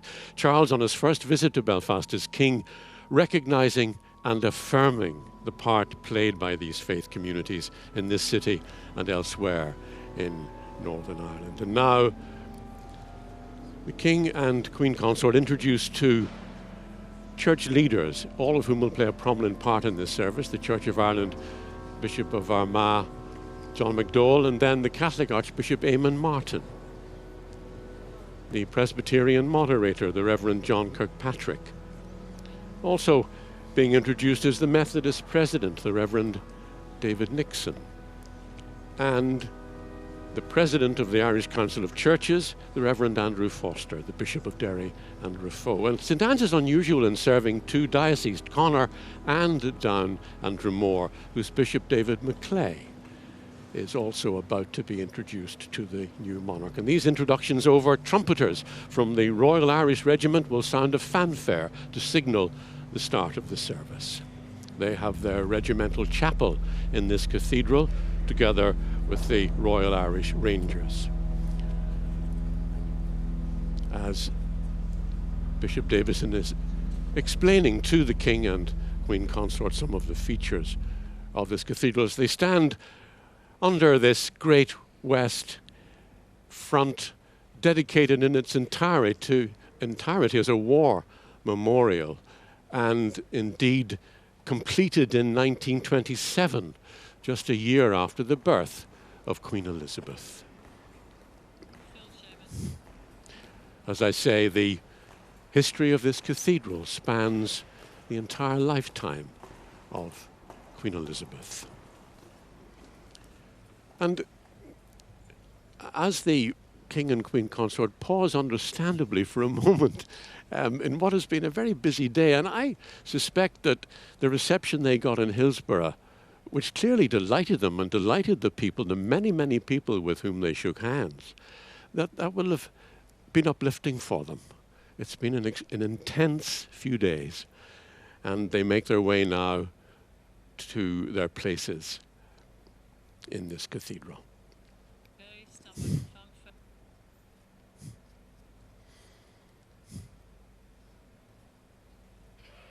This will be a Richmond fanfare composed by Sir Malcolm Arnold.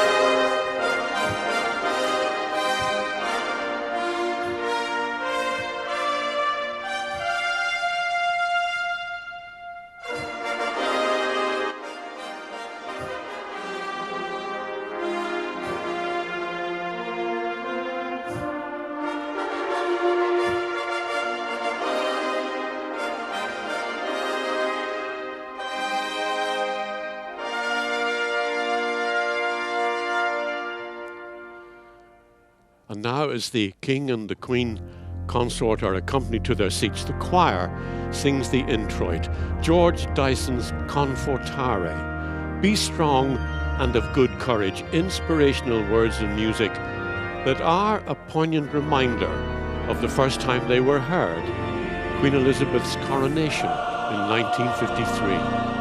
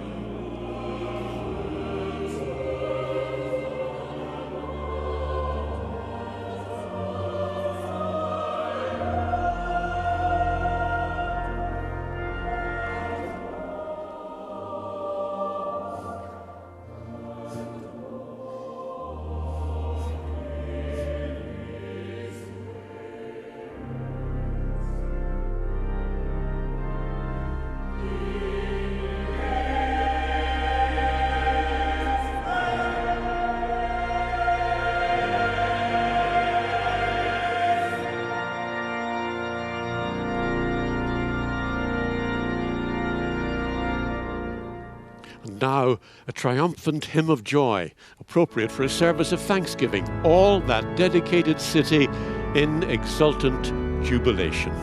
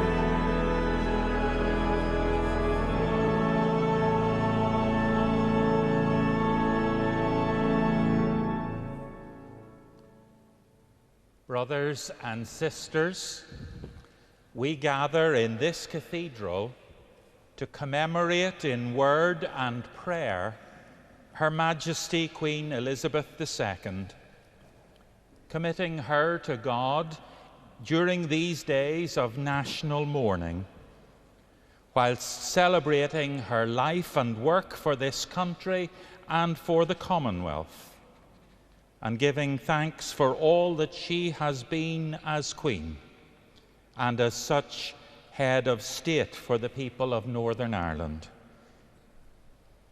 Within this act of worship, we shall pray for all those whose lives have been touched by Her Majesty, whether as a part of her family circle or more distantly within the wide horizon of her concern.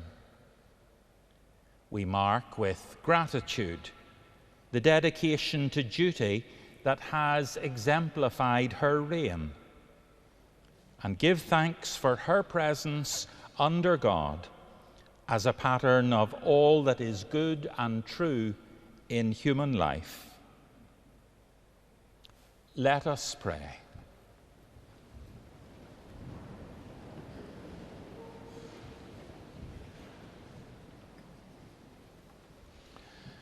Almighty God, Father of all mercies, we commit to your loving care our Sovereign Lady Queen Elizabeth, who for 70 years has been to this land a wise, gracious and dutiful monarch, committed to serving you on the pattern of your Son, Jesus our Lord.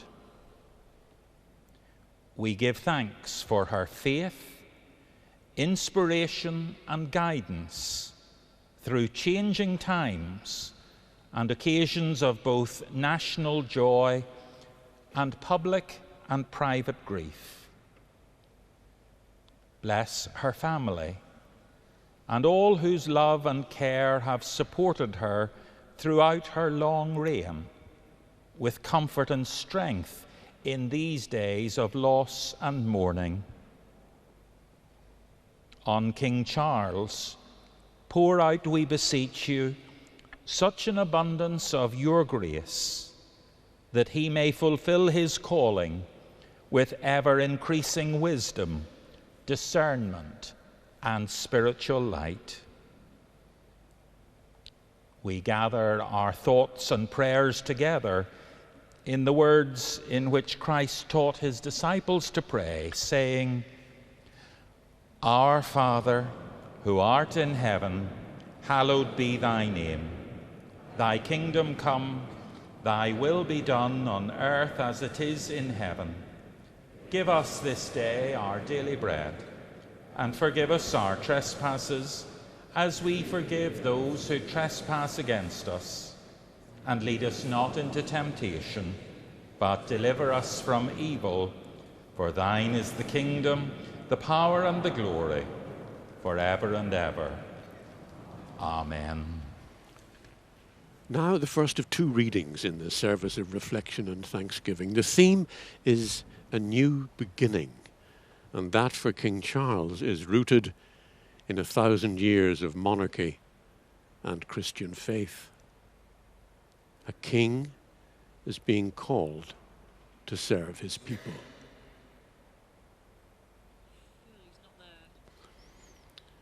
And the reader, as is customary during services such as this, is being verged, as the expression is, led to the lectern, where he will give this reading, the first in this service of thanksgiving.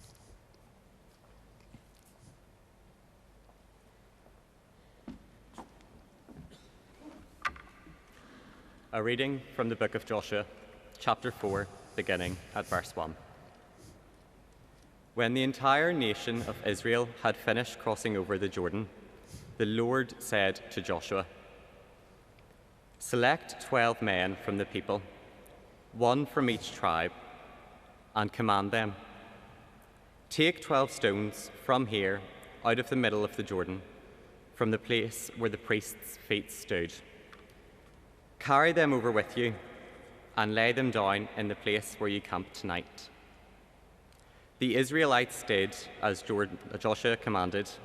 They took up 12 stones out of the middle of the Jordan, according to the number of the tribes of the Israelites, as the Lord told Joshua, carried them over with them to the place where they camped, and laid down there. The people came up out of the Jordan on the 10th day of the first month, and they camped in Gilgal on the east border of Jericho. Those 12 stones which they had taken out of the Jordan, Joshua set up in Gilgal, saying to the Israelites, "When your children ask their parents in time to come, 'What do these stones mean?' then you shall let your children know. Israel crossed over the Jordan here on dry ground. For the Lord your God dried up the waters of the Jordan for you until you crossed over, as the Lord your God did for us when we crossed over the Red Sea, so that all the peoples of the earth may know that the hand of the Lord is mighty, and so that you may fear the Lord your God forever." This is the word of the Lord. Thanks. And now the psalm. It's a version by the Irish-born composer Charles Stanford.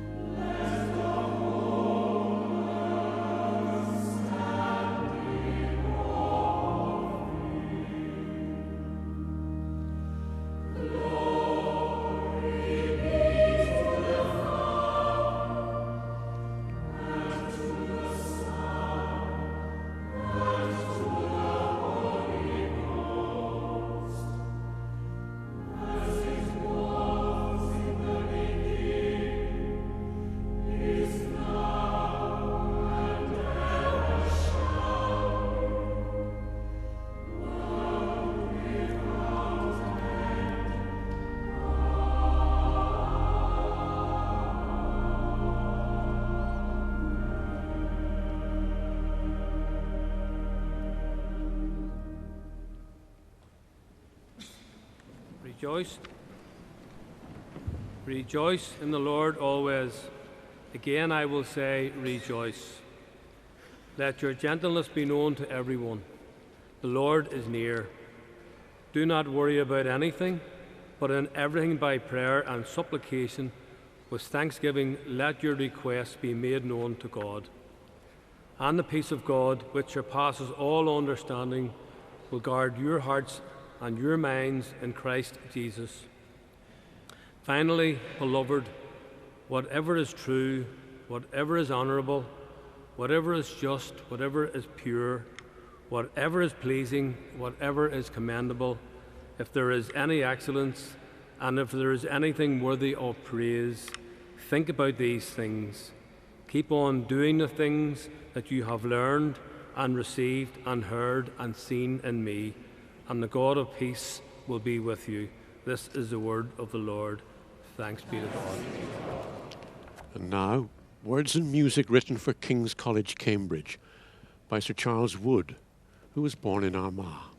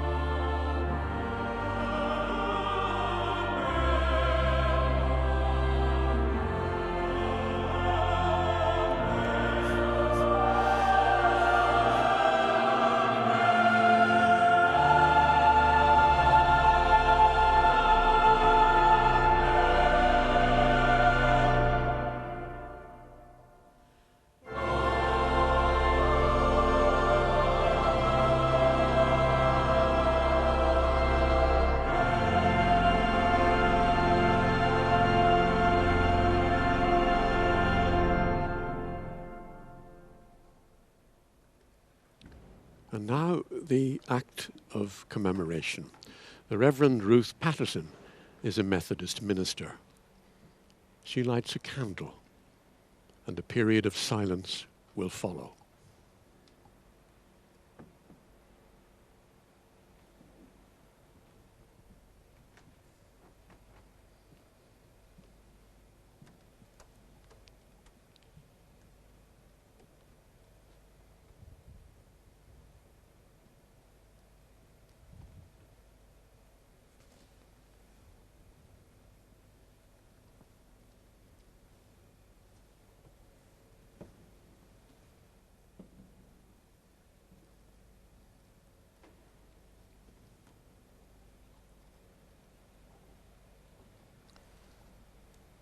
O Lord, our heavenly Father, high and mighty, King of kings and Lord of lords, the only ruler of princes, who from your throne beholds all who dwell upon earth, grant to us understanding of your will and thankfulness of heart for the life and reign of our most beloved Queen, and to her everlasting joy and felicity, through Jesus Christ our Lord. Amen. Now the sermon will be given by the Most Reverend John MacDowell, Church of Ireland, Archbishop of Armagh. Everybody in this cathedral will have their own image that comes to mind when the Queen's many visits here are talked about, as they have been in recent days.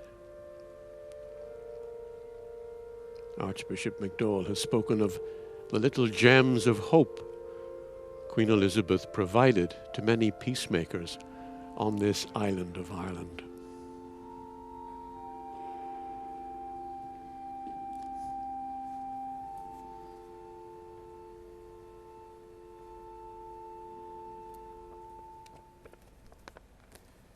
In the name of the Father, and of the Son, and of the Holy Spirit. Nani manahar, agus vic, agus esperadni. For many of us in the United Kingdom, there were two people whose deaths we could never imagine, our own and the Queen's. And I think that is one of the reasons why the death of Queen Elizabeth was literally felt so keenly by so many people when the news broke on Thursday afternoon. It was as though the nation's collective grief was gathered up in those remarkable words of Christopher Marlowe's: "If I had wept a sea of tears for her, it would not ease the sorrow I sustain." And if that was how those of us felt who were in many ways part of her adopted family through her coronation oath, how much more profound must that feeling of loss be to those of the Queen's blood family, those who knew her best and loved her most. To Your Majesty, our prayers will be with you and your family for a long time to come. St. Paul could be a bit of a gloomy old moralist at times, and some of his injunctions contained in his letters are very far from easy to fulfill. It's pretty difficult to have no anxiety about anything. But I would dare to suggest that for the family of the late Queen and for millions of others, there will be no difficulty whatsoever when she comes to mind in following St. Paul's command to think on whatever is true, whatever is honourable, whatever is pure, whatever is lovely, whatever is commendable, whatever is worthy of praise. There were many other words used about the late Queen during her long reign: faithfulness, care, dutifulness, love, devotion. And all of these could be employed to describe her relationship with Northern Ireland, and I have to say probably with patience binding them all together. But paying attention especially to what she said most recently, the word which I think will be most associated with Queen Elizabeth and Ireland, North and South, is reconciliation. It's a great New Testament word. It's a great civic word. And it's a hard word. So hard in the religious sense that it was beyond the power of humanity to achieve. And God Himself had to give it to us as a gift in His Son. And as a disciple of Jesus Christ, Queen Elizabeth followed where Jesus led, as women often have in the elusive and unfinished work of reconciliation here in Northern Ireland. For where the master is, there will the servant be also. It has always been love's way that in order to rise, she stoops. So bowing of the head in respect was far more powerful than much grander gestures would have been. Love listens far more than she speaks. So a few words in an unfamiliar tongue and a judicious sentence or two of heartfelt regret and wisdom said far more than ceaseless volubility. Love never rushes anything for fear of overwhelming the beloved. But when the moment was right, she walked the few steps between two houses of prayer in Enniskillen, alongside the beloved, in encouragement and affection.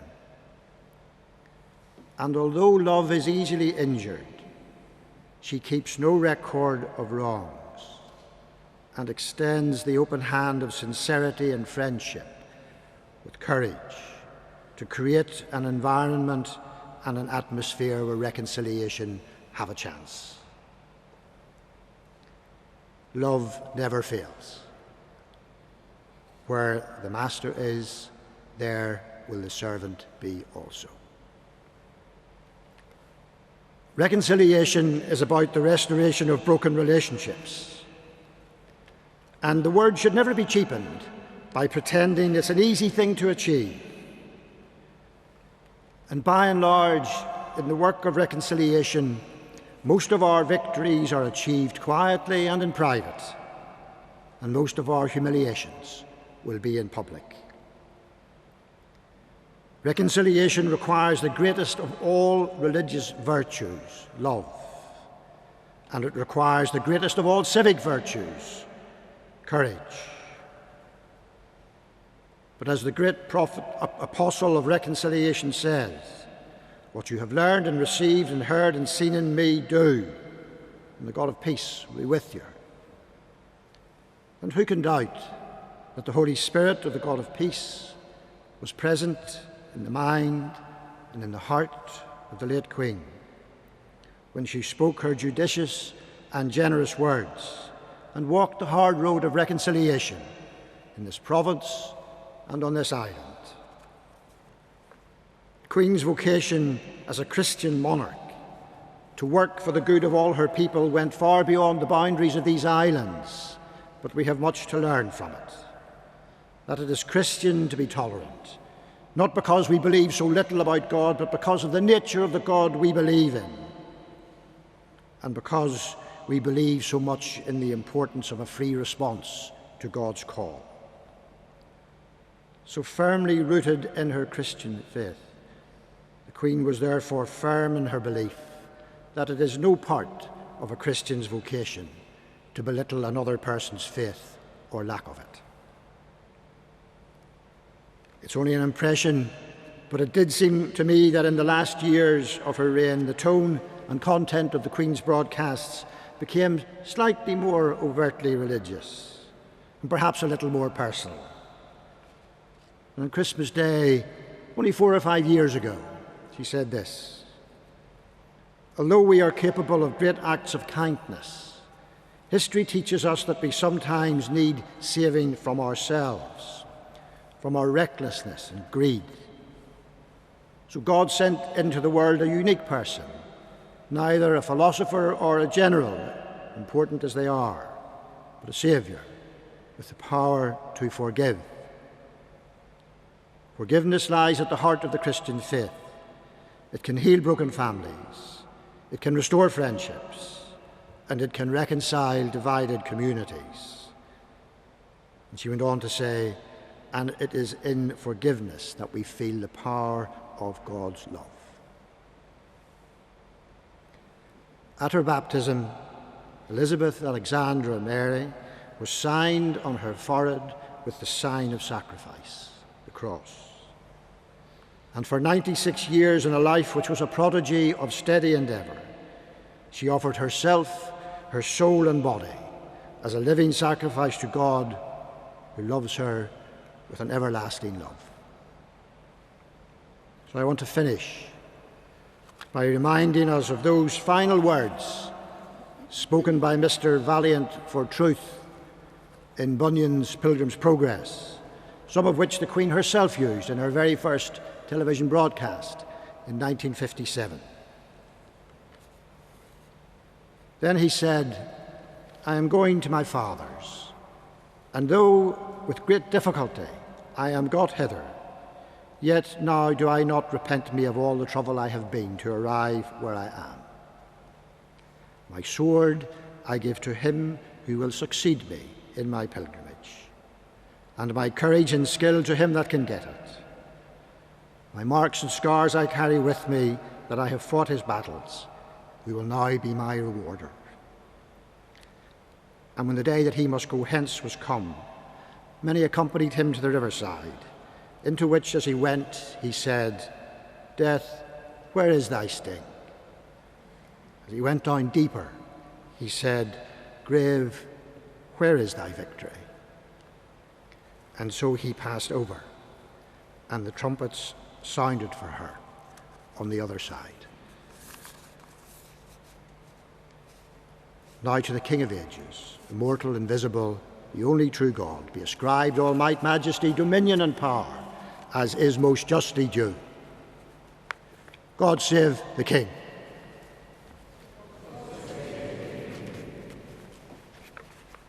Archbishop John McDowell speaking in that striking phrase of the Queen's vocation as a Christian monarch. And now the choir sing the anthem, luminous music, with words that are deeply personal for King Charles. They are all gone into the world of light, and I alone sit lingering here.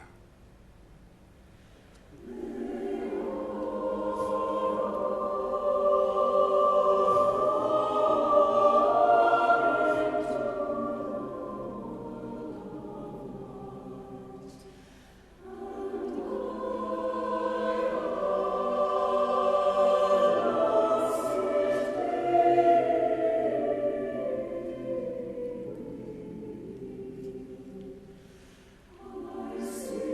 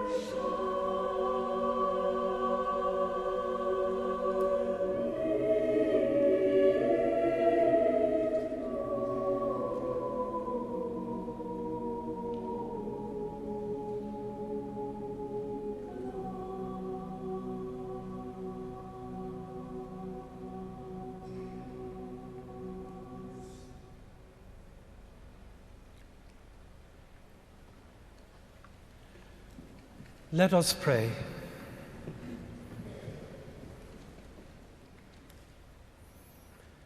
Gracious Father, hear our prayer for all whose lives have been an inspiration and example to others of devotion and faith. Most especially, we thank you today for the life and work of Queen Elizabeth. Receive her in your mercy into your nearer presence. Grant her your forgiveness. Perfect her in love, and may your light perpetual shine upon her. Grant that all that was true and honorable, compassionate and merciful in her life and witness to your Son, Jesus Christ, grow in the hearts of all who have shared her life here, and look forward to a joyful reunion in the heavenly places. Through Christ our Lord. Amen.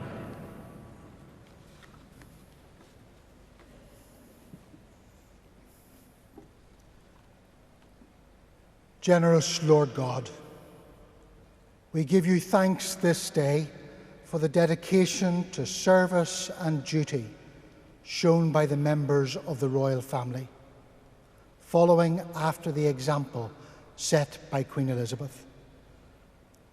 At this time, may each draw strength from one another, from the long life of the Queen, and from their faith in God, that by personal example and the courage to serve, they may live for the well-being of this nation and for greater understanding in the world. In the name of the Prince of Peace, even Jesus Christ our Lord. Amen.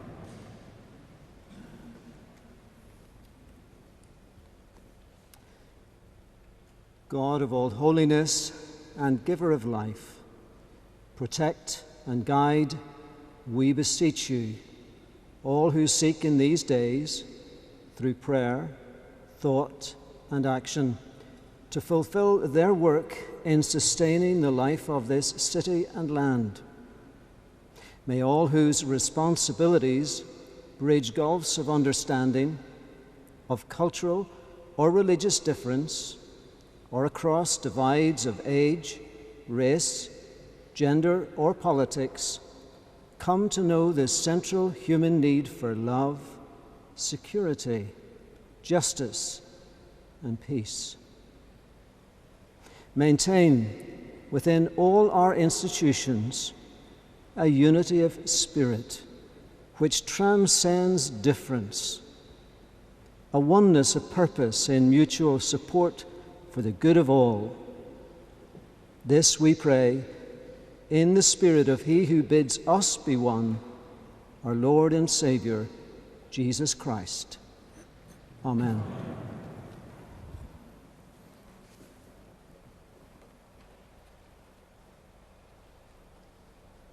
Lord God, whose power is infinite and love everlasting, grant to your servant Charles your merciful goodness.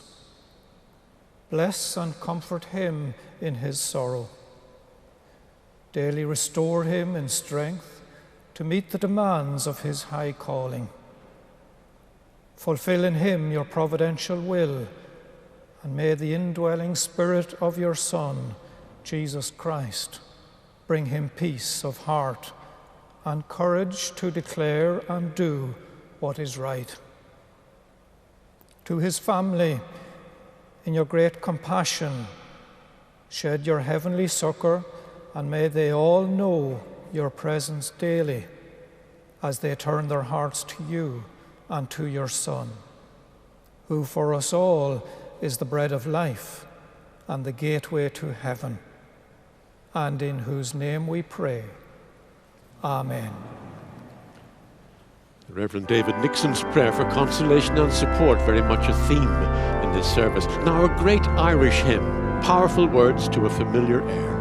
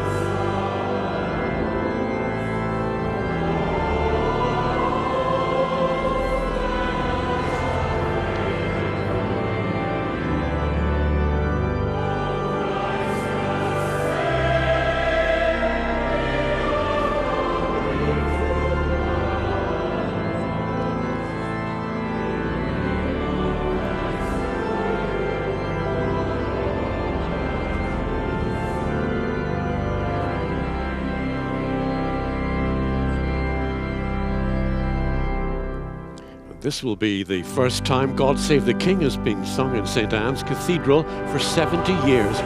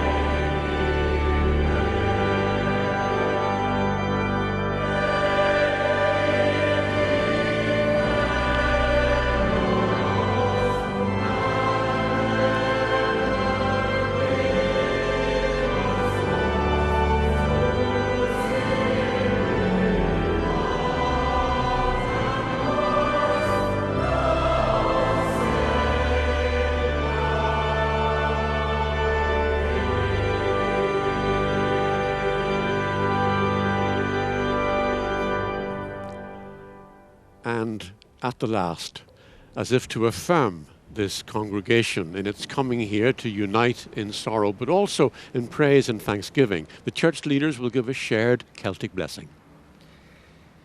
Deep peace of the running wave to you.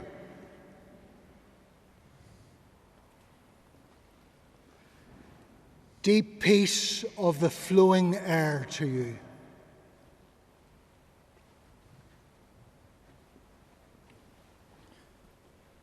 Deep peace of the quiet earth to you.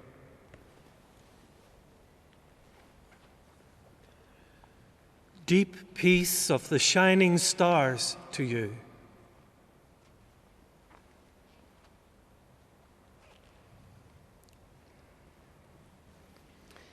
Deep peace of the Son of Peace to you. And the blessing of God Almighty, the Father, the Son, and the Holy Spirit be with you and remain with you always. Amen.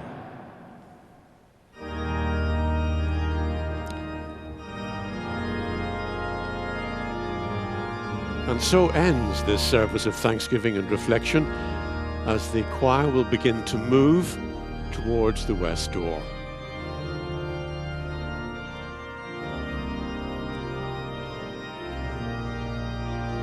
This is the sound of Bach's magnificent St. Anne Prelude. The choir for this service is made up of the Priory Singers, supplemented by young singers from the Northern Ireland Opera Chorus programme, conducted by Philip Bolton. The organist is Jack Wilson. He is from here, but is graduate organ scholar at Ely Cathedral.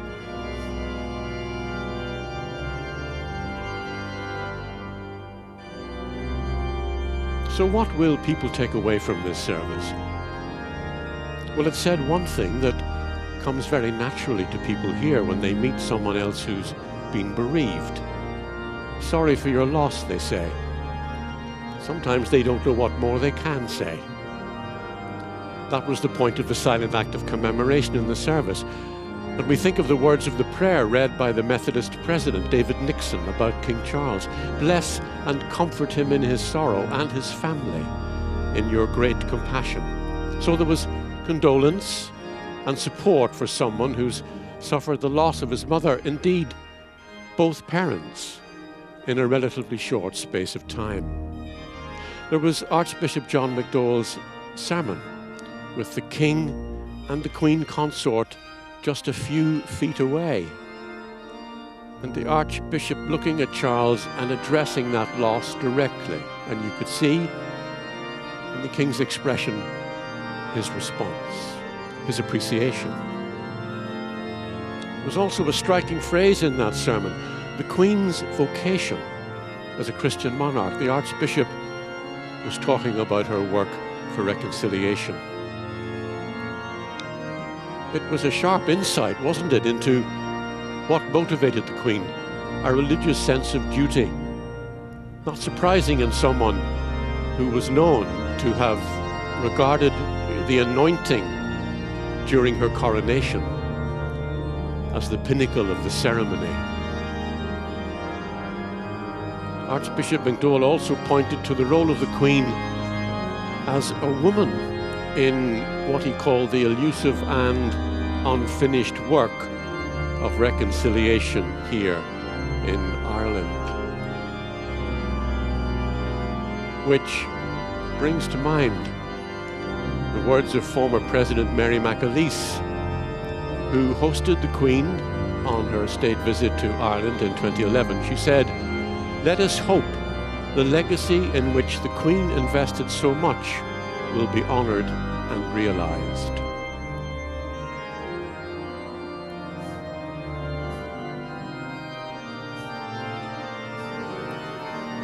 And there we can see pictures of King Charles shaking hands with and talking warmly to the President of Ireland, Michael D. Higgins, and his wife, Sabina, and Camilla, Queen Consort, engaged in an animated conversation there with the President. And again, an embrace between Queen Consort and the President's wife.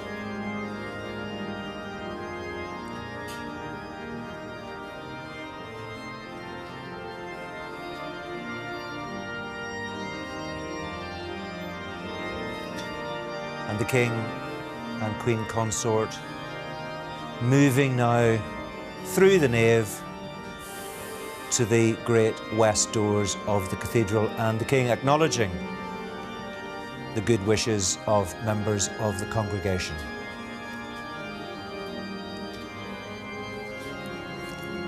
A service which was at one and the same time sombre yet joyful, a sentence which was deliberately and very obviously multi-denominational.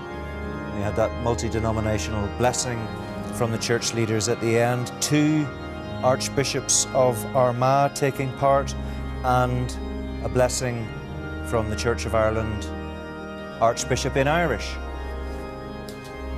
And the King now talking to church leaders as he prepares to make his way down the steps. And he may, we think, speak to members of the public gathered in Writers' Square just opposite the cathedral. The sun is shining and the King is still engaged in conversation with some of those church leaders, the Archbishop there who conducted the service, just bidding farewell to the King and Queen Consort. They're due to leave, of course, for London. They will travel to George Best, Belfast City Airport, where they'll board an aircraft for London.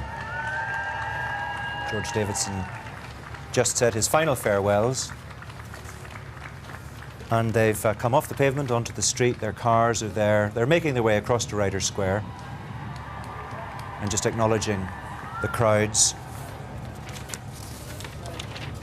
I'm in the studio with Gloria Honeyford, Brian Darcy and Lord Bew. We don't have a lot of time here in our coverage, but just very quickly, a sentence from each of you on what you've seen and the significance of it. Brian, first of all. The vocation, as politics as a vocation, reconciliation, bringing people together, it's obvious in word and action. That's what we should be doing. Paul? For me, the 2 lessons, one from a young man connected very much to the Duke of Edinburgh Award scheme, and the other from Alex Maskey, who won't mind me saying he comes from a very traditional Irish Republican background, and the 2 of them together like that is very striking. Gloria? I thought it was a very poignant day. On one hand, we're still mourning the loss of the Queen. On the other hand, there was a lot of excitement and looking forward with the new King arriving in Northern Ireland for the first time. And I thought there was a lot of excitement, a lot of warmth, and I think the people of Hillsborough and Northern Ireland today were really, really thrilled with the whole visit. Well, I think it's fair to say after many years of civic pain and suffering, there is now peace, albeit a peace that came dropping slow, as the poet W.B. Yeats put it, a peace in which, as we've heard, the Queen herself played a not insignificant role.